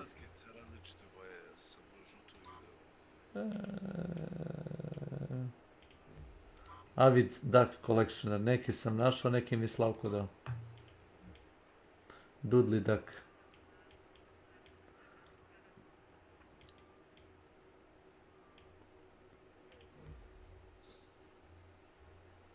Da. Ima i Tropical Duck.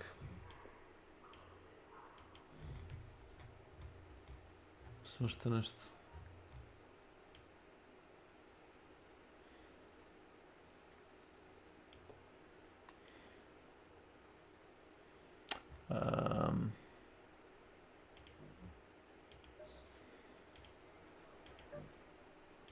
Imaš Hurricane sad aktivan na Berit City, znaš? Oh my god. High threat arc. Će neko da probao? Meni dalje skida, ne znam zbog čega, brate, stigu sam na 90%. Svi ste zaklikcali jedno da skinete, ali ste se zajebali, ja sam priskinuo.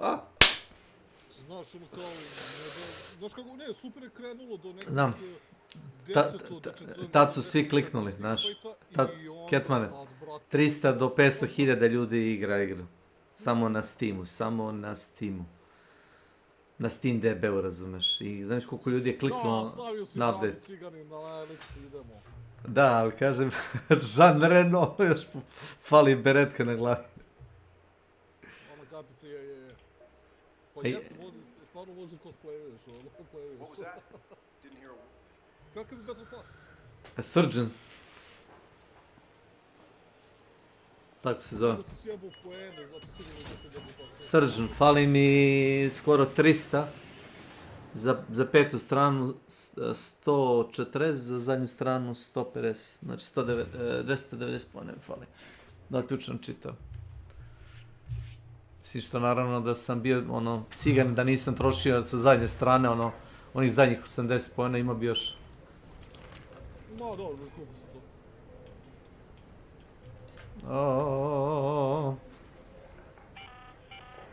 The wind is so loud we can hear it down here. I'd say keep your eyes open, but good luck with that.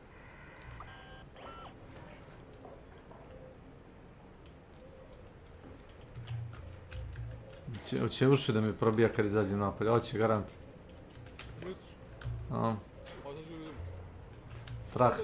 To se čuje odmah. Strah me. Ne, čim izađeš. Upravo to što sam rekao.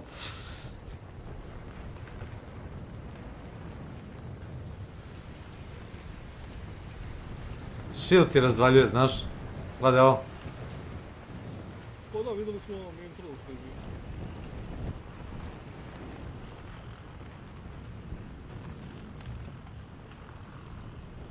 Ja, pogledaj gdje je bilo se slika sada. Samo sa zvuca kad nešto da se smanjuje na skida.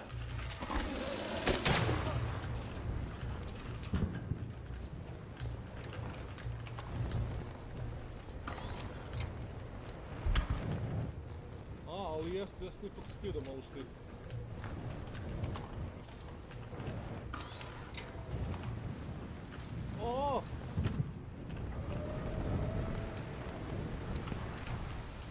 Shield se ni ne Shield se ni ne regeneriše, znaš.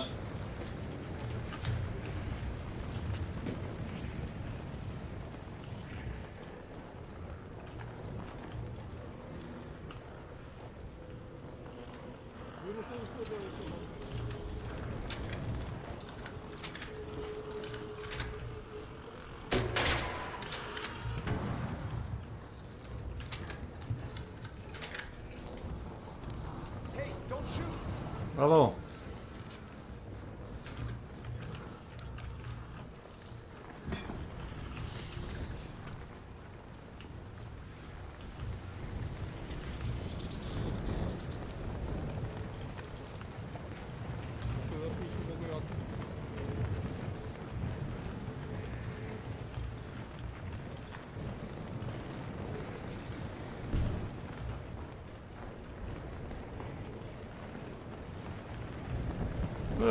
Oj. Ako hoćeš da napuniš shield, možda uđeš unutra.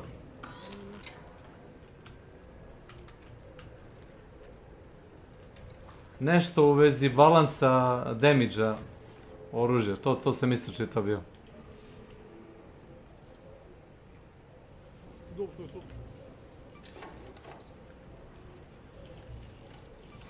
Mislim, generalno u ovakvim igrama uvek fali balans oružja i nije ga lako napraviti. A možda napraviš field shaker.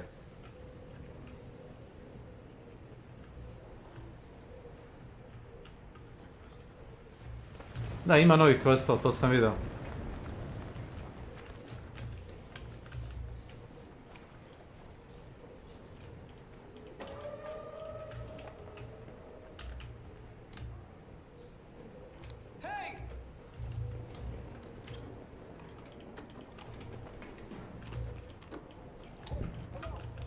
Halo, halo.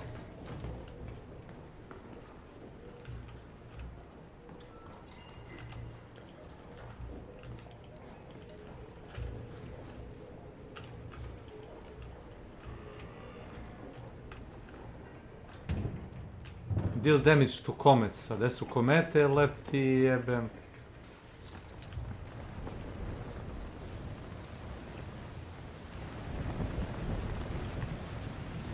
O, madre mi.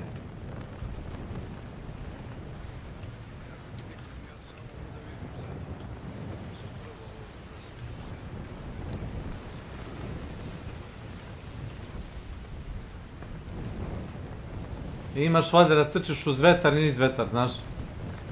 Ili ti ne pišaj uz vetar, najebat ćeš.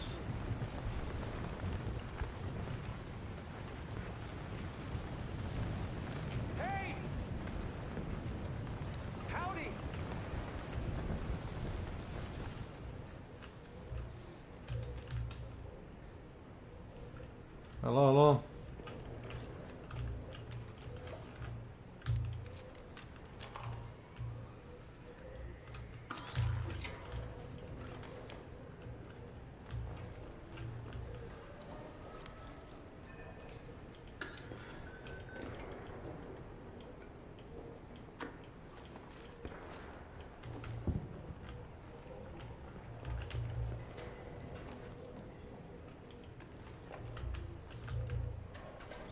What the fuck?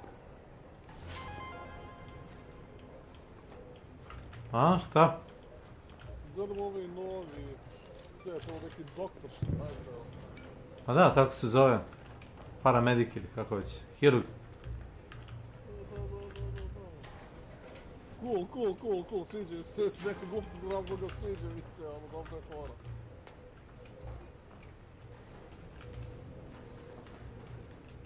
Halo, halo. Hello, Raider!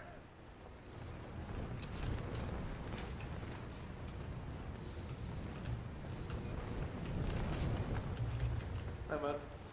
Hey, this is new cache. Look, look, look. New cache. Raider cache. What is the... 8 ammo. Look, the look. new one? Yeah, look, look, look. I didn't loot it. You can take everything. A lot of stuff.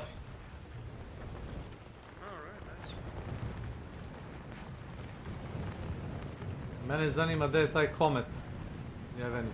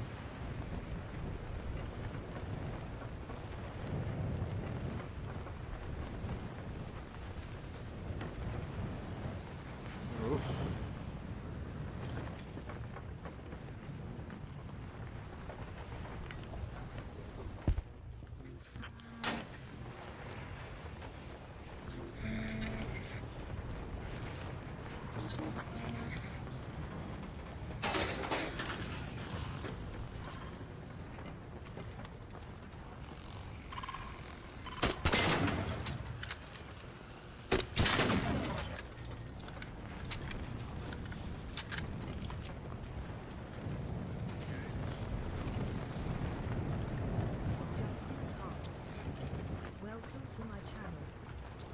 Hey, what S.W.Frost? How is streaming doing? Yeah, I guess good.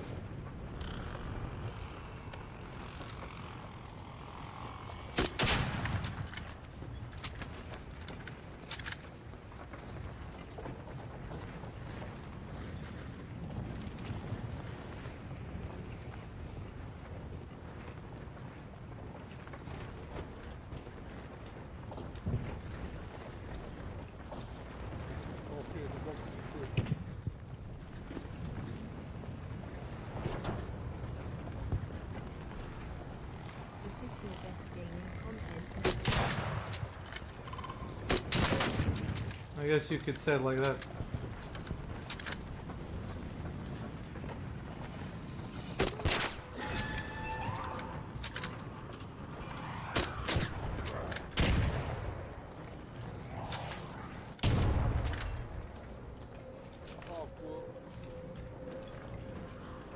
Ću moći s igram, ali neću moći s igram, onda sredim inventar prvo da bi mogao da se igram. To je tačno.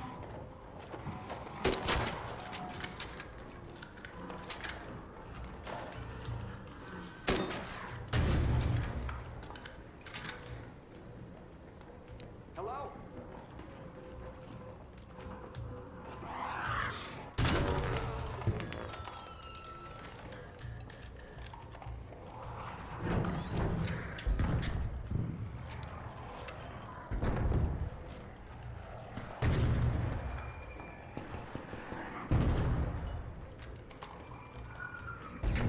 Hey! Hey, hello!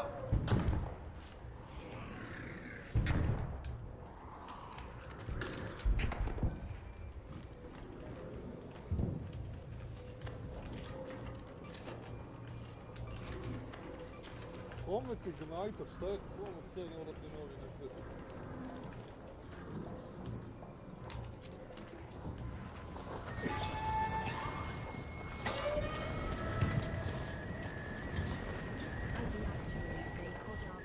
GTA, Destiny, Fortnite, Dead by Daylight, Escape from Tarkov and Minecraft.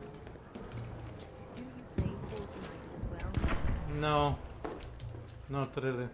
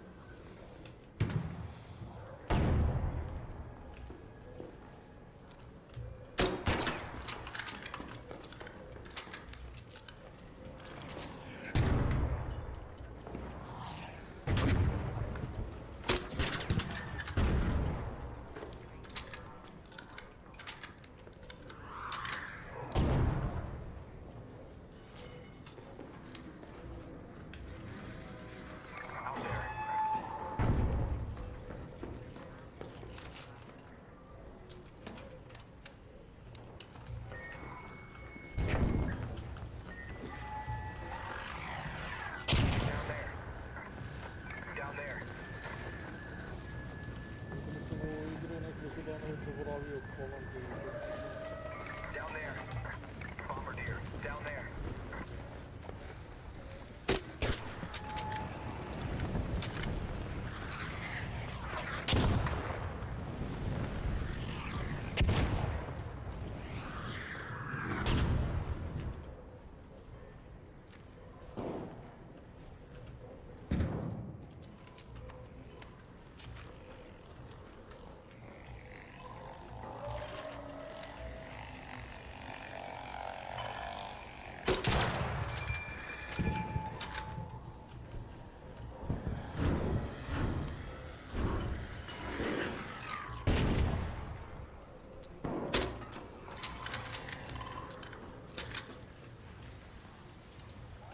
Have you ever done a collab before? Not really.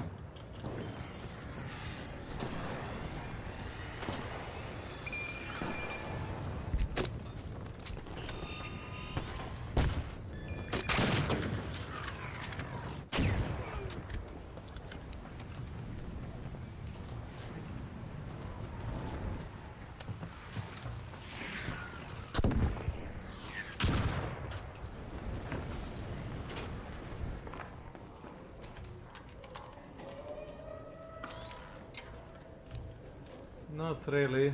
I'm a baker, I'm not a streamer. I make bread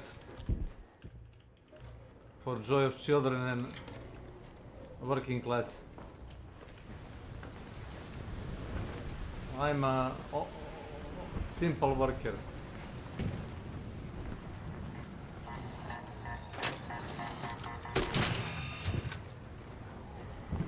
Is it dead?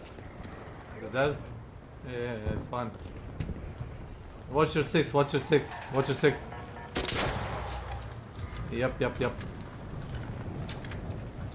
a lot. Mm-hmm.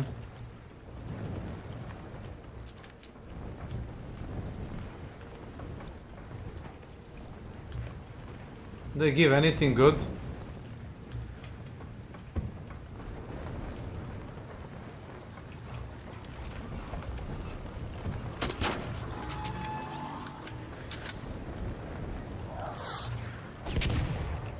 Oh god.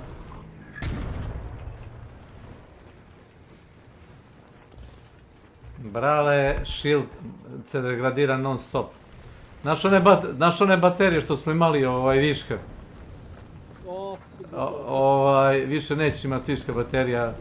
Don't worry about it. Just forget about it.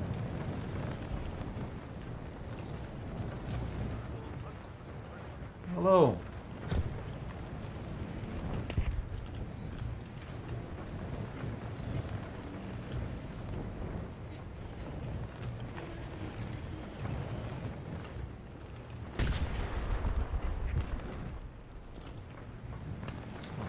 Nice.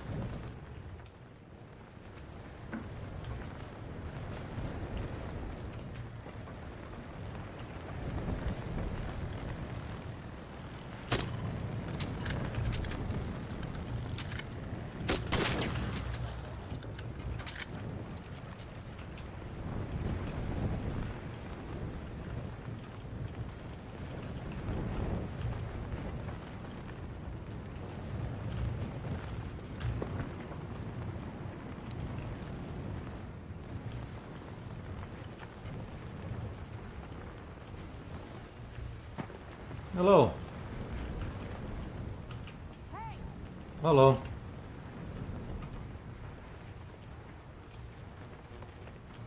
Any batteries I can get?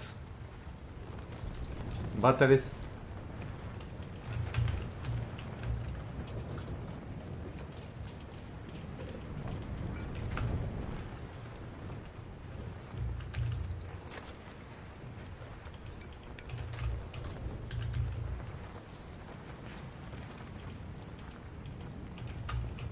Huh. Cock.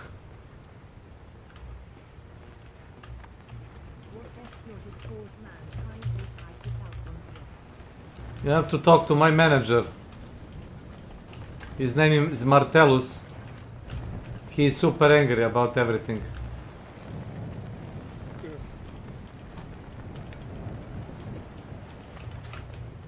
If he gets up on wrong foot, he likes to beat people up. So I would watch what I speak.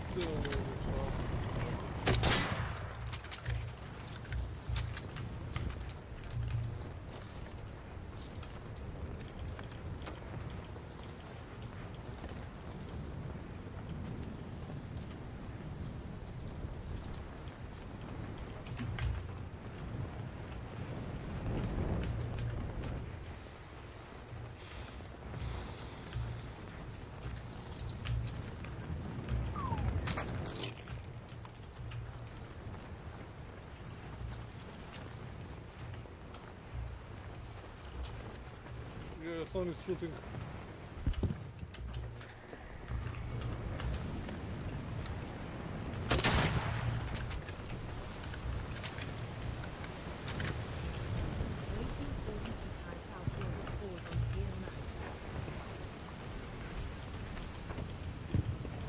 Yeah, I don't do Discord, I do only Skype.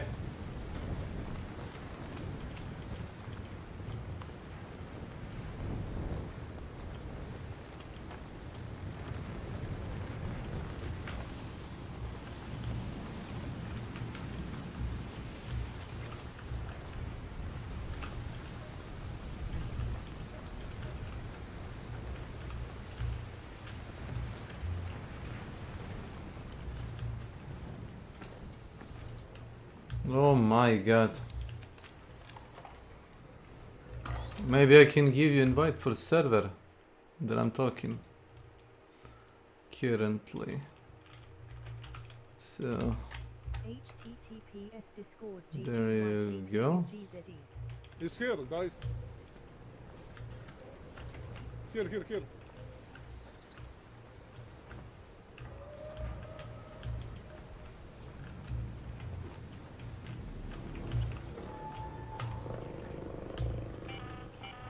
An Ark orbiter is en route. The safe window is closing. You have 10 minutes to return to Speranza. I repeat, What the fuck does it even mean? Hmm?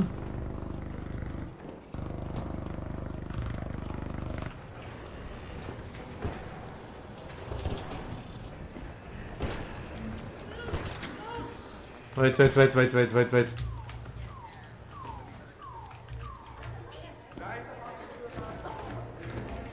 Appreciate it.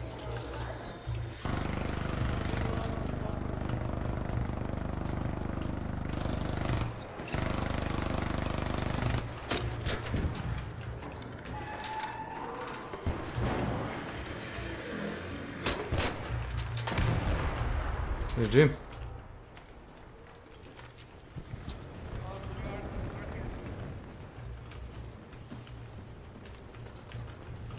Anybody want Bastion cells? Bastion cells for free.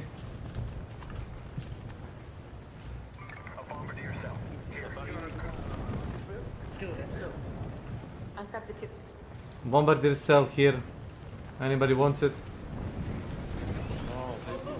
Who needs something? Nobody needs it. No. what the fuck? What is that? It's you Ark that? New Ark, really?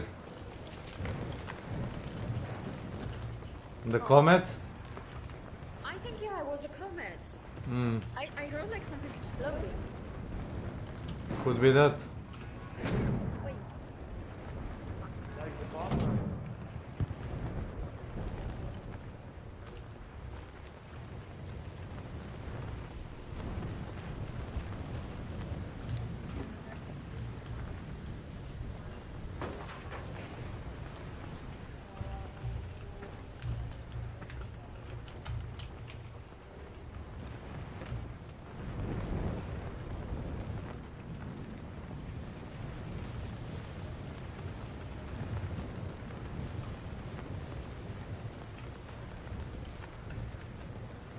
Did anyone find the local point?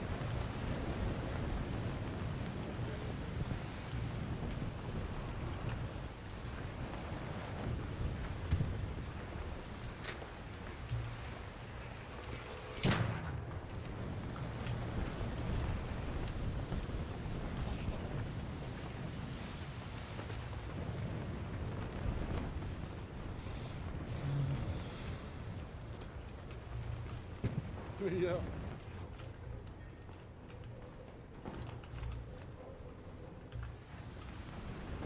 But I guess only the first time. Znaš ako brzo trčiš niz vetar, kad ideš u pravcu koji vetar nosi, probao?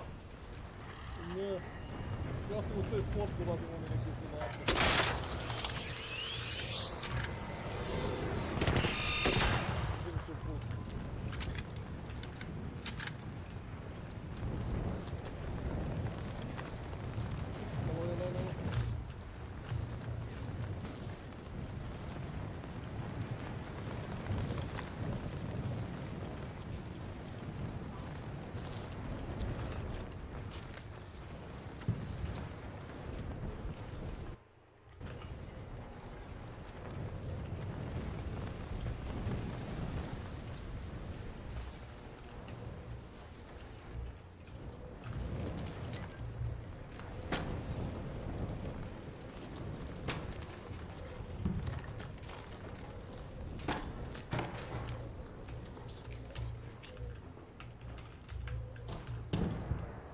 Nadam su sad pojačali loot koji nalazi u security breach. Mislim, nije imalo smisla da skill koji je bukvalno zadnji na toj grani, razumeš, da je meh. Meh ili ništa, razumeš. I kao onda šta propuštam, pa zapravo ništa, ako ga uzmeš ili ne uzmeš.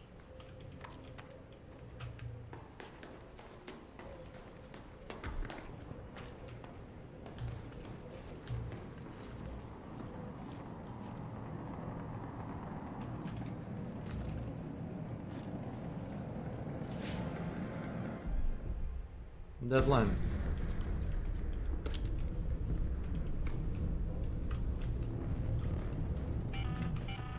All raiders, we have Ark on screen. 5 minutes left. Go find a way home. I repeat, 5 minutes. Našao sam snap hook.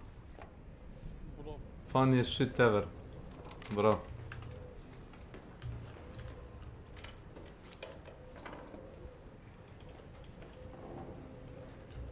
You good?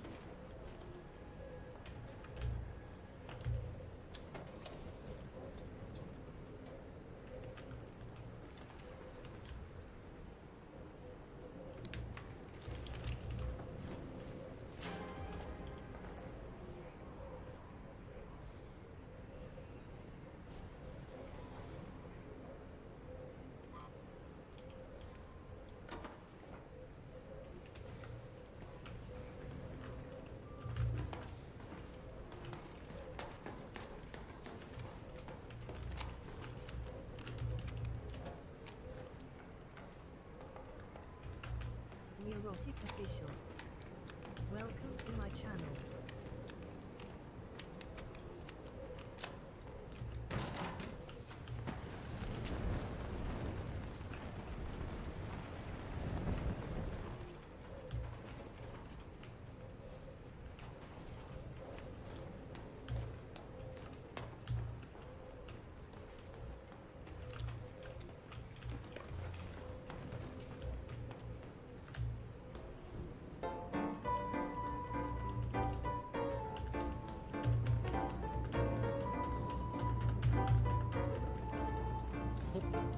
Seriously looking.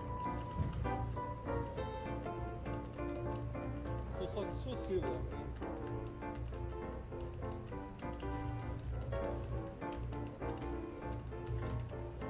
Maybe we should look outside or something like that.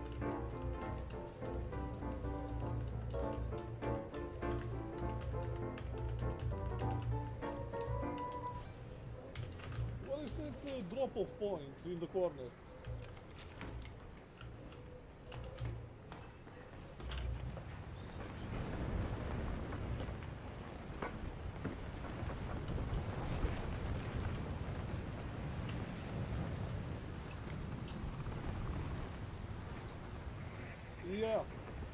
Yeah, first is here. Hey there, raiders. Need a supply drop?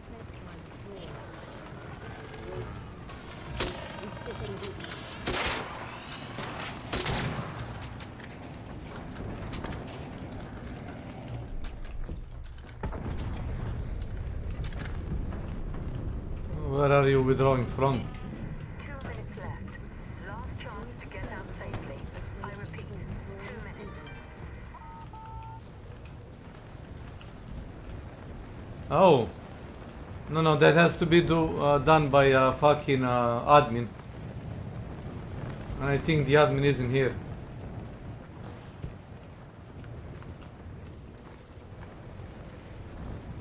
I'm not the admin.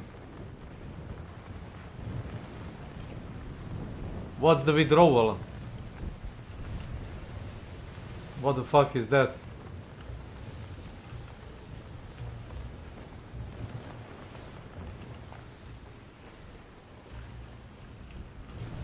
Oh. Shit, I'm gonna die.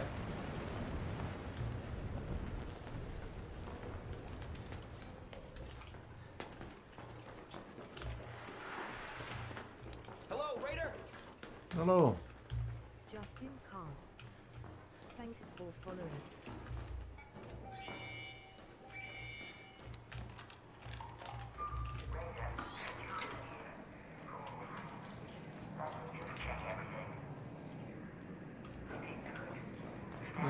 mislim da su promenili metro stanicu, znaš.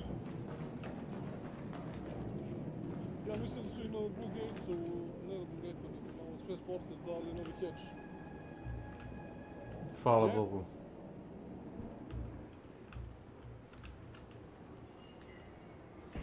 Yes, yes. I started from there.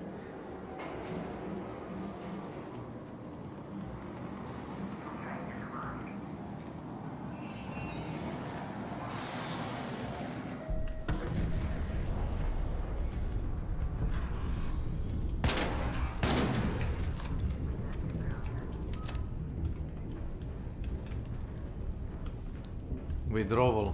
What's withdrawal? Povlačenje to ti je da možeš na alkoholu ili na drogama pa se skidaš sa toga. Ne, kaže mi čovjek, you have to accept my withdrawal. Kao kliknu da se joine na ovaj Gamers for Life server, ali piše have to accept for withdrawal. I don't know. We don't know. That's some new shit. Vlada mi ništa nije odgovorio za ono što sam ja uradio, da li to funkcioniše. Still looking bro, still looking.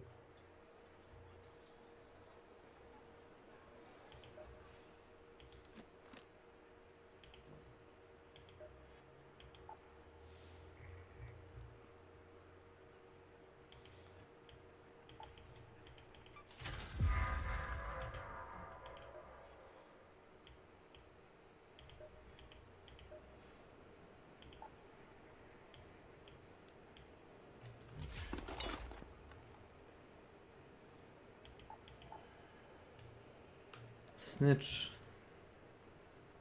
Where do you find this snitch guy? Search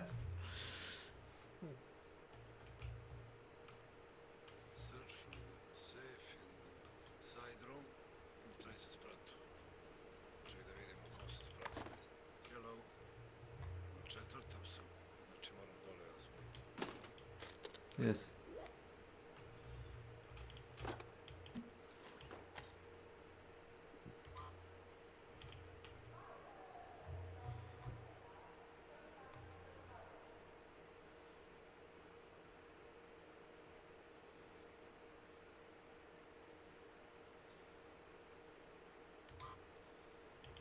Thank you.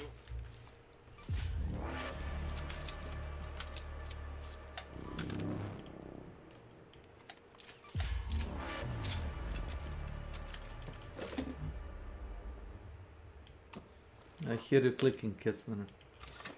Keep on the good work.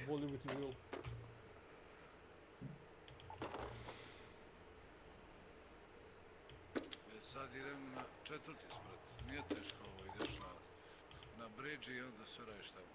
Četvrti, evo sam na četvrti. Nice. To je novi zadatak, jel?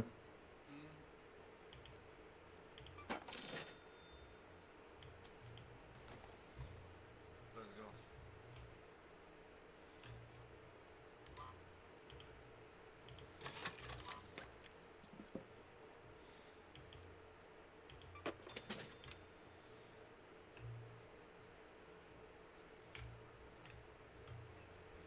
Sad gdje su mi baterije, Katsman?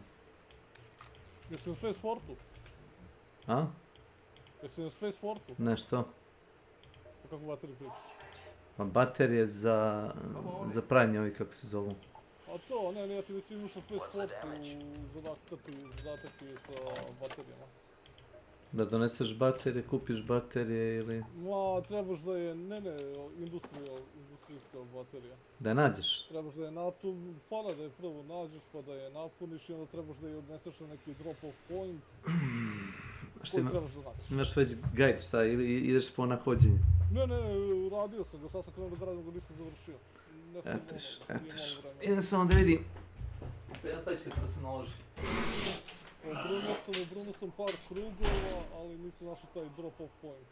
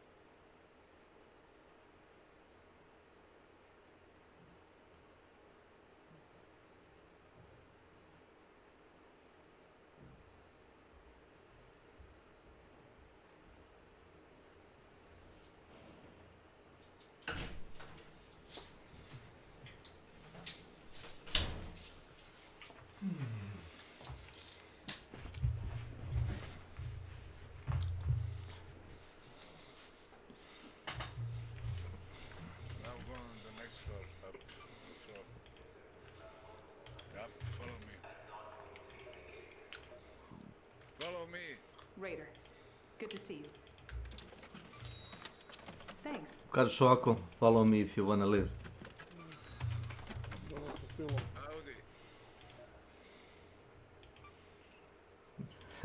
Nije follow me, it's come with me if you wanna live. Nešto. Da? Search for Coming. the alternative waves into the safe. Sad šta to treba da radi? Pitaš me, to su novi questi, apsolutno nemam pojma. Pa ćeš ga ti provalit nego ja.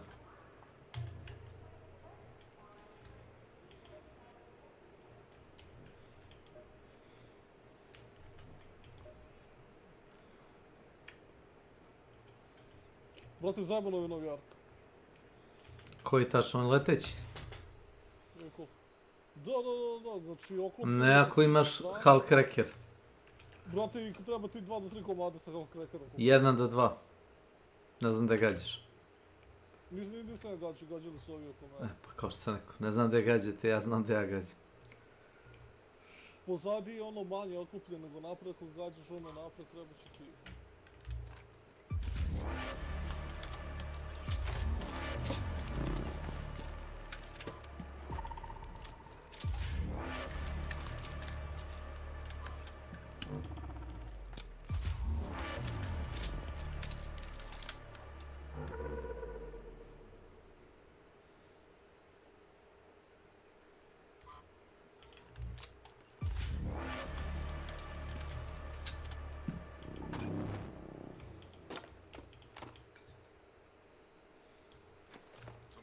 Sve tu negdje, gdje je te bridge, sve se tamo radi.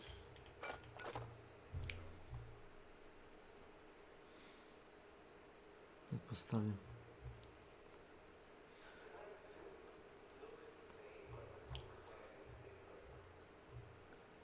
I'm gonna call it.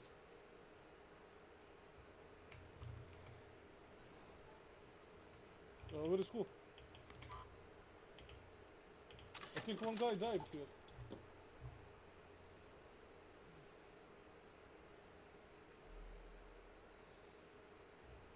But he's looting, I think.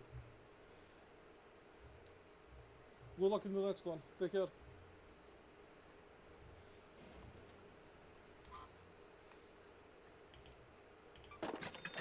Brate. Da. Znaš ono što možeš da znači ovog lika bukvalno moraš da ga biješ iz zaklona. Ako krene da puca nema šanse da gubiš prema što te ono... A ti treba Comet Igniter. Za projekt. Odeš u projekt. Ne, imam 3 komada, ja mislim. Jedan ti treba. A, Comet Igniter to je jedna kuglica, ne, ko ti daje to? Ko ti daje jedna druga? Comet, znaš što se kutrlja. Da, njega nisam vidio. Mogu ti poneti jedan ako hoćeš. Možda mogu da ga nađem, nemam pojma, skupio sam 3 Firefly, skupio sam 1 skener. Imaš jedan snitch skener? Da, to su sad uspio naći. Mislim da ga nađem. Ček, ti si sad kompletirao zadatak, jel? Ne, samo sam uzeo snitch skener i treba mi Comet Igniter da bi završio. Ne, jesi radio quest? Nisam ga završio. Ćeš da probamo zajedno? Pa može, ne moramo ovdje, mislim, možemo bilo koji. Pa hoćeš da odemo na...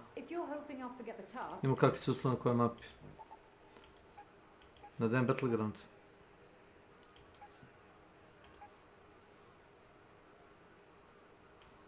Da sam napravio ono mjesto da... Šta hoću da skladištim sad? Pojma nemam. He can definitely take care of Ovdje himself. hoću ovaj Firefly. The two of us go way back, in fact. Maybe I'll tell you about it someday. Imaš li onu kuglicu jednu viška, imaš? Imam. Za drugi korak. To bi samo trebao, imaš jednu. Ma, to ti daju oni neprijatelji, bre, što se novi kod srednje. Moraš da igra taj weather type. Vratno nije igrao Hurricane. Tražimo zadatak. Ne možeš, Darko, da li se učito na mapu da ima onaj uragan? Pa onda ne možeš naći ga. Ne možeš ga tamo naći. Imaš ta dva neprijatelja, imaš samo u Hurricaneu. search for alternative ways and to save jebeo mater. Locate the collapsed highway by the southern edge of the barren clearing. Collapsed highway by the southern edge of barren clearing. Pojma nemam. Rekao sam ti da si vjera ženu. Ti mi ne veraš. Viš da nema bradu. Ko je vidio bradatu ženu u ostalom?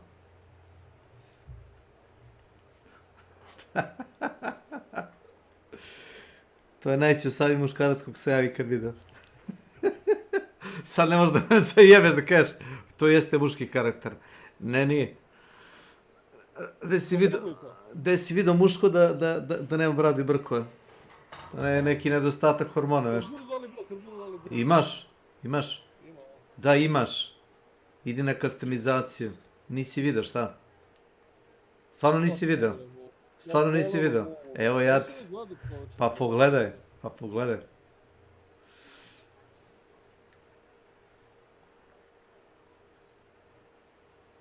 Ne vredi ovo trača, brate. Mislim, znam gde se ide ovo sve.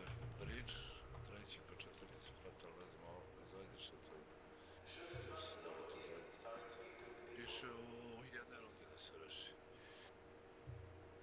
Ali bi to ne ide.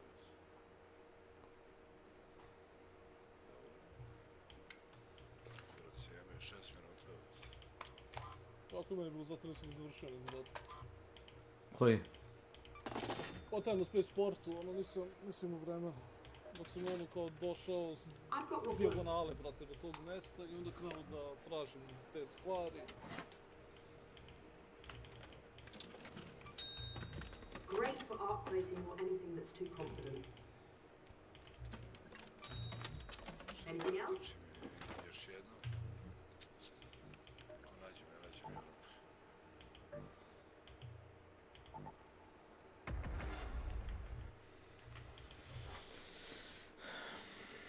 Igram bi ja još, ali nažalost moram da idem posle, tako da ovo što odigram s tobom, to mi je. Sorry. Mada ćete provali te zadatke bez mene. Ono kuglu. Jes. Darko, nema... Znam, pokušaj ti kažem, onu kuglu možeš da nađeš lagano od... Ima i koliko hoćeš na onom hurricane, imaš i ovih letećih. Samo bar to da iznesem, samo jedna treba. Da mogu da nastavim onaj treći korak. Pa vjerojatno ti na treći korak traži isto te sastojke isto. Nešto sigurno. Prvi korak je bio ono glupavo slab, znači... Šta? Glupavo? Prvi korak je bio ono nevjerojatno slab, ja nisam vidio ikada da je bio... Oh my god, znaš šta ti je ovo?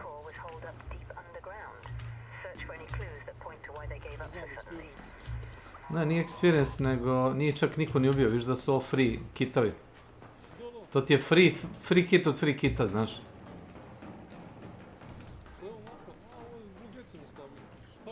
Piše ti, pogledaj. Blue gate, you want find one tick or underground facilities. To ti je kod autoput. Ja sam skinuo štit.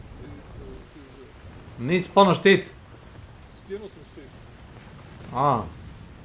Pa neću da se kusam, čoveče, ono. Aj samo idi man. A ne, skinuo si štit. Ja sam da vidim koliko se vidi štit. Vidi se. Pa to zbog toga, ono, rekao, vrate...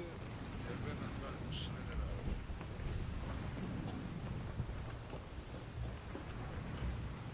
Šrederi, šta igraš u Hello Montes? Da.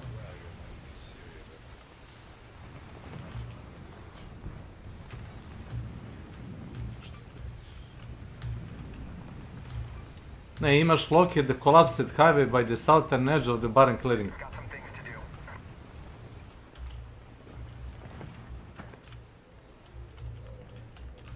Barren clearing, evo ga.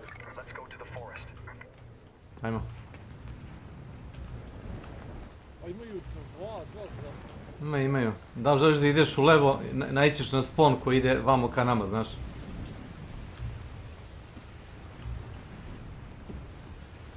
toliko nervira, samo želim da istrčim tu dijagonalu. Onda idi desno. Umjesto ideš skroz levo, idi ka desno, više ka sredini.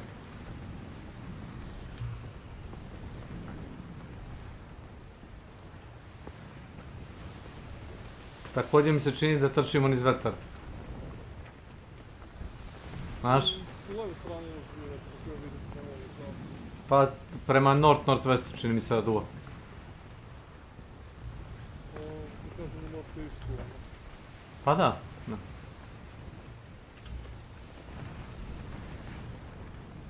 Na desnu stranu. Ti si već igrao ovaj weather condition, jel?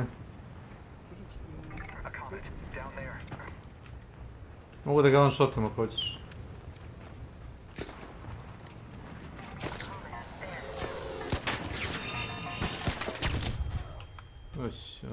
What the fuck? Već koliko eksploziva ima. Ja s toga gađamo Hulk Wreckerom možda bolje sljedeći put. Znaš? A te ovo su mini bossi, čekaj, ladno nije da ono sranje. Ne, ima dva dela. Aha. Jeste otvorili drugi del? Ne, nisi. Jeste drugi del ne vidim. Nisi ono to ništa. Da sam izašao, Kad vidiš sljedećeg, reci mi da ga puknem sa Hulk Wreckerom. Hulk Wreckerom ulazi. Htio sam vidim koliko će mi trebati, znači ono sa heavy ammo. 40 damage-a po... Brate, treba da si u nekom coveru da bi ga ubio, bojim se.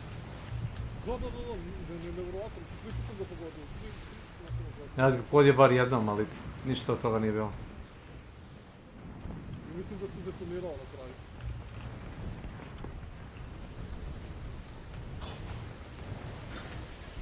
To ti zbog baterije, ali radiš? Da. A to, oni ti trebaju, jel? Sad?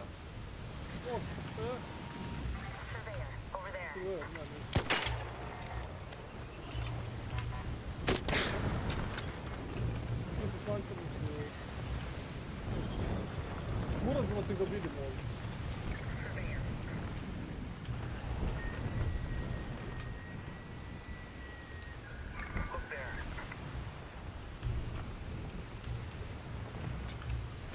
Čujem ga ovdje.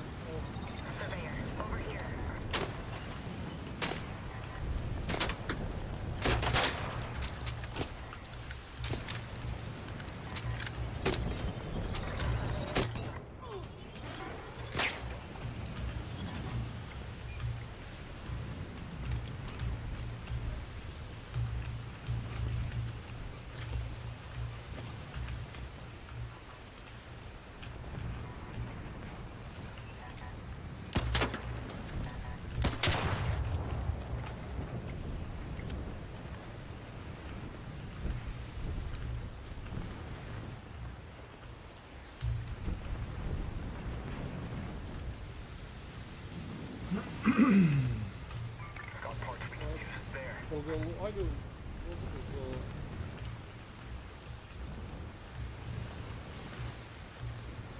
Ti to skupljaš XP, šta? Ne, Onda skupi sve odjedno.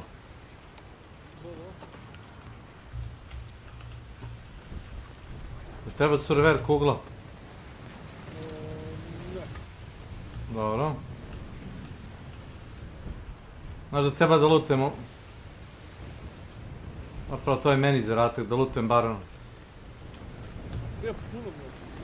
Znam gdje, tačno znam gdje, ali da vidimo gdje ovaj deo gdje piše collapsed. Jesi ubio sliča recimo? Ne.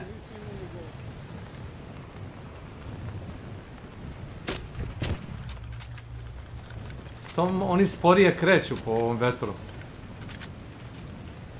Sad. Ja bih rekao da se kreću sporije.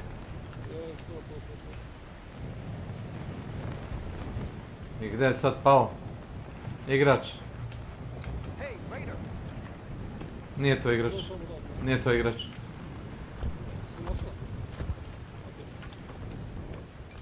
Jes. Ajmo dalje. Koji je to Collapsed Highway? Imamo još mi da idemo dole. Ja mislim da je ovdje. Ne, još. Piše ti ovako.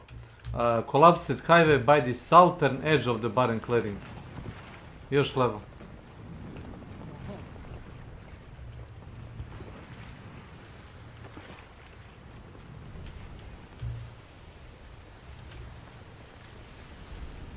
Mislim da znam šta je.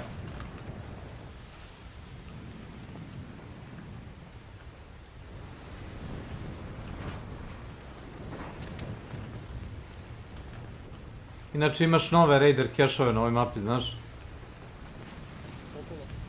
Imaš First Wave Raider cache.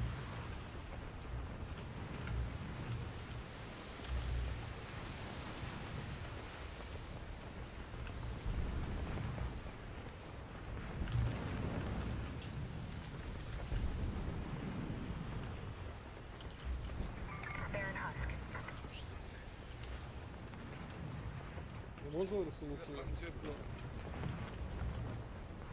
Možda samo ne znam je li uključen. Šta s pancijerom? Zato što podsketa i lomiti ga oluje. Da, mi se pravimo pameti pa smo kao skinuli što i to jer smo mnogo napuđeni.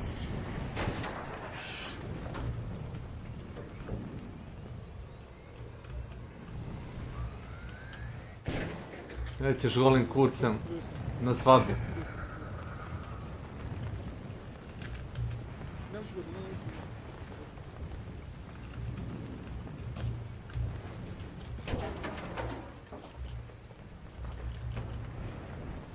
Znaš, neko bi rekao da će ovo vreme da pomogne da se udesi ovo.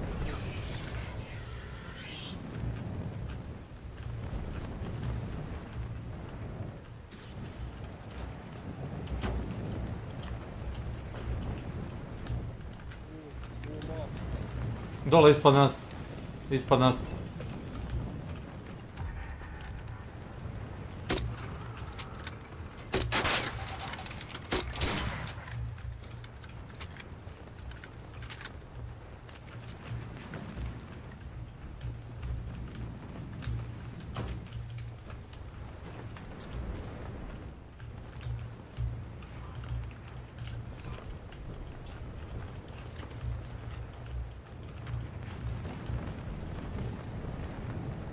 Si ga lutao?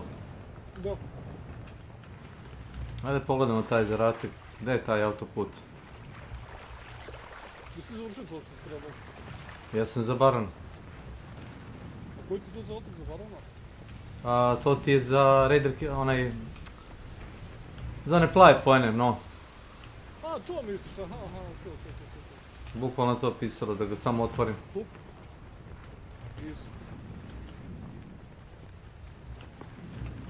Ja sam izbrojio 2 half-trackera na ovom nekretu. 1 ili 2? Pa 2, ja sam to bi ti kažem, znači treba 2 half-trackera da bi bio jedan koji. Gdje je ovo? Ovdje ne možeš ovdje ljudi što bi... Znam, ali pokušavam da vidim. Nivo mi je ono... Ovdje ti je jezero, tako da, znaš, ja mislim da ovo sa highwayom ti je na kraju.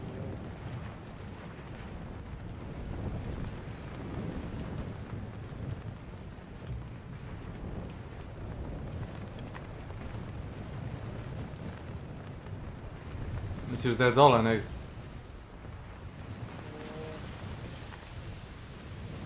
Pa ne znam, ovdje ti piše da je bar... Mislim, ima ovdje neki kraj.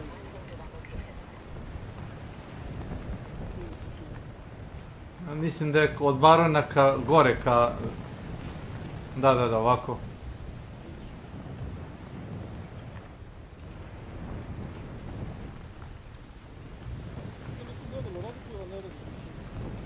Šta ne radi?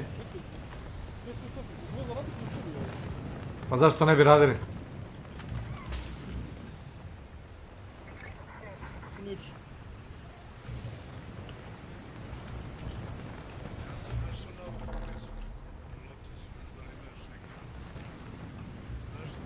Imaš tog i ono vatru.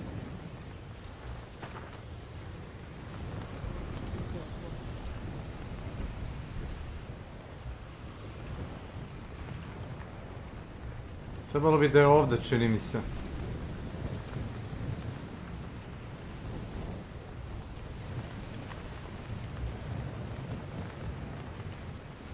Prošli put sam se zajebao zamalo, nisam izašao. Zaboravio sam da ponesem Raider Hatch, iako sam znao da radi.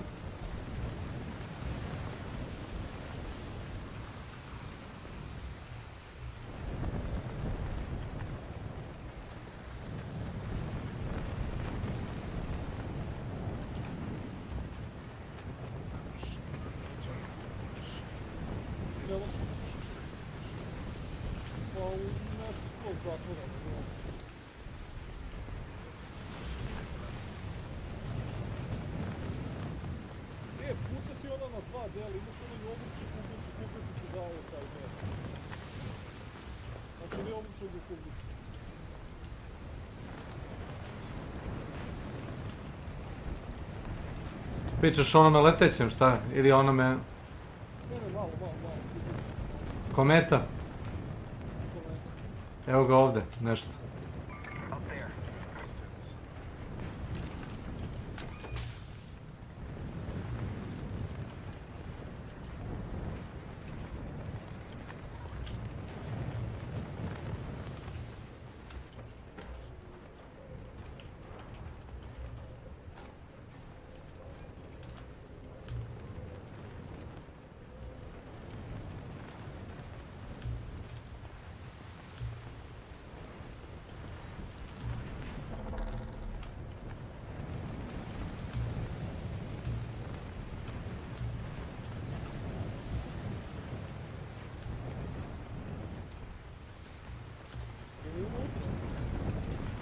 Ja ušao, probao, ništa.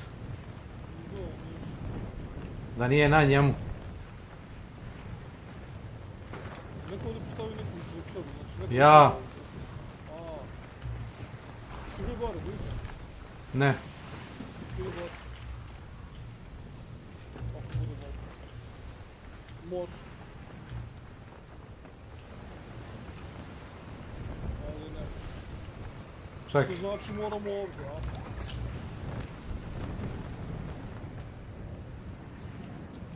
Vidim nešto ispod, vidiš hatch neki. To je, da, vidio sam, ali ja mislim da je češće da se spustio ono. Nema šanse. Ne, to ti je onaj deo što ti drži. Anchor kao neki. Pa da.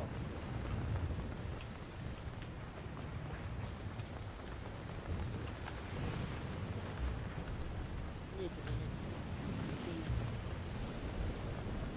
A ima i tamo srušen most. Mada ja ne vjerujem da su oni to napravili da se dođe žičara. Ja mislim treba da idemo još više. Misliš da se prošetamo duž ovoga da vidimo, ali ja mislim... Nema šta drugo. A jebi ga, oti priznam krasu. Šta treba povaliti.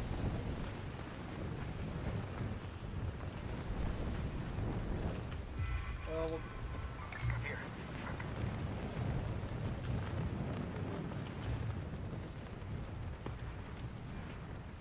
Kako je slično da plus u pisu preznici.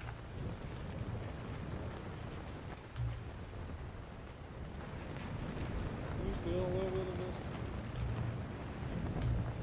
Ovdje nije, gdje sam ja. Da nije pravo. Spizdiću ako je ispod mosta. Spizdiću ako je ovdje. Misliš tamo da smo malo prebili? Ne, ovdje je malo više, ali vidim neki sloveni.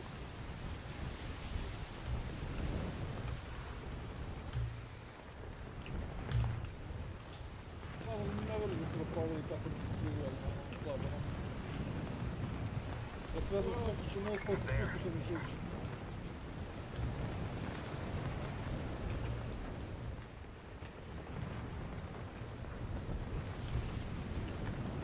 Da nije ona rupa tamo u polomljenom mostu. Dobro.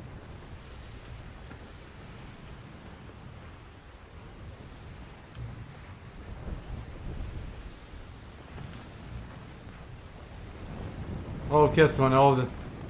Znaš? Jel da? Čak ima ovdje žičara lagno.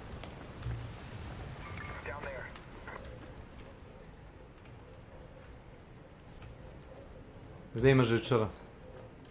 Ovdje. Neko postavio? I ovdje dole ima neki šalter, čini mi se. Gdje? Ovdje si mene, baš ono možda Da se probaš izvući na stranu.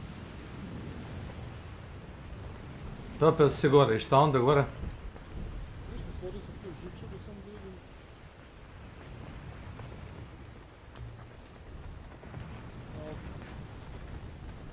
A ne, ovo ti samo loot mjesto, ovo ti je loot mjesto.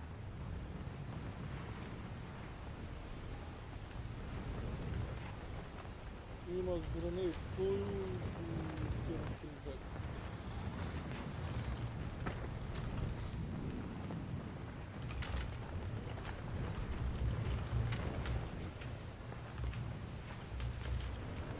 I kako se ići dole, a ne ubiti se.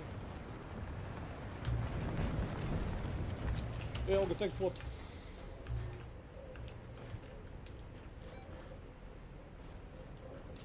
To. To samo da imamo sljedeći korak, ništa, to je to, završili smo ovo. Pa rekao sam ti da sam vidio nešto ovdje da mi deli da je šalter. Pa ovo ti je novo, čini mi se. Ništa ovo, ajde ti kroz.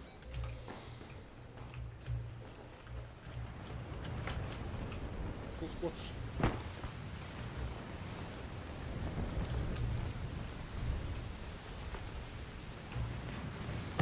Da.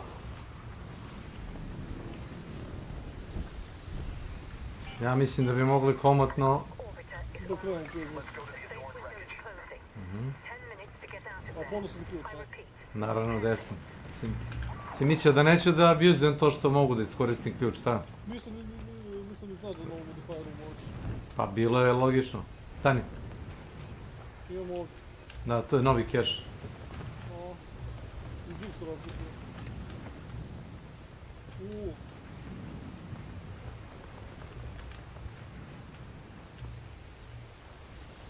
Bolji loot. Ili onda sve ti kaš. Baterija je bila. Sasvim dovoljno za mene.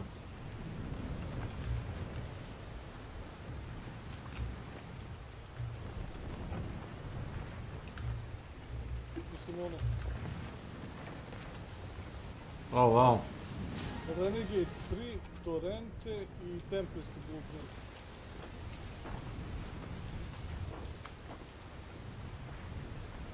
Reci mi šta bi želeo? Ništa, ajmo dalje. Ne treba ti imaš Tempest, a? Šta će mi? Nemam pojma. Da sam htio da igram. Kupiš Blueprintove. Imam 71 na 74 blueprinta, znaš to? A, imaš Tempest, a? Mislim, ne znam koliko sad imam blueprinta, još nisam provjeravao. Čekaj, reci mi, imaš Tempest ili nemaš? Imam 99%.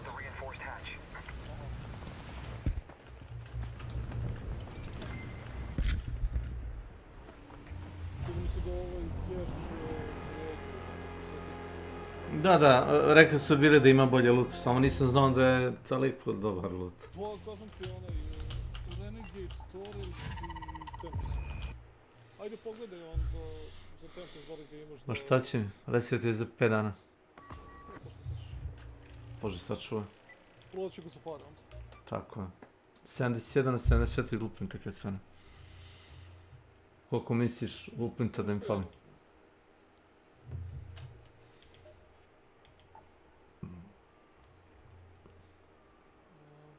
Ja 64 od 74, znači 10 komada mi fali. I ljudi se žale, blueprinti, Toma. Toma zvani, nemam vremena da otključavam blueprint. Da. Ali to ti je igra, brate, to ti je ne znam, ali meni to pokažu. Nije toliko teško naći bilo šta. The salt battery prototype was part of a research called Project Heartwood, same as that housing project by the Blue Gate.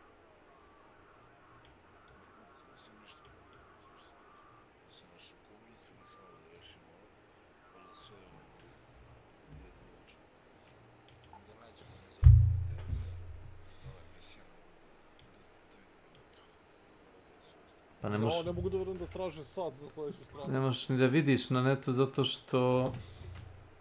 Nije ništa... Zato što niko nije to uradio. Jedino neko ko radi sa developerima recimo, pa ima kao pristup failovima, razumiješ, koje mi ne možemo da vidimo. Ja mi sad treba se jednosti inventaru, brate, ne mogu.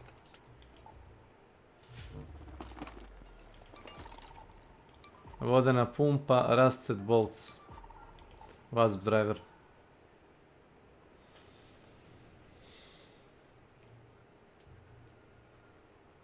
Brdo. Yes, yes.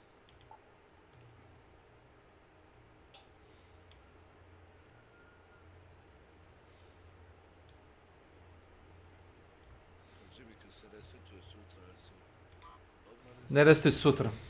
Sutra potpisuješ kao da hoćeš da uradiš reset. Aha, znači kad Oni to zovu opening window for expedition, što znači da sutra... ne, mislim, osjeti još tih 5 dana možda još. Da. Da. Da. Da. Ja ušao, ali onda sam našao na 3 nove one oktice što se vrte, ubio sam ih, ali su dale one Si ti preklađen? Dakle, si ti preklađen, glas ti je više napuko nego inače. Mhm.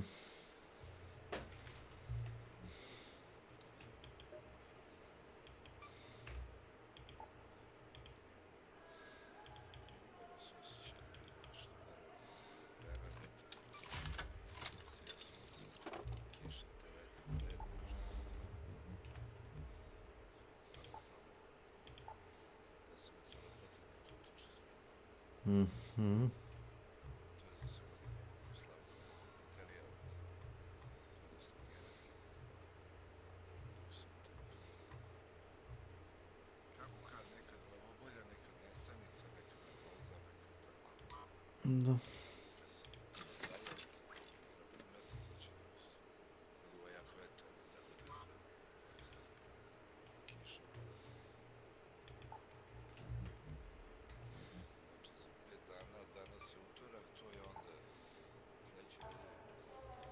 Je, ali moraš pre zvaničnog reseta da klikneš na to zapravo. To je Ne, zašto ti ovo pričam? Slušaj me.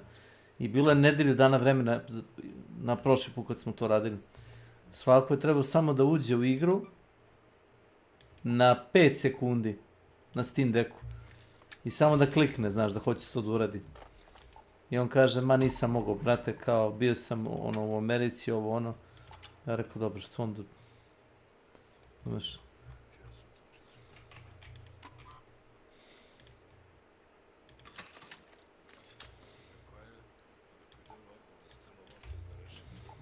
Znam da je ovo ideš na 3. sprat, pa na 4. To neke radio stanici na stolu. To da odadiš, ali to je zadnje. To se mora zaći. Pricu ne mogu da nađu. Ne mogu da imam na 3. korak.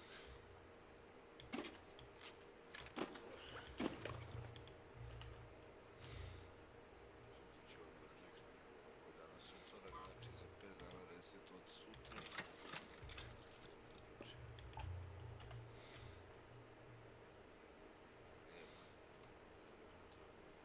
Mhm.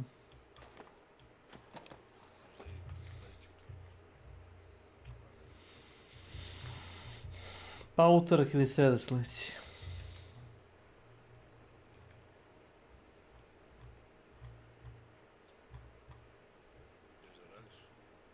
Aha.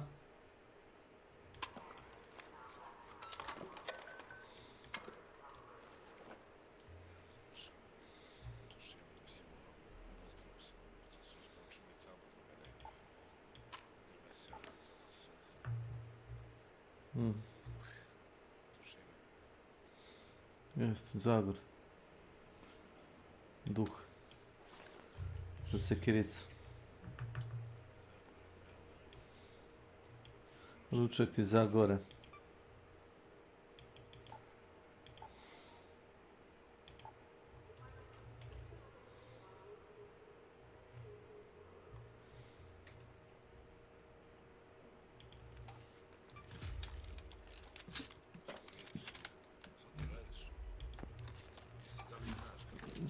Mislim, isto imam ko danas, znam. Isto kad je danas.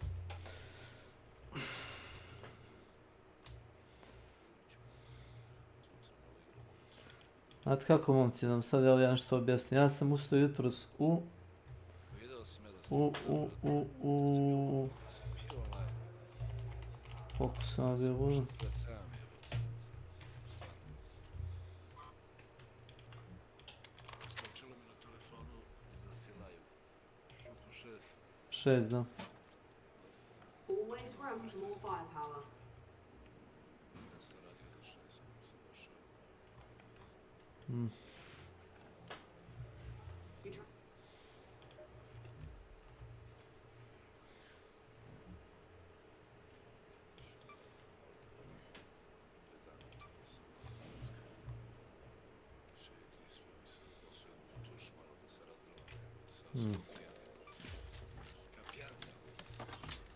Kao da sam drogiran. Znam. Ja nisam ono... Mamoran. Da sam malaksao. Pa kao omamljen. Da sam ošamićen. Ko beba mala kad se probu. Mali bebac.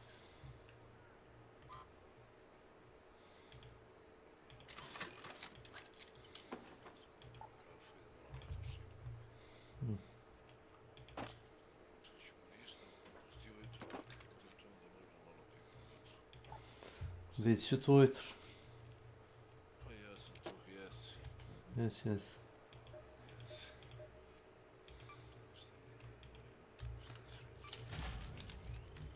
Thanks.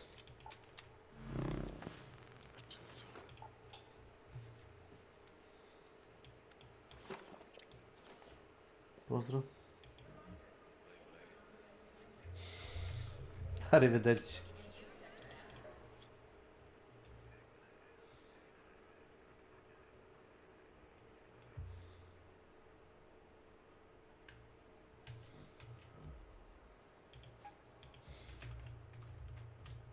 Pa zatvori onda tamo, kažem.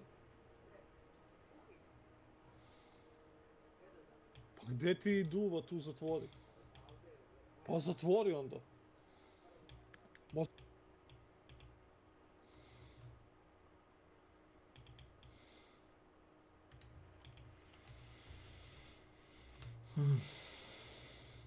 Anyway.